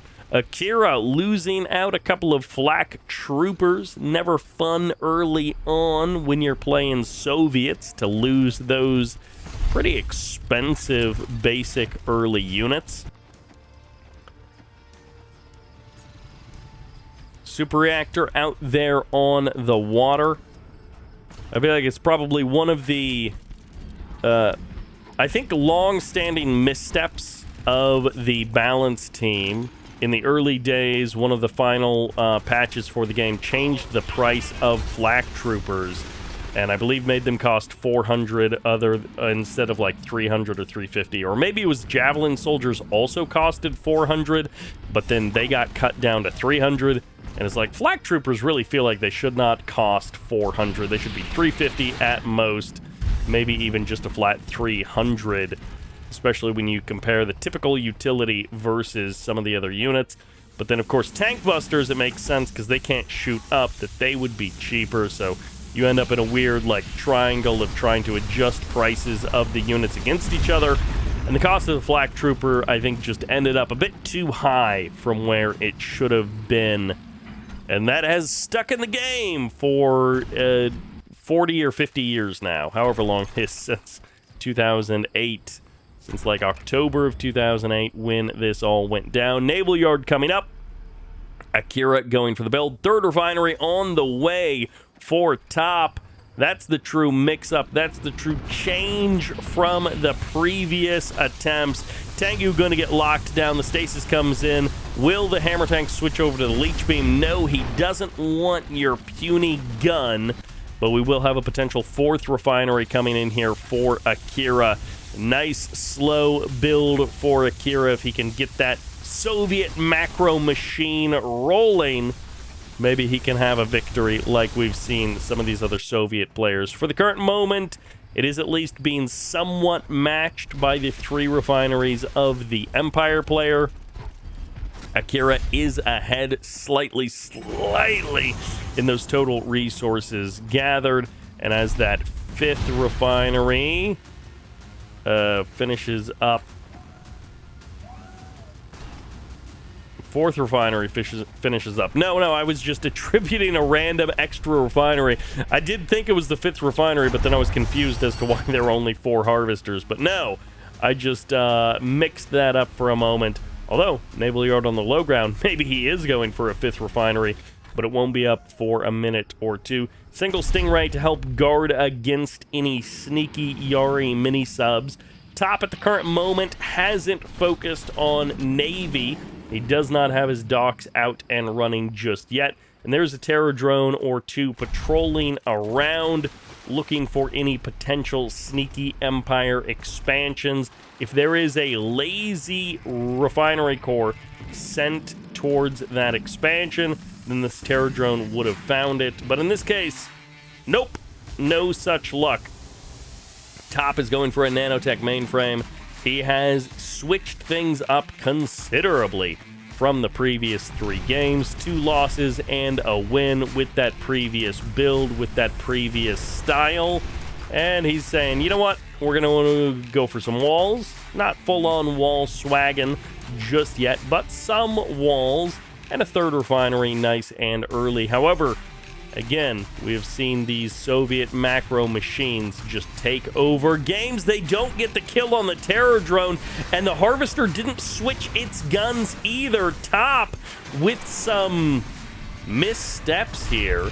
That Harvester is also quite far away from potential repairs, so maybe he could have made it if the Harvester would have been noticed immediately, but the Harvester will definitely end up going down there, as the Terror drone maybe also got a kill on a Tank Buster. A bit unfortunate for Top to lose the Tank Buster and also the Harvester.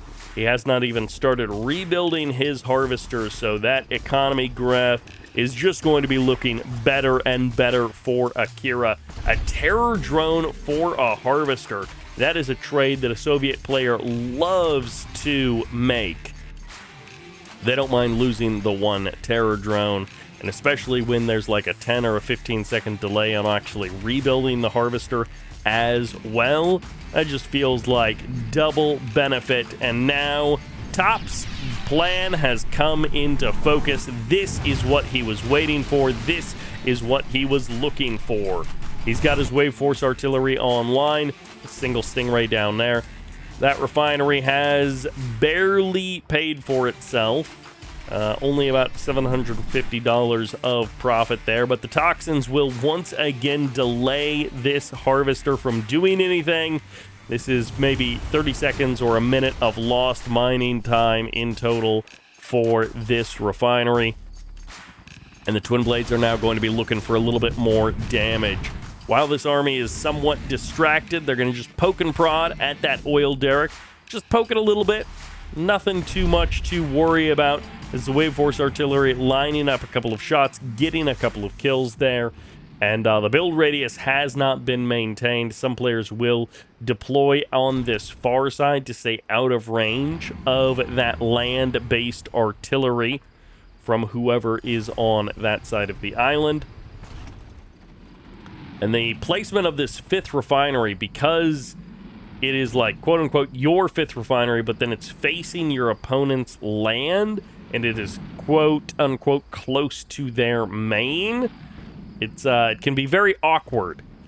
Meanwhile, this center ridge of Infinity Isle is just turning into a no-man or a demilitarized zone. This is no man's land in between the two armies with the walls coming up. They may not have trenches, but they've got walls instead, which is sort of the opposite of a trench, but with a somewhat similar concept of slowing down some progression and providing cover. Docks coming up on the water. Refinery, or oil derrick rather, is back up to full health. It is still just 3 refineries versus 4.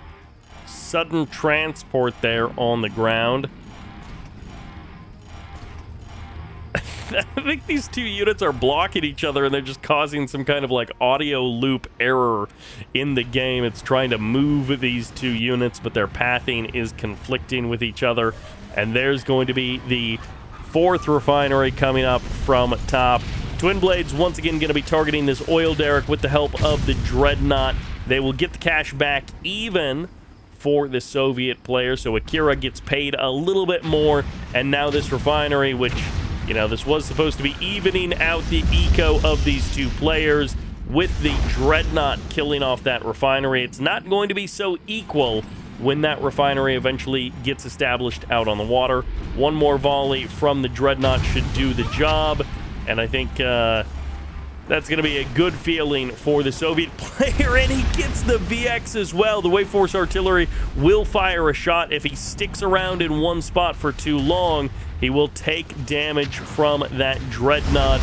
Meanwhile, the Tengu's moving in. They're getting their wings clipped. Top losing a lot of units, and it looks like he's going to try and find another shot with that Wave Force Artillery. Typically, naval artillery does outrange ground-based artillery, but of course that does require you to drive out of range. And Akira having his own problems to worry about. We saw that sudden transport earlier. He's floating 5K, but he wishes he had spent it on more twin blades to hunt down Yuriko, who shreds this army. And the Tengus show up, and the Tengus are going to help juggle these units into the next dimension as the bear comes in for the kill, gets a swipe, gets a paw, and the claws cut deep as the Tengus try to keep Yuriko safe, but they are not able to. Eventually, she does fall. The Stingray getting a couple of shots in there as this V4 gets surrounded, gets killed, and the Bullfrog's gonna try and clear out those point defense drones. Battle Lab back out onto the field. This Soviet player looking to change things up. He wants to get himself back to where he was. And, well, there's another big transform as the Tengus find an angle to try and keep up the harass. They actually get the Harvester kill despite the shields coming up there and a couple of Bullfrogs going down. Massive damage done by Top in the last couple of minutes of this game. Bullfrogs will get a couple of kills on exit as these Tengus try to escape from this main base. Looks like the Dreadnought will have to make its way along the northern side of the map. The Akula sub there as well. And Yuriko is back out on the field. Sudden transport will end up making its way, I think, back out onto the battlefield. And I think a MiG ended up getting knocked down there. We'll try and remember it this time. Naginata cruiser, or if you strap a sword to the front, it's a Naginatana cruiser to crash into your opponent's buildings, slice and dice them to pieces. Double airfield, probably a good move there. Crusher crane near the airfields as well. Sudden transport making its way around the map. Nope, it's still back at home. It is hanging out down there in the main base. Akira up 2-1 in this series, but unable to close out this third game with a nearly 20k resource advantage over the course of this game. That was a big economic advantage in the middle of the game, but it has diminished quite a bit now as these two players catch up to each other. Still just a slight advantage for Akira in terms of resources gathered, and that's a very funny looking Akula sub just hanging out on land, still flashing all of its lights to let you know that it's there. Looks like the fleet upgrade comes in for the Empire, and this Dreadnought has finally made its way all the way around, smashes a Harvester, and then says, ooh, I don't like the look of that young girl with her pigtails.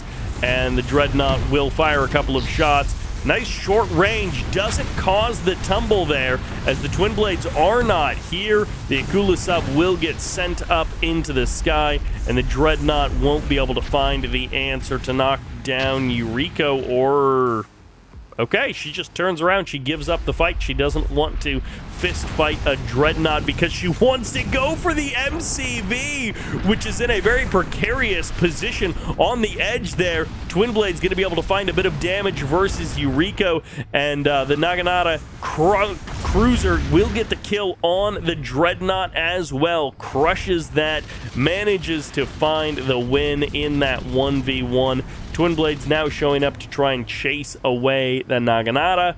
And, well, Yuriko might just get toxined. Oh, jumps inside the sudden transport just in time. Very well played there by Top. He is keeping his control on top of mind as he manages to save Yuriko, sees the toxins coming in, and the Twin Blade's going to be force firing on the ground there. MCV back up to full health, it seems. I don't think that was a rebuilt MCV. I think that MCV just ended up driving around, gets an engineer inside of it perhaps, or just was by the Crusher Crane for a long time and healed up.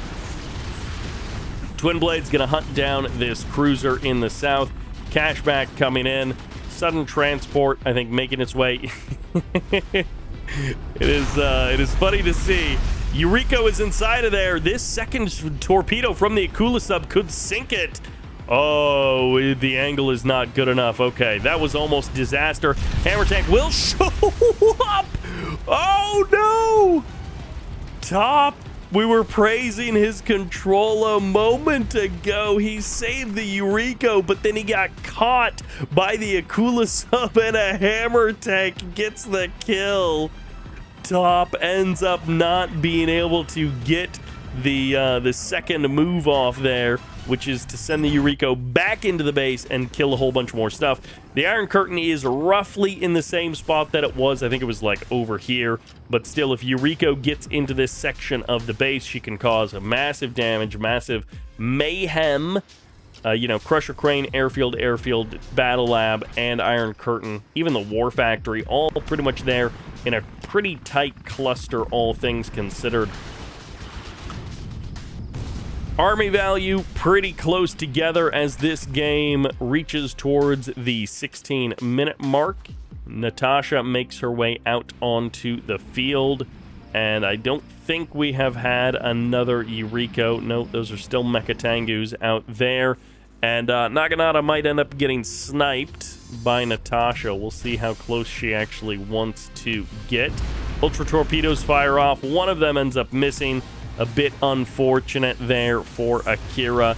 Top will be happy about that missed torpedo, and though that actually is a Naginata cruiser, that is not a sneaky sudden transport trying to make its way around. MiGs are here. Tengu's posturing to deny that, and the cruiser will end up going down. And Natasha, it looks like, gets the kill there. There's the snipe on the Shogun battleship to take that out of the equation, and the Dreadnought can finally hit the target if it stops moving.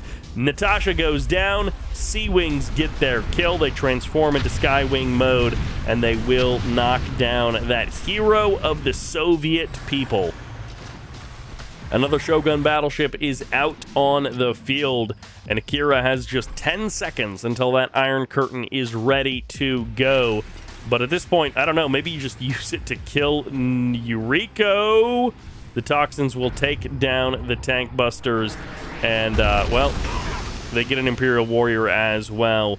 If you can see Yuriko with the Iron Curtain, then you can knock her down, but it's going to be the Iron Curtain. The Shogun battleship actually catches the edge of that. He drives into it, so he gets the invulnerability, but of course Yuriko will now not be able to juggle those Akulas. The Akulas can't try and target down Yuriko, but this other Akula gets sent up into the stratosphere, and these Akulas need to make as much use of their invulnerability as they can.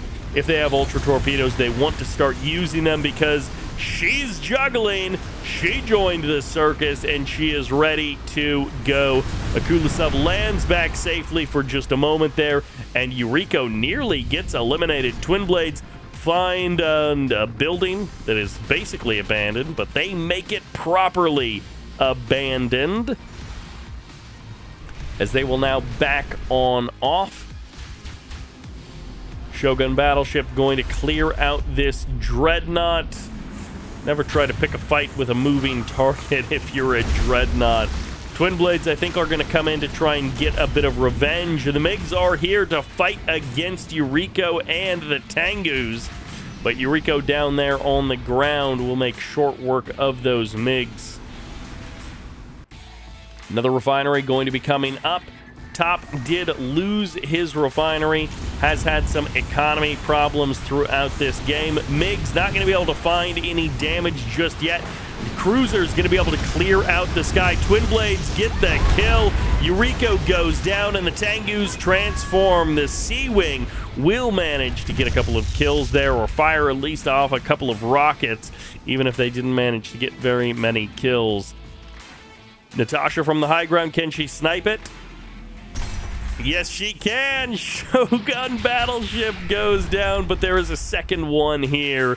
He's just a little bit low on health. Akira sells off the walls at the front door and says, you know what? I don't think you've actually got the ground army to stop me. He does have a nanoswarm hive, so he can hold the army in place if he ends up finding the right angle. Oil derrick will now go down. It's been a long time that there was only one oil derrick on this map, but now there are 0 oil derricks on the map.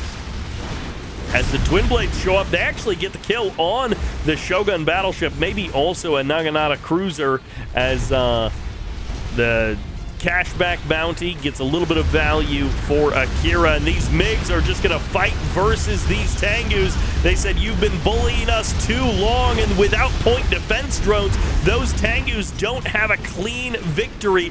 Engineer rushing out over the battlefield gets shot in the back and will be shut down there. I don't know what his plan was. Oh, he was going for the Shogun Battleship. That's what he was trying to do. It ended up not actually working out for him, as Natasha loads inside of that transport as well. A very low health Twin Blade to be sent over top of the walls and to try and disrupt this Empire location. Bullfrogs to be healed up to invulnerable status. The Twin Blades as well. They need something inside of them to get that Iron Curtain status, and then they can fly on out. The Tengus can fire as many shots as they want, but the Twin Blades have killed off those Chopper VXs, and that's what they were worried about. MCV gets grabbed. Natasha gets the snipe, and she can even sell it off as well. Engineer running for the nearest target. Just go for the nanoswarm hive. You might as well. Going for maximum style points. He runs out of breath trying to grab that building, gets shot up by the tank busters, but Akira is showing us how to do it in style. Toxins on top of the barracks as well, as the MiGs clear out the Tengus, and Top's army falls to pieces. The fire sale comes out, and Akira gets the win. 3-1, the GG comes out. The last game might have been the longest, but the entertainment factor was worth it. And that will do it for round 4. We have more games in the lower bracket to get to. Welcome to round 5. For a fresh best of 5, we're blazing through the lower bracket. Partially because I'm not casting every series, and partially because there were a decent number of people who just did not show up for their lower bracket matches. In the north, rocking the purple Empire, give it up for 32 oil derricks. This guy's going to be disappointed to find out that there's just 2 refineries here on this map for him to start with. Meanwhile, in the south, rocking the Crusher Crane first. You know who it is. It's Green Alert. He is trying to blitz his way through this tournament, utilizing this Crusher Crane Tesla push. I don't know, 80% of the time is how it feels. It could end up being something else. We shall see if he decides to change it up one way or the other. The dojo being pushed away. Bear, flak, Ingy, flak, or bear.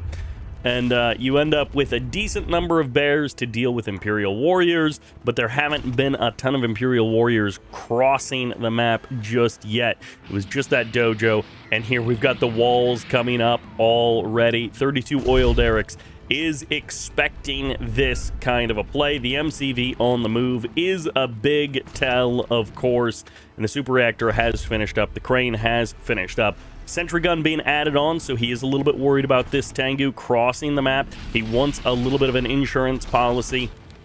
And of course, on the other side of the map, it's all about the timing, and oftentimes it's all about the VXs. And there we have the upgrade. Harvester offline for the moment. Sentry gun can sell off the walls now. The sentry gun is complete. The sentry gun will win the fight. You want to activate the armor to take a little bit less damage, but in this case, the Tengu transformed nice and quick. Flak cannon just now starting. Tesla coil as well. There's going to be the VX closing in on this location. 2 VXs will force the cancellation of that Tesla coil. He's going to try and keep around the flak cannon, get as much done with it as he can. Only like 10% HP by the time it actually launches its first couple of rounds. Barracks going to be added on a little bit late to try and get the flak troopers into the fight because Green Alert has lost his infantry early on. Imperial Warrior will end up going down there. Bears secure the southern part of the map, and the MCV now under threat. It's going to be a quick first game with 4 VXs and now a Tengu camping this barracks. There's the MCV cell as this game is pretty much done and dusted. 32 oil derricks holds off the Crusher Crane opener, and Green Alert has been defeated. The first win handed over in just under 3.5 minutes here for 32 oil derricks. Epicenter Island will be the choice of the next battleground between these two. Green Alert is once again opening with that Crusher Crane. He is once again up to his business. And on the other side, of course, it's 32 oil derricks, who quite possibly is going to just be expecting this build. There's the third refinery coming out nice and early from the Empire player. And will this force Green Alert to alter his play in any way? I feel like a previous Green Alert game, he did just go into the third refinery.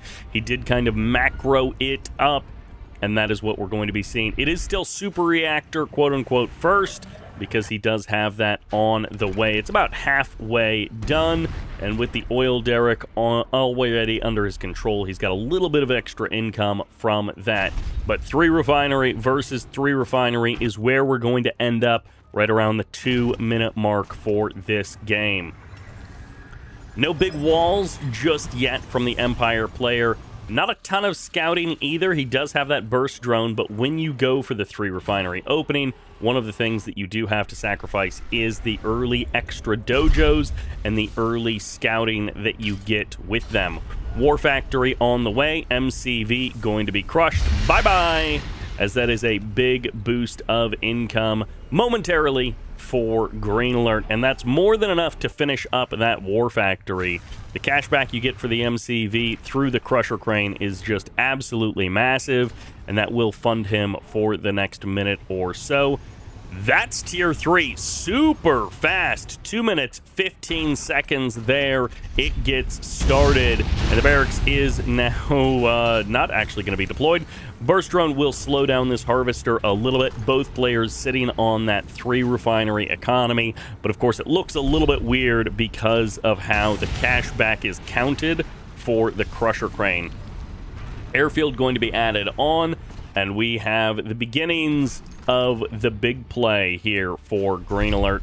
I like the addition of the sentry gun. He's going to flak cannon as well to make sure that he's safe from VXs. And now that we have the nanotech mainframe, we have the tier 2. It might be tier 3 on the way as well for this Empire player. 32 oil derricks is foregoing building any units for a good minute there as he gets those 2 upgrades, just over a minute, as he built like 1 Tengu and 1 VX, and I think that is it for his army supply.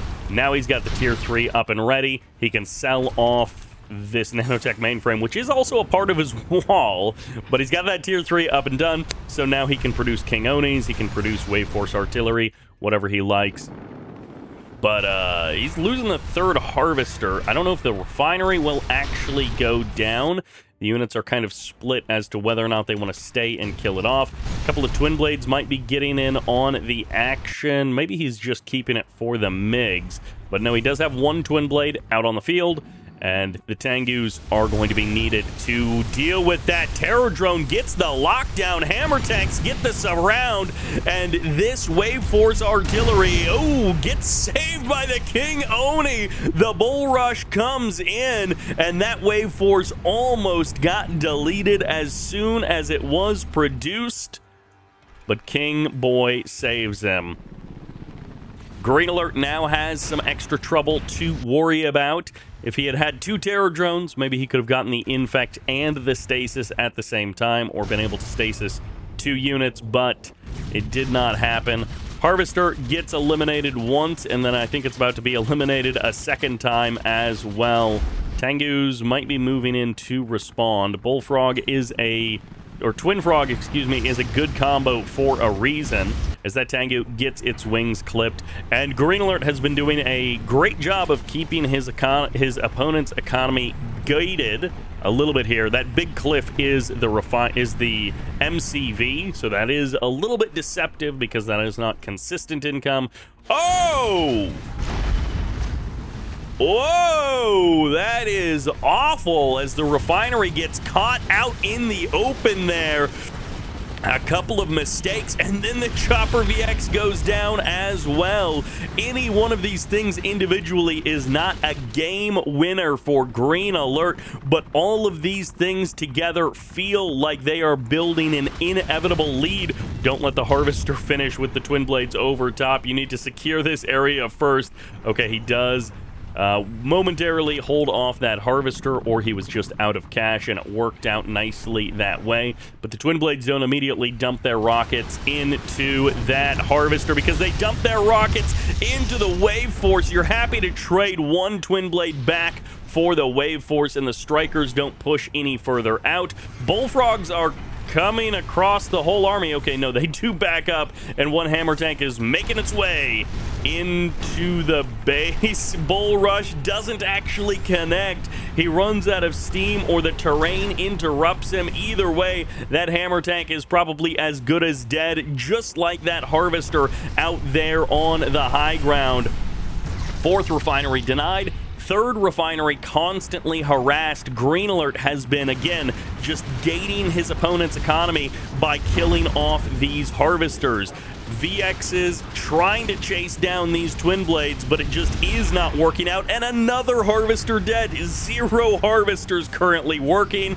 The added benefit is this whole time, Green Alert has kept 32 oil derricks on the right side of the map. 32 oil derricks has hardly crossed the middle point of the map at any point in this game, and certainly not effectively in the last 4 minutes. MiG is going to try and chase down that Tengu as well. Twin Blades looking to re-engage. There are Strikers here to make this a little bit more difficult, but 32 oil derricks is currently sitting on a 1 Harvester economy. Fortunately, he does still have his oil derrick, which brings in a little bit of income, but by no means does it make up for the other missing Harvesters. Second Harvester finally online. Tier 3 Mecha Bay is an incredible tool to have over the course of the entire game, but it has not worked out very well this fast Tier 3. Now, Green Alert on the other side did lose a couple of key units, was not able to get any big wins immediately with it, so he has been poking and prodding and tearing this Empire player apart, but little piece by little piece. These MiGs, if they wanted to be more aggressive, could try and force those Strikers to land and get them out of the sky, but in this case, the Twin Blades are going to be able to jump on the Strikers. They get the Harvester. They get 1 Striker. Does he want to trade out that many more? There are 3 very low health Twin Blades that need to be sent back home to repair up. Would love to see a couple of terror drones as well to try and lock down King Oni or lock down the Wave Force artillery, even look to lock down the Strikers when they are on the ground. But again, another harvester goes down and the GG comes out. Green Alert gets his win. It's not a Tesla coil push. It's just a Crusher Crane opener. And that ties up the game score and sends us on to Deep Sea for game number 3 in the north, playing the green. You know what he's doing. This is Green Alert. And in the south, rocking the Red Empire. Give it up for 32 Oil Derricks. Fighting to keep his hope alive here in this qualifier. Barracks coming up, couple of flak troopers, but the Crusher Crane is what we actually care about here for Green Alert. And as this opening is getting started, apparently there was another version of this game that was played. They had 2 games on Deep Sea, played one after the other. So I'm guessing the first time that they played, it ended up, there was something that affected the game, and then they had to rematch in this series. So they had 2 Deep Sea games, which means they have already played on this map at least a little bit. I don't think it was a complete game played. It might have been a DC, or maybe there was some kind of a crash that happened. But in this case, they're kind of replaying it, and I would say, you know, maybe that means something, but, like, again, Green Alert has gone for so many Crusher Crane openers. He has gone for so many Tesla coil pushes. He has gone for this style of play so many times here in the BattleNet qualifier for Gathering Storm. So let's just assume that he did it in the last one as well, and that he's doing it again here. So nothing really has changed. Maybe he ended up trying something out. Anyways, Tengu coming in for a bit of harass. It doesn't look like there's a sentry gun or anything to try and save this, so it will be up to the flak troopers potentially. MCV cell forced by the Empire. What is the plan here, though? You pack up your MCV. The Bears are coming in, and the Imperial Warriors abandoned this engineer. What is going on? The engineer runs out of breath, and the Bears turn around. But if the engineer hadn't run out of breath, then the Bears would have been a little bit too late to the party to actually get this going. Tesla coil is up and running, flak cannon as well, so the tier 2 means that the VXs are going to have a tough time actually breaking down this Tesla coil. 3 tank busters go down to the MCV, and this tsunami tank is dodging and weaving as much as he can, but he can't dodge the lightning. The strike is too strong, and he gets out. It's a one-shot and done, but this harvester on the other side gets deleted, and that will be it. 32 Oil Derricks taps out, and Green Alert gets his second win of the series. And just like that, we're launched on to Battle Base Beta for game number 4.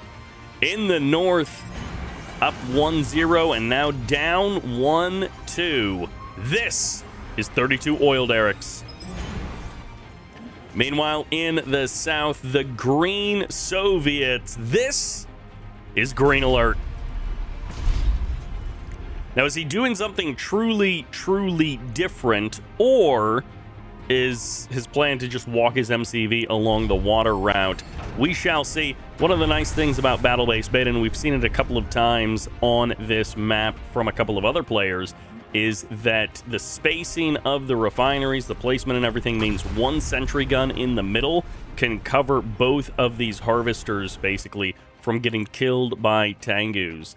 And the Tengus can avoid getting killed by the sentry gun as well, but you can at the very least keep your harvesters alive. They're not just totally trapped and abandoned there. Refinery comes up. Okay, so it is walls off. It is a fast third refinery from both players, and this is the difference maker between these two games.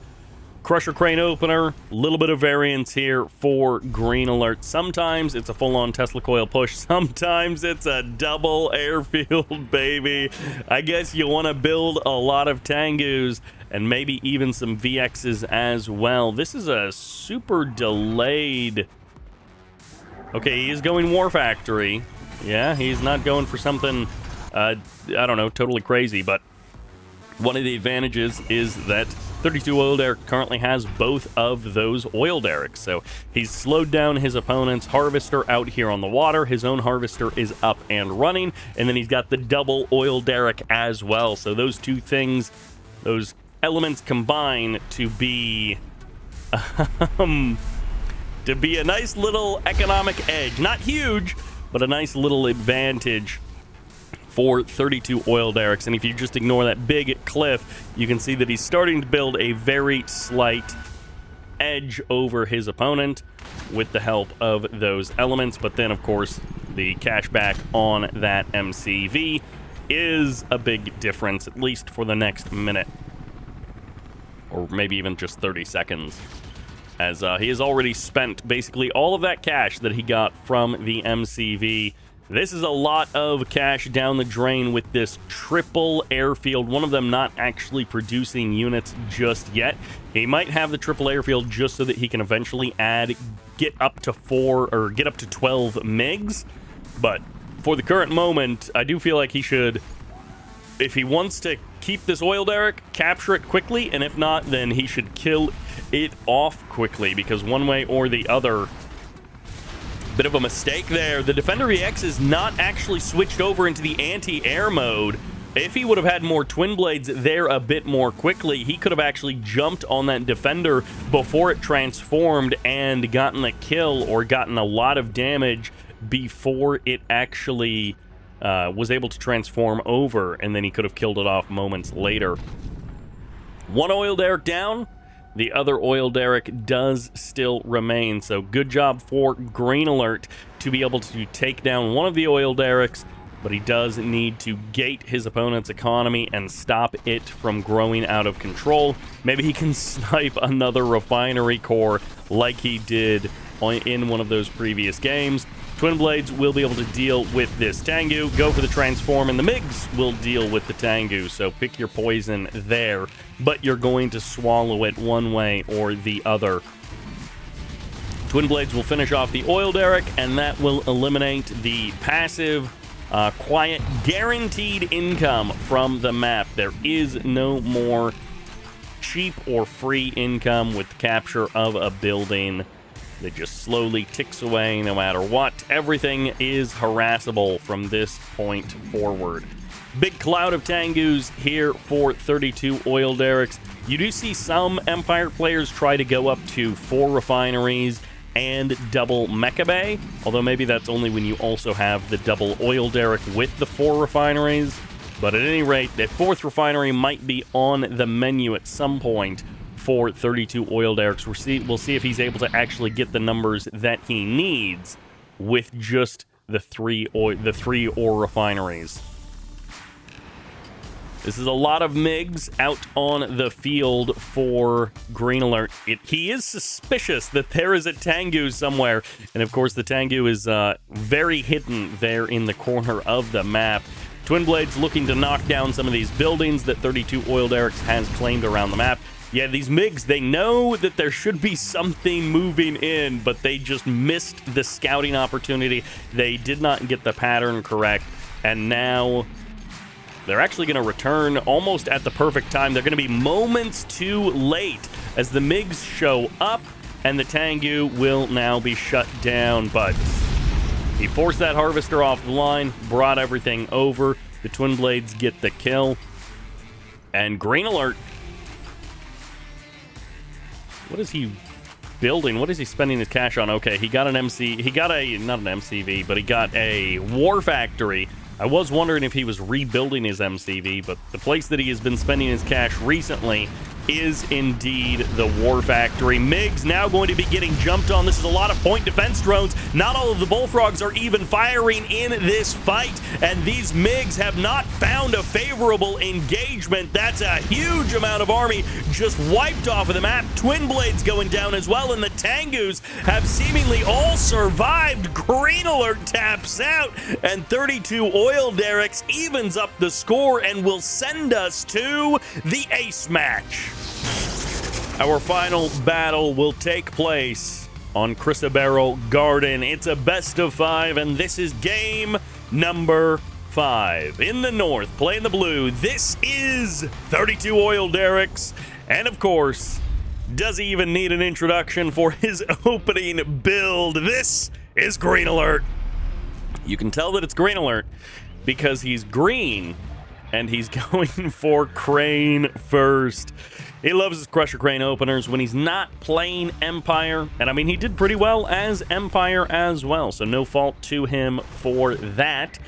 But you do have to assume that your opponent knows that it is coming. Now, this is one of those maps where you do have a nice little pocket, I guess you could call it. Mecha Bay actually deploys. It's going to be after the MCV move. It should only be a few seconds later than it would have otherwise been.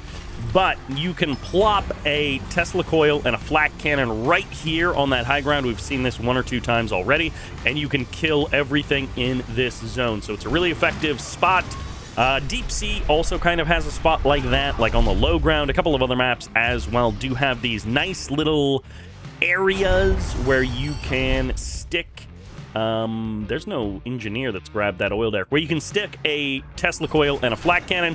And yeah, this has been identified. This has been prepared for by 32 oil derricks. War Factory, extremely late by most standards. Oil derrick does end up finally getting captured there by Green Alert. And I think we can just proceed with a normal game. The first 2.5 minutes have been a little bit weird. Okay, he does end up starting that third refinery, and third refinery is also on the way for the Empire players. So both of these things coming out around the same time, and we'll see how the harass is handled, because we've delayed sort of everything from the first bit of the game, and now we're getting there right around the 3-minute mark. Flak Trooper is maybe a bit out of position. Tengu will get pretty much an entire scout on everything that Green Alert is doing. Walls are coming up. Third refinery is working. Second Tengu is swinging in. And of course, beyond these Tengus, you can go for a couple of VXs. You can start to put on a bit of pressure onto your opponent, and then you can transition into that. And, oh, does he not have honorable discharge? That is that a misclick, or is that an interesting choice that he has gone for?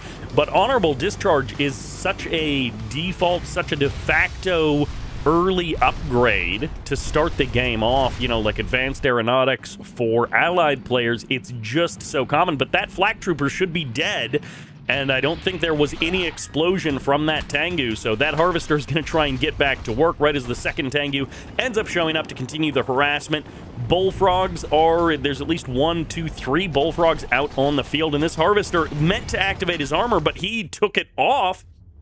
Another oil derrick does survive even longer. Chopper VX is back off again. Is this a terror drone? No, it's a bear crossing the map to the other side. There is also a terror drone that just emerged from that War Factory, and the Tengu gets shoved away. MCV must have gotten crushed at some point. We did miss that.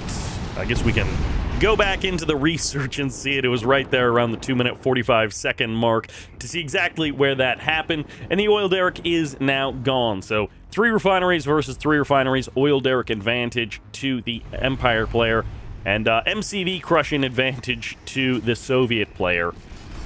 Terror drone is out on the field, and there goes one. Chopper VX ends up getting knocked down there. I think he does have honorable discharge now.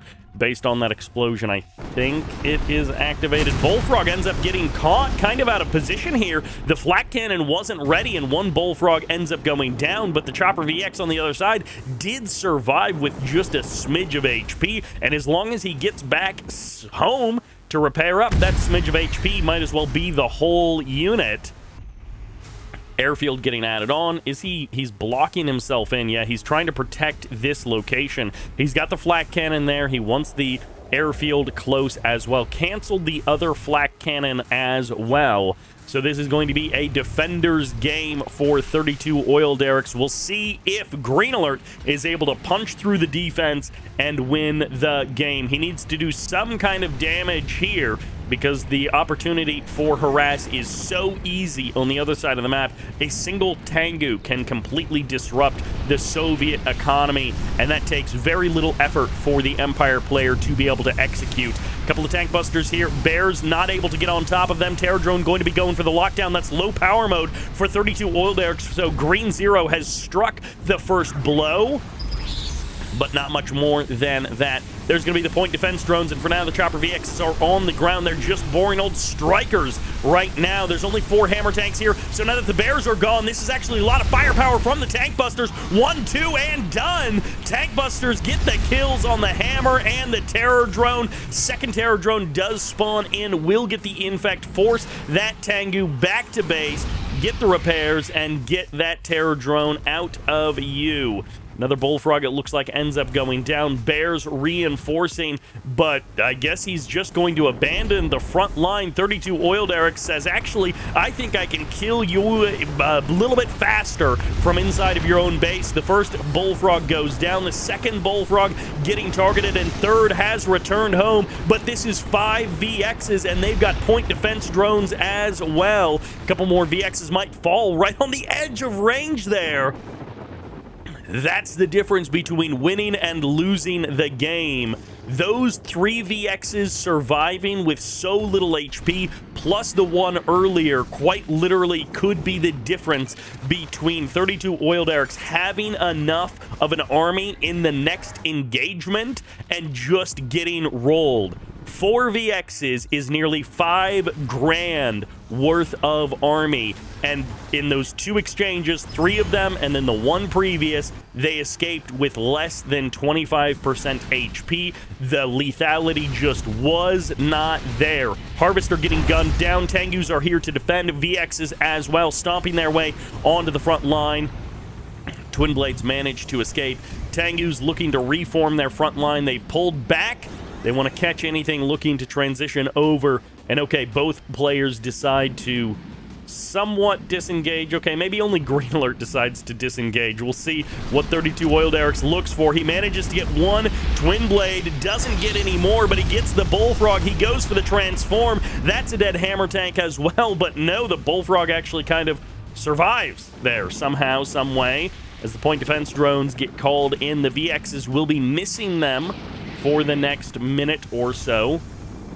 Well, until they expire. But the VXs will be missing them on this cycle. Oil derrick gets added on. I appreciate that Green Alert was breaking down some of these walls, trying to cause some problems for 32 oil derricks. And maybe the angle for Green Alert is to try and play around this northern side, come in here, work away at this harvester, try and kill off some of those power plants. The tech is also there. Maybe that's a better angle for engagement. I think the tier 3 is already finished upgrading. Yes, it has. Sometimes the lights don't actually render. I'm not sure what the bug is that causes that, but you can kind of see there's like 3 gray buttons on the top there. And I think by default, only 1 or 2 of them is visible, and then the third one kind of gets added on. Green Alert may need to change his angle of engagement. He has been swinging around the southern side of the island. Maybe the northern side is the better choice. This is a lot of bullfrogs. He does need to make sure that he has enough to deal with the ground army, because I don't know what that bull rush was doing. It was missing the very static sentry gun there. V4s are here. Maybe, I don't know, does he have enough Twin Blades, though? Because this Wave Force artillery just blasted his refinery. He may have 3 harvesters, but he's only got 2 refineries. 1 bear comes in, but the other bears aren't ready to follow up. So the tank busters go down into their hidey hole, and now the APOC tank is here on the front line. Magnetic Harpoon will lock down 1 King Oni, but the other units escape for now. Harvester going for the crush. Couple of tank busters going down. Tengu gets blasted out of the sky, and the Twin Blades deal with everything else. The fight is scuffed for 32 oil derricks. Whoa, where did that come from? Watch the friendly fire, buddy. Is he gonna nuke his own APOC? He did. The danger of the V4. It can't hit anything that moves, and also the splash damage deals friendly fire. The blue on blue there for Green Alert means that it kills his own APOC somewhat accidentally. That was a bit of a mistake, letting that V4 free fire like that. It is nice to have the V4s for firing over the walls and stuff, but we'll see how it works out if the Wave Force Artillery just ends up sniping the V4s or not. Trying to fire a little bit early. You can kill the V4 faster that way and then still dodge the missile. Well, those missiles aren't going to do a whole lot. I guess they tagged some of the wall a little bit there, but would also like to see some solid missiles just slamming into that MCV, and they are actually going to force it away. So no shots land on the MCV. They do force it back a little ways. 5 Tengus roaming around the south side of the map looking for something. Iron Curtain gets started and then canceled there as the reactor gets added on for Green Alert. He wants to make sure that he's got enough power to actually keep the lights on. He's busted open the front door, but he doesn't really have much of a ground army to step on through. 1 APOC tank out on the field. I think a second one about to finish up, and the Twin Blades need to heal. No, he's going for another V4. 3 V4s seems like a decent number. He is also getting this refinery back up and running. He had to build a Sputnik to do it. At some point, missing the satellite drop, missing the toxins, missing some of these command point upgrades, some of these support powers is going to hurt Green Alert. So rebuilding his MCV may eventually become a necessity. 12 minutes in, you do have a decent... Oh, he cancels the refinery, which is a curious choice. He doesn't have the build radius up there, which is a bit unfortunate. And maybe he is going for an MCV rebuild. Either way, this is a huge delay in the action. Both players deciding to take a bit of a breather, take a bit of a rest. That's 4 King Onis with point defense drones. And that conscript is running for the hills. Okay, Natasha is here. Would like to see a couple of more conscripts to potentially recover whatever vehicle is there on the front line. Would also like to see like 4 more Twin Blades so that they have a little bit more burst damage.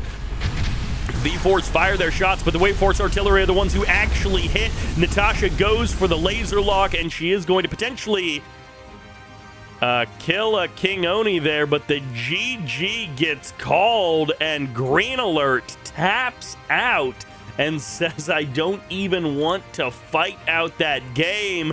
We didn't get to see the last battle as 32 oil derricks will advance into round 6. And unfortunately, Green Alert will drop from the lower bracket. He is out of the qualifier.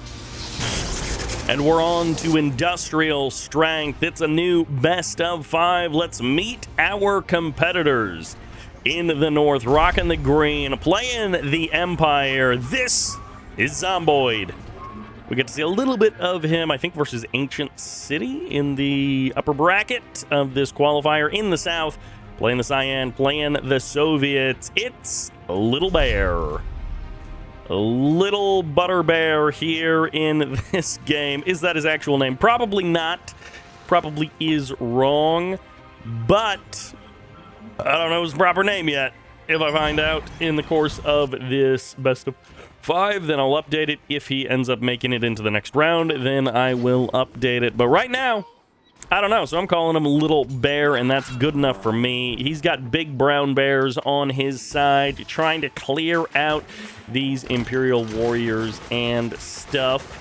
Dojo, it looks like, is going to get shut down for the current moment. Wall trying to come up to block off the attack path for that engineer. For now, Little Bear did get the oil derrick in the north. If he can deny his opponent from getting the oil derrick in the south, that would be quite nice. But now with the walls up, it's going to be a little bit harder. Engineer should be able to finish up, and there is also an Imperial warrior here to stop anyone from getting through.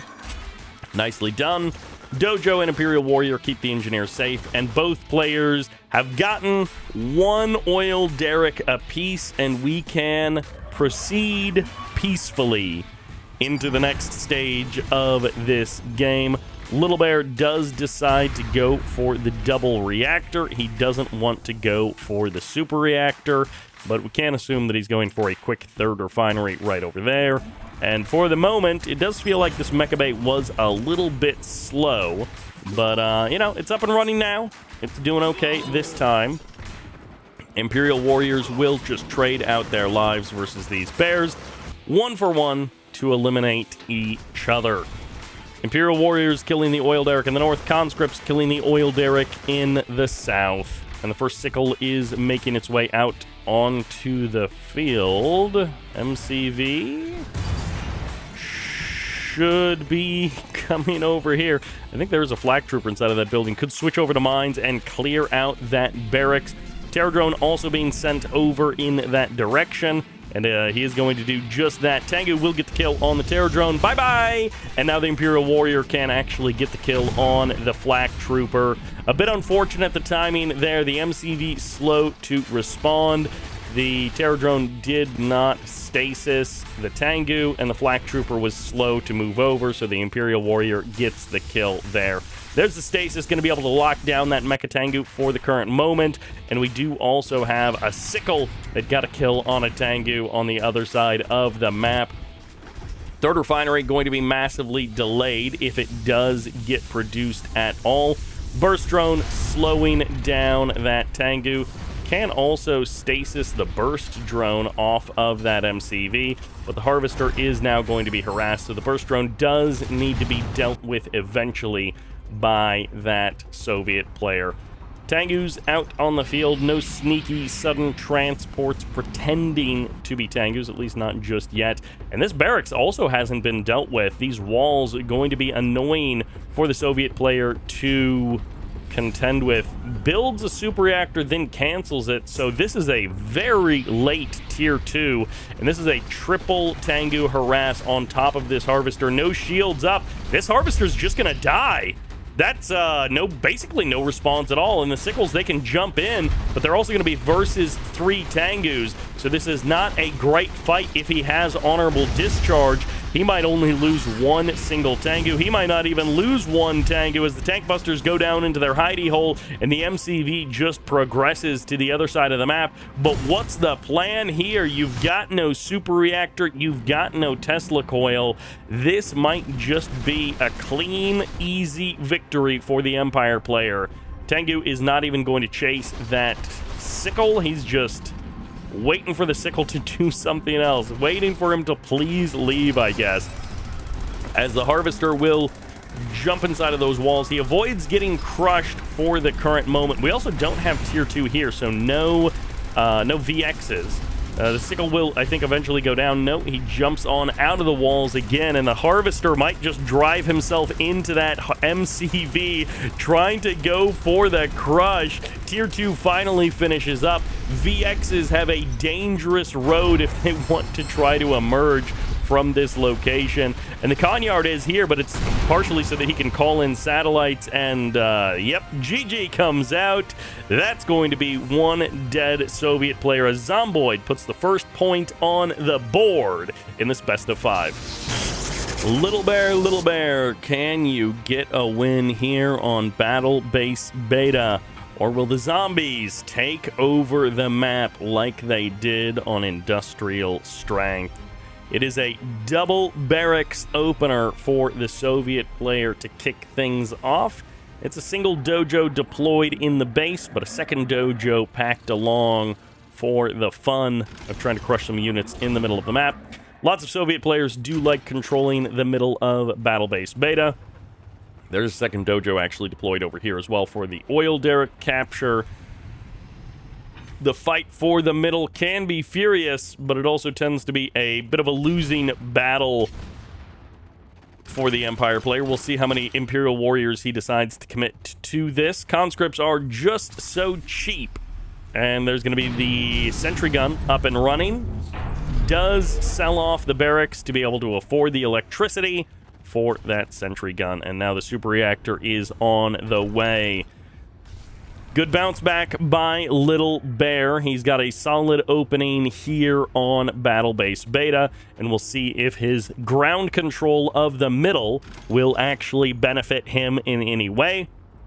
He does have a couple of flak troopers jumping inside of that building, so if he moves up there for a 3rd or a 4th refinery, he will have a little bit of protection against the harass from those Tengus. And it can make quite a nice third refinery. Okay, moves for just a moment and then redeploys. Decides that he wants to get his war factory before moving the MCV. So it is not the fastest third refinery possible. He is going for war factory and super reactor before that third refinery is up and running. A little bit of a delay on any kind of units. Bullfrogs, Tengus, terror drones, all going to be delayed by quite a bit because he did go for that MCV move first and the super reactor. But it also means that he can go straight into hammer tanks. Third refinery out quite a bit sooner here for our Empire player. He can also rush to tier 2 if he wants, since that's what his opponent did. He can match the tech level of his opponent. Tengus are good, but having a couple of VXs, having access to tsunami tanks as well, is very nice.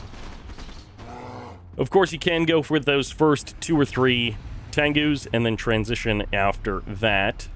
Ore refinery coming up. A little bit strapped for cash here. Might have to cancel whatever he was building there. And he keeps the sentry gun around for now. Terror drone, bullfrog, hammer tank all making their way through the middle. Some light pressure going to be potentially put on Zomboid here. And he still hasn't actually gone tier 2. He must be upgrading. Okay, yeah, there it is. It finally finishes, because if you're getting the nanotech mainframe on like a 3.5-minute timer, why would you not get the tier 2 at the same time? And in this case, it finishes up. He can start that tier 3 upgrade if he wants. And Zomboid is kind of rushing either to Wave Force Artillery or King Oni, and he can add those into his mix. And as long as his opponent is not gunning with a ton of units right down his front door, then he will be fine. Unfortunately, bullfrogs are not really needed here. Of course, you would expect that they should be needed. Tengus flying around, VXs in the sky. You would think the bullfrogs would be useful, but in reality, there just isn't anything that flies because of this tech-focused transition by Zomboid. He didn't open with ultra-fast tech, but he did end up there right around the 3.5-minute mark, so he is going to be into that Wave Force Artillery King Oni place very... Oh, no, never mind. I don't know why he got the tech that fast. We shall see what his plans are, but he has not finished up the tier 3. Okay, did he do a little pause trick? Did he do a little pause trick to get a couple of units out first? He may indeed have, as the tsunami tank is going to chase away that hammer tank for the current moment. Twin blades are now out, and yes, the bullfrogs are finally useful now that we're near the 5-minute mark, and the chopper VX is making its way onto the front line. Takes a little bit of extra damage there, a couple of extra shots, and there's the tier 3 finished up. So I think he got the tier 3 like 75% of the way, paused it, built a couple of other units, and then unpaused it after that. Fourth refinery potentially on the way here for Little Bear. I don't think he has a crusher crane yet, so the damage that he takes on these units is permanent. I guess not so much with the hammer tank. Infantry with no one to guard them. The VXs are not here. They get a kill regardless. And the Twin Blade's just going to be gunning down some of these units. Terror Drone gets eliminated as well. VX is here. It can transform near the infantry to scare away those Twin Blades. And the Twin Blades do indeed get scared away. They're a bit worried about their own lives, as this refinery is about 75% of the way done. Little Bear making his way onto the front line with a fresh army. Oopsie!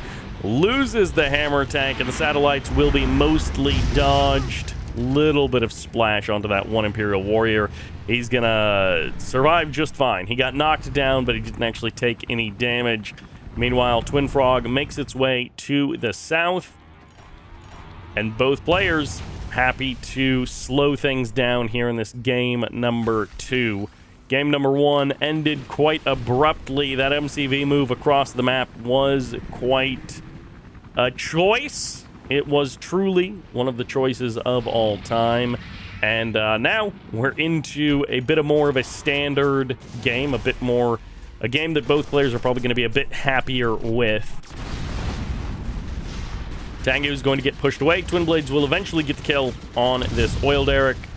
Gets a little bit of value there. Might stick around to see if he can find an angle around one of these cliffs, kind of over the water.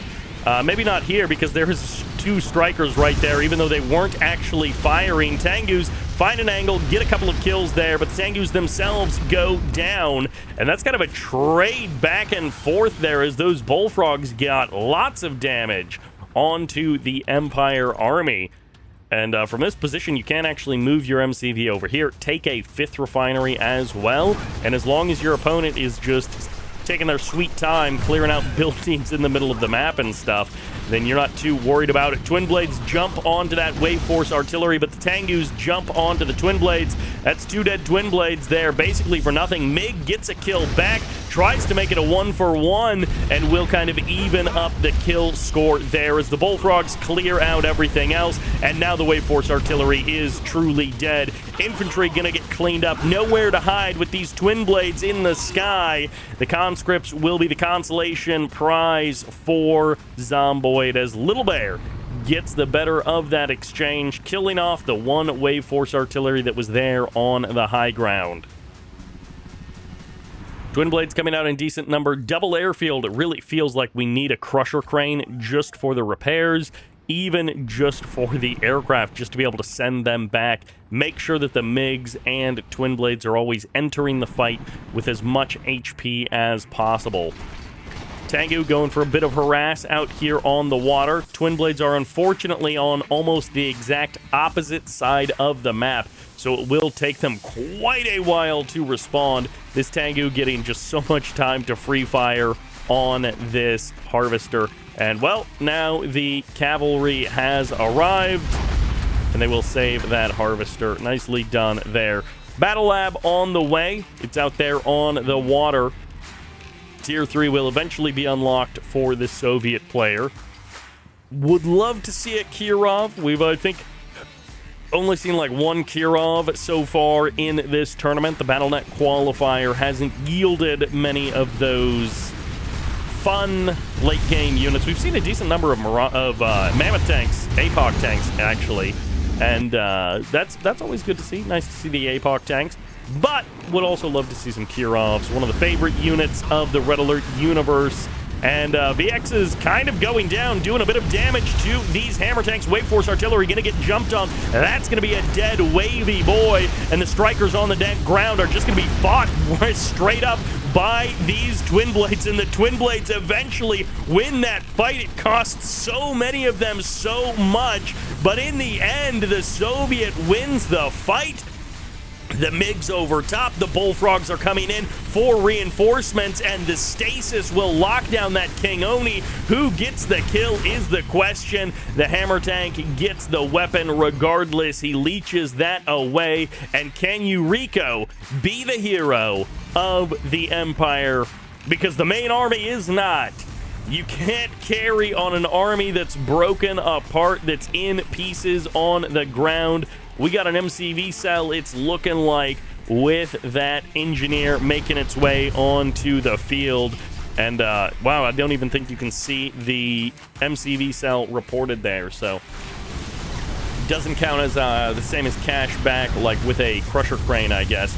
And the strikers moving forward, they will kill every single one of these Twin Blades. One survives. The hero Twin Blade is the one who makes it out. You're going to want to start rebuilding those Twin Blades. Good things he's got 2 airfields, because Yuriko is moving in. The MCV is still here. It's worth bypassing the refinery if it means you get the MCV, if it means you have a shot at killing off that.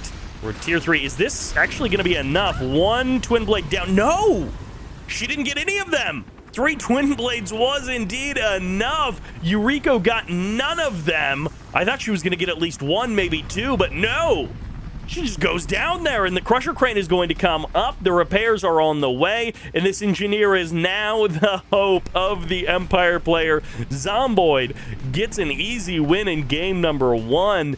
Game number 2 is a bit more of a fight, and all of the Bullfrogs go bye-bye, as Little Bear will fund his next army with the remains of his last.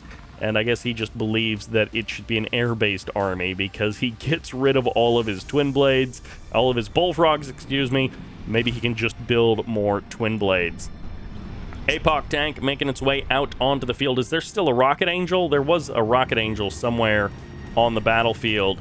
And the Rocket Angel Paralysis Whip can lock down that APOC tank, keep him from having an effect in the fight. Wave Force Artillery once again going to get jumped on. Migs managing to clear out that Striker. And goodbye to the Air Force. They're going to pull away. They got the kill that they wanted, the Wave Force, and now they can just back on off. Migs can fight the Tengus. We'll see if the APOC can deal with those Strikers. And the sneaky boy on the north side gets noticed. MCV packs up, nicely done. And the Twin Blades will be responding, trying to rush inside of that refinery. And it's too little, too late for the Empire player. That was the last trick play. He has a Tier 3 War Factory. He has a barracks as well. And he does have a Tier 3 barracks, even better. But he's kind of locked on these 3 refineries. His opponent does still have his oil derrick as well as those 4 refineries. Twin Blades are just going to trade their lives to get the kill on the Strikers, because if they kill the Strikers, there's nothing left that shoots up. Maybe a couple of Tengus, but there's MiGs to deal with them. Magnetic Harpoon will lock down this King Oni. And, well, this APOC tank will just try and join in the fight. Zomboid really has nothing left to deal with this army. He doesn't even have a Wave Force Artillery. It's not counted in the overlay, and it's not counted in real life, as holding off any kind of an army is going to get unbelievably difficult here for the Empire player, and Little Bear puts a hard-fought victory on the scoreboard. He evens things up and says this is not going to be a shutout. The disaster of that first game made it feel like maybe this whole series could have been an email, but fighting back in game number 2 and showing that he is here to compete, this is Little Bear. Not going for a Crusher Crane first. Meanwhile, on the south, Rock and the Green Empire. We'll see if he can win out in the long game here. This is Zomboid. I mean, if you do need your opponent to faceplant pretty hard to be able to win any games, then it does call into question how good you actually are. In that game number 1, Little Bear did not have a good match at all. And then in the game number 2, where things actually went okay for both players in the first couple of minutes, Little Bear ended up dominating the later stages. So now it's up to Zomboid to show that he can compete in the mid to late game. When you get more than 3 refineries, he is still a relevant factor. Engineer will get denied. Always annoying when this happens. When your opening gets disrupted, you wanted that oil derrick to be captured before now, but it was not able to happen. And now the kind of hope is to sell off the dojo when the engineer gets close, and then the Imperial Warrior will just run for the engineer, and the bear will hopefully not get the roar off in time. We'll see what ends up happening. He's actually going all the way around. He's going to emerge right on top of that Imperial Warrior, and there we go. The build was executed. He gets the Imperial Warrior at the front, which was really nicely timed, and then sells off the dojo as well. So perfectly done there by Zomboid to get the guaranteed kill on the engineer. Denies that oil derrick for that much longer. And the other Imperial Warriors, they ended up not really being needed because the bear ended up going down to the second Imperial Warrior. Fast Tier 3 once again. I feel like Zomboid did this. Was it on the same map versus, like, Ancient City? I kind of think it was this exact same build. Second engineer sniped as well. Little Bear is getting bullied by the zombies. They are here for your brains, and they don't care how many engineers they have to kill to get them. They'll eat engineer brains all day long if that's what they have to do. Imperial Warriors also kind of guarding this location. There is one next to this oil derrick just hanging out for a little while. Would love him if he just kept that guy there, kind of in the fog of war, kept him hidden, didn't just Q move him with the rest of his units across the map. Wall's going to be coming up. Tier 3 is on the way with this fast nanotech mainframe. And yeah, it's already sold off. Tier 3 is already activated. And I guess now you just buy time.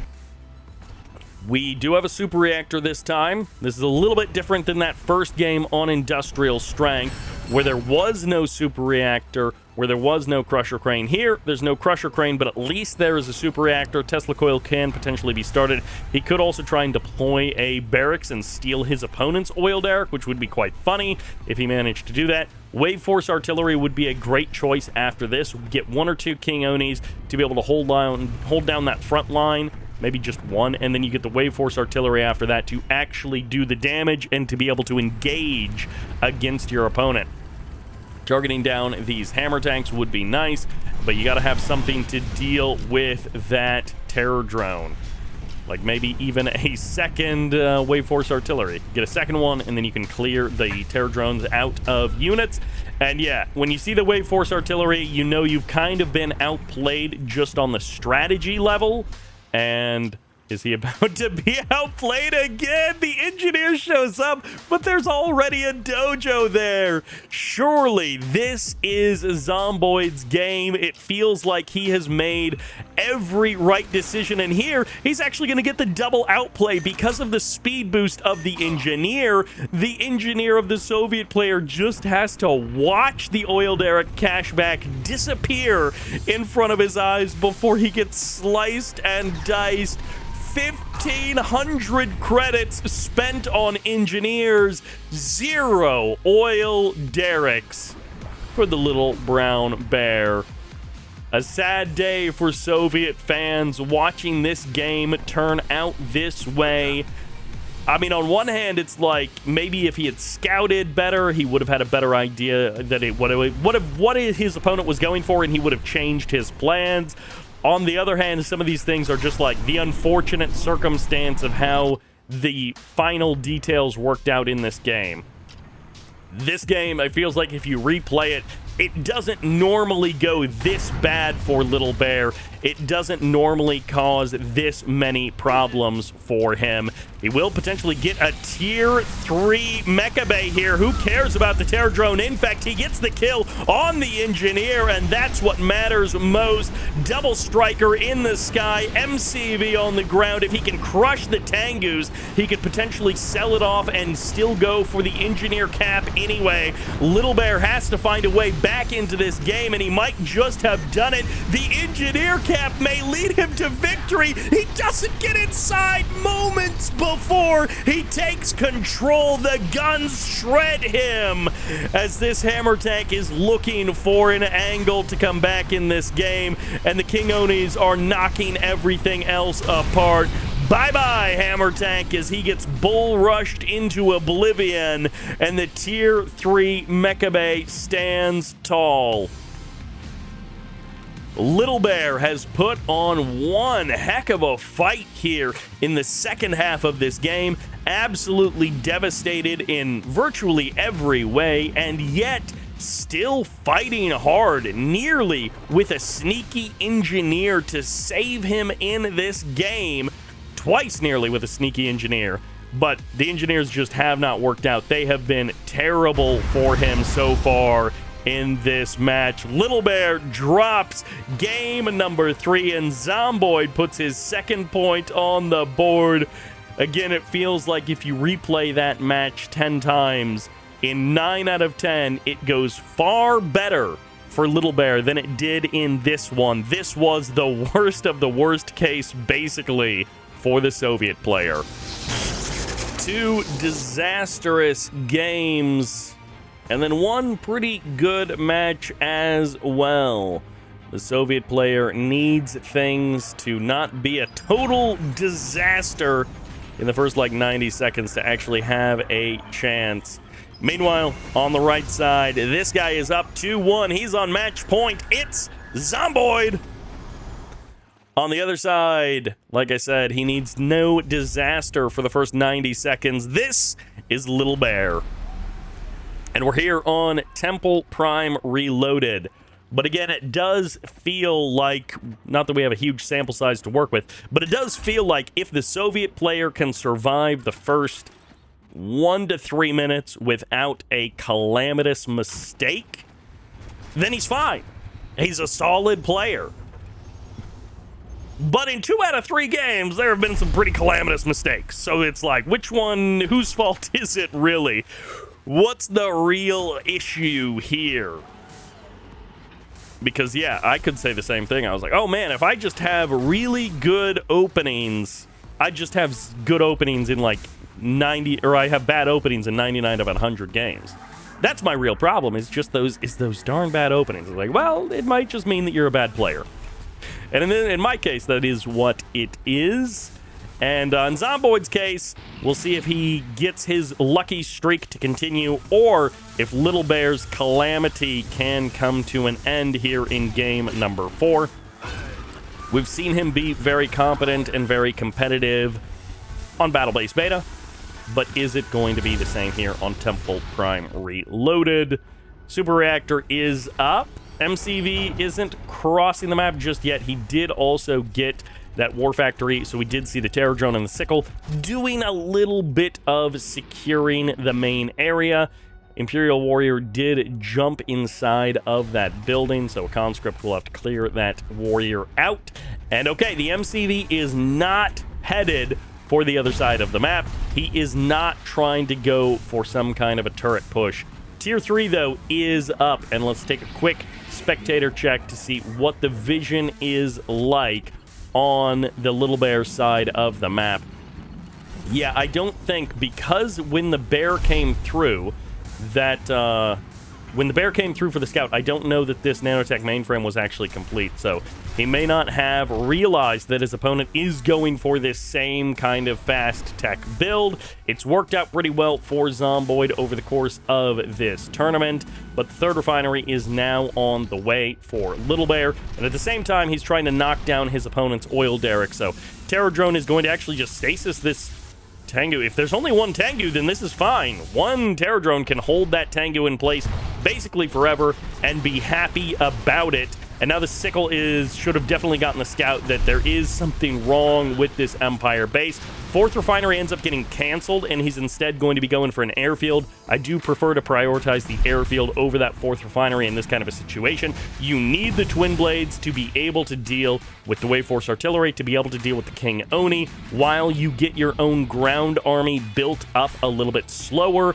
Airfield, maybe even Battle Lab before that fourth refinery. But you do want a little bit of security, which could also be like Crusher Crane and Crusher MCV to get the cash boost so that you can produce a couple of extra Twin Blades, a couple of extra seconds faster, and get those Twin Blades out. You probably need 5 or 6 Twin Blades pretty quickly. Have a couple of MiGs, have a couple of Bullfrogs as well, and then you can get that Battle Lab, the APOC tanks, a little bit slower. You don't have to be worried about getting those units out absolutely immediately. Terror Drone goes down. Tengu manages to get the kill there. And do we have a third refinery? We have an MCV cell. Okay, from this Empire player. So this is no third refinery. This is no expansion of any kind. I'm actually kind of surprised he didn't manage to sneak out a third refinery. Oh, the engineer almost got stopped as well. But no, he jumps inside of that building. Strikers in the sky, Tengus in the sky will have that extra health. They will have that regen constantly with them as long as this airport survives, which this airport is dying very, very quickly. Hammer tanks are going to die anyways. They might as well trade their lives. Unless he has MiGs or something coming to save it, the hammer tank is going to die trying to return to base. Yeah, you might as well have just stayed and tried to kill off the airport. From that situation, you're not doing anything with those hammer tanks because they're basically already dead if you don't have a good way to save them. King Oni could get stasis here, but there's a decent amount of infantry also to deal with that terror drone. Wave Force Artillery gets sniped. 2 or 3 Twin Blades also going down, so a bit of an unfortunate trade there for the Soviet player, but you really do want to kill off that Wave Force Artillery. Would be nice if he had 2 terror drones to help stasis this army. He could deal with it a lot easier that way, but it looks like Zomboid's Tier 3 build is working out well once again. Satellite drop going to come in. He will clean up a decent chunk of this infantry, and the tank busters did actually survive. Tengu goes down. Bullfrogs and Terror Drone are here, so the Terror Drone can stasis the only King Oni that is here. The Wave Force Artillery was already knocked down. Tank busters can clean up some of these units, but they're not doing anything at the current moment. They were focused more on killing off that ore refinery, and there's the kill of the tank busters. There's the stasis, and now the Twin Blades are just going to try and jump on that striker. The Bullfrogs have to be brought in here, or the MiGs, to try and deal with this attack. King Oni is going to be cut off from attacking that refinery once again. The dancing here is actually pretty good from Little Bear. He has done a lot to mitigate the damage of this Empire player, and now with the King Oni dead, he finally busts that attack, punches him right in the jaw, and knocks him back to the right side of the map. Now in the sky, the repairs keep coming through. The airport is still under the control of Zomboid, and Little Bear really does need to do something about that. He hasn't been able to get that 4th refinery up and working, but he kept his 3 refineries alive the whole time. Keep in mind also, oil derricks have been gone for a couple of minutes now. Both players lost their oil derricks previously, and they have not, of course they can't rebuild them, but they've lost that passive, that slow, steady income forever. So neither one of the players can rely on that. Would love if there was some way to get some harassment onto the right side of the map for Little Bear, but understandably, Zomboid has not left a lot of easy openings for someone to come through and do some damage. I do love the MiG Scout coming in from Little Bear. He gets eyes on the entire base of his opponent. He did not see the MCV cell, I don't think, but he can kind of put 2 and 2 together, scouts the whole map, basically sees no expansions, sees no MCV, and sees a captured neutral structure in the south. There's an equation there that makes all of that make sense pretty darn easily. Twin Blades moving in. This is actually enough Twin Blades to just jump on these strikers. They're maybe firing at a couple of other targets as well. Tengus show up, which makes it a harder equation for the Twin Blades to actually pull off. 3 strikers are going to get some big kills, but the Tengus go down, the Bullfrogs survive, and the Wave Force Artillery gets eliminated. Refinery goes down, but the super reactor is saved, and with the Crusher Crane, the MCV is still here.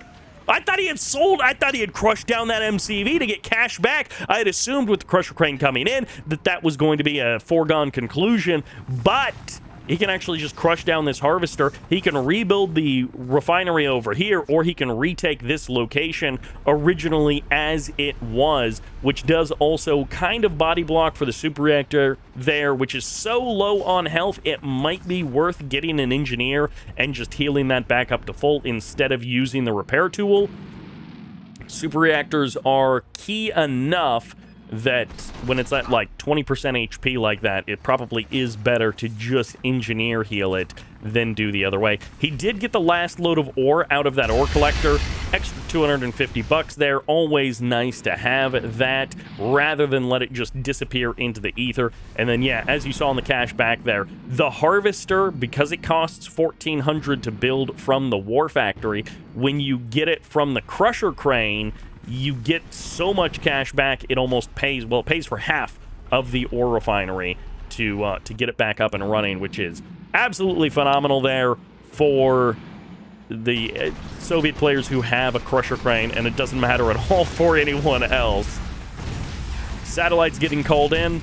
Good choice here, calling in the satellites on top of the harvester will maybe do a little bit of splash damage to this war factory, but it knocks down the walls. No MCV, no wall rebuild. Means stasis can lock down that harvester. And of course, if the terror drone infects, then you're just ruining your own chances. But you can easily harass this harvester just by locking it down. Airport does need to be dealt with. Flak Cannon is here, so there's not going to be any easy way for a couple of strikers to do the damage. They're going to be pushed back, and these are largely just air-based armies from both players. Tengu VX versus Twin Frog MiG for the Soviet player.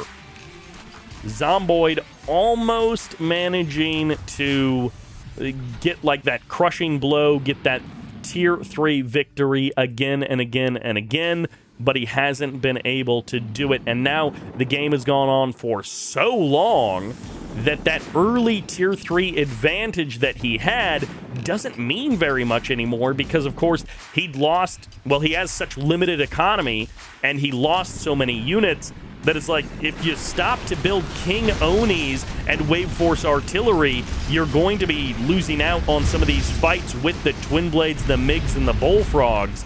The Tengus and VXs are just so much cheaper than those tier 3 units. Twin Blades are going to commit into the attack. They're going for both of the strikers. The Tengus are going to shred so many Twin Blades, but the MiGs get the kills, and there's 2 Twin Blades surviving with barely any HP. The GG comes out, and Little Bear will send us to the ace match.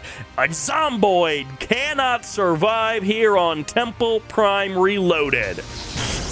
2 series in a row. The ace match will be decided here on Chrysaberyl Garden, the tranquil, the serene garden that turns into a bloody battlefield in the north. Rocking the green, this is Zomboid. He's back from the dead and hoping to eat the brains of the man in the south. This is Little Bear. He's just so cute and fluffy, you want to hug him, and then you remember that bears have claws, baby, and they will rip your face off. Bear attacks don't really make you stronger, they just kill you. As, there we go, Oil Derrick gets grabbed for both players.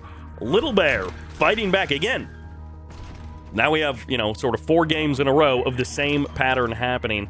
Disaster early game for Little Bear. Zomboid has an easy victory with this tier 3 build that he goes for. But if the early game is not a disaster, even when Zomboid gets some damage done with his tier 3 build, it doesn't work out in the long run. Little Bear knows how to handle it, and he did it mostly on 3 refineries with an Oil Derrick in the last game, so just get 3 refineries, get your Twin Blades, make sure that your airfield isn't too slow, and you can deal with this build. Again, I would like to see some better scouting, a bear around down along the south side of the map, along the water, and then coming in for a scout just to try and see into his opponent's base. Burst Drone, Tengu, they're getting the scout for the Empire side of things, and the dojo will get jumped on, but the Imperial Warrior kills off the Terror Drone, and goodbye to that Terror Drone, but we have not seen the tier 3 building just yet. For the current moment, Zomboid is looking like he is changing things up in a way that we did not expect. He is just playing normal. He's playing straight up mainstream Empire that we've seen for 30 years here in Red Alert 3. He is playing about as normal as you can for an Empire player.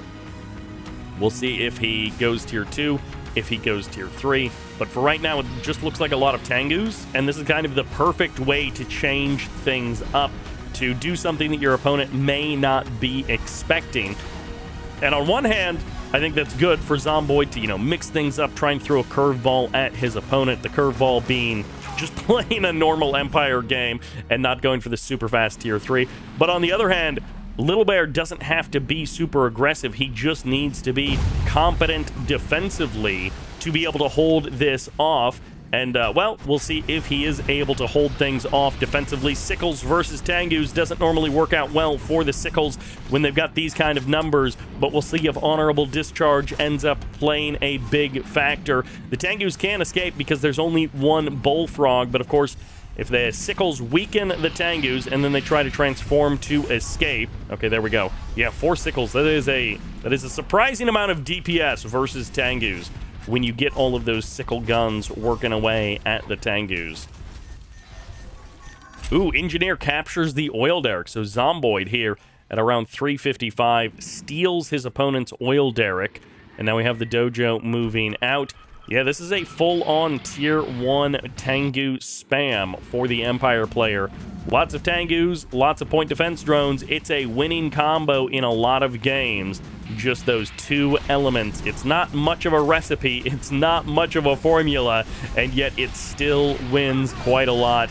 Terror Drone will get the infect, and that Tengu is probably going to die. It's a little bit too far to walk back home from this point, so the Bullfrog will be traded back, and the Terror Drone will get killed off there. Nicely done by the Tengus to not let that Terror Drone get a second infect, and now things become a lot more difficult. Bullfrog pops on out, immediately gets jumped on, but this Bullfrog may get a kill with his last breath. He doesn't. The Striker survives. The reinforcements show up, and the Tengus kill the Flak Trooper as well. Striker goes down, trades his life. Honorable discharge, showing honor for Zomboid, as that Striker still ends up going 1-for-1 with the Bullfrog. Frustrating for the Soviet player. A couple of things going tremendously wrong. He lets that engineer step out into the sunlight and immediately gets blasted in the face by a Tengu. Ooh, this almost was okay for Little Bear, and in the last 30 seconds to a minute, it has gone calamitously wrong for the Soviet player. Even if Zomboid doesn't win right here, right now, he took that oil derrick and he can safely expand 1 or 2 times. If he wants to take his foot off the gas, he can put his foot on the economy, and the GG will come out. Zomboid gets the 3rd point in this series. He wins the ace match, and he keeps his hopes alive in Gathering Storm. And I think now that we have hit the 5-hour mark on this video, I'm going to have to split it up here. So originally I wanted to put the whole lower bracket into one video, but I think it's going to be like 10 hours long. So we're going to split it into 2. Thank you all very much for watching. I hope you enjoyed it. Big shout out to Tim. Big shout out to the referees over at BattleNet. Lianye, Toolman, Double Star 2, I don't know your name, Jukalitter. Thank you to all of you guys. And of course, check out the merch at the link below, and let me know what your favorite games or series were. There were a number of bangers in this video, so let me know what your recommendations are if people just want to be able to jump through and hit the highlights. Thank you all very much for watching, and this is Cybert, signing out.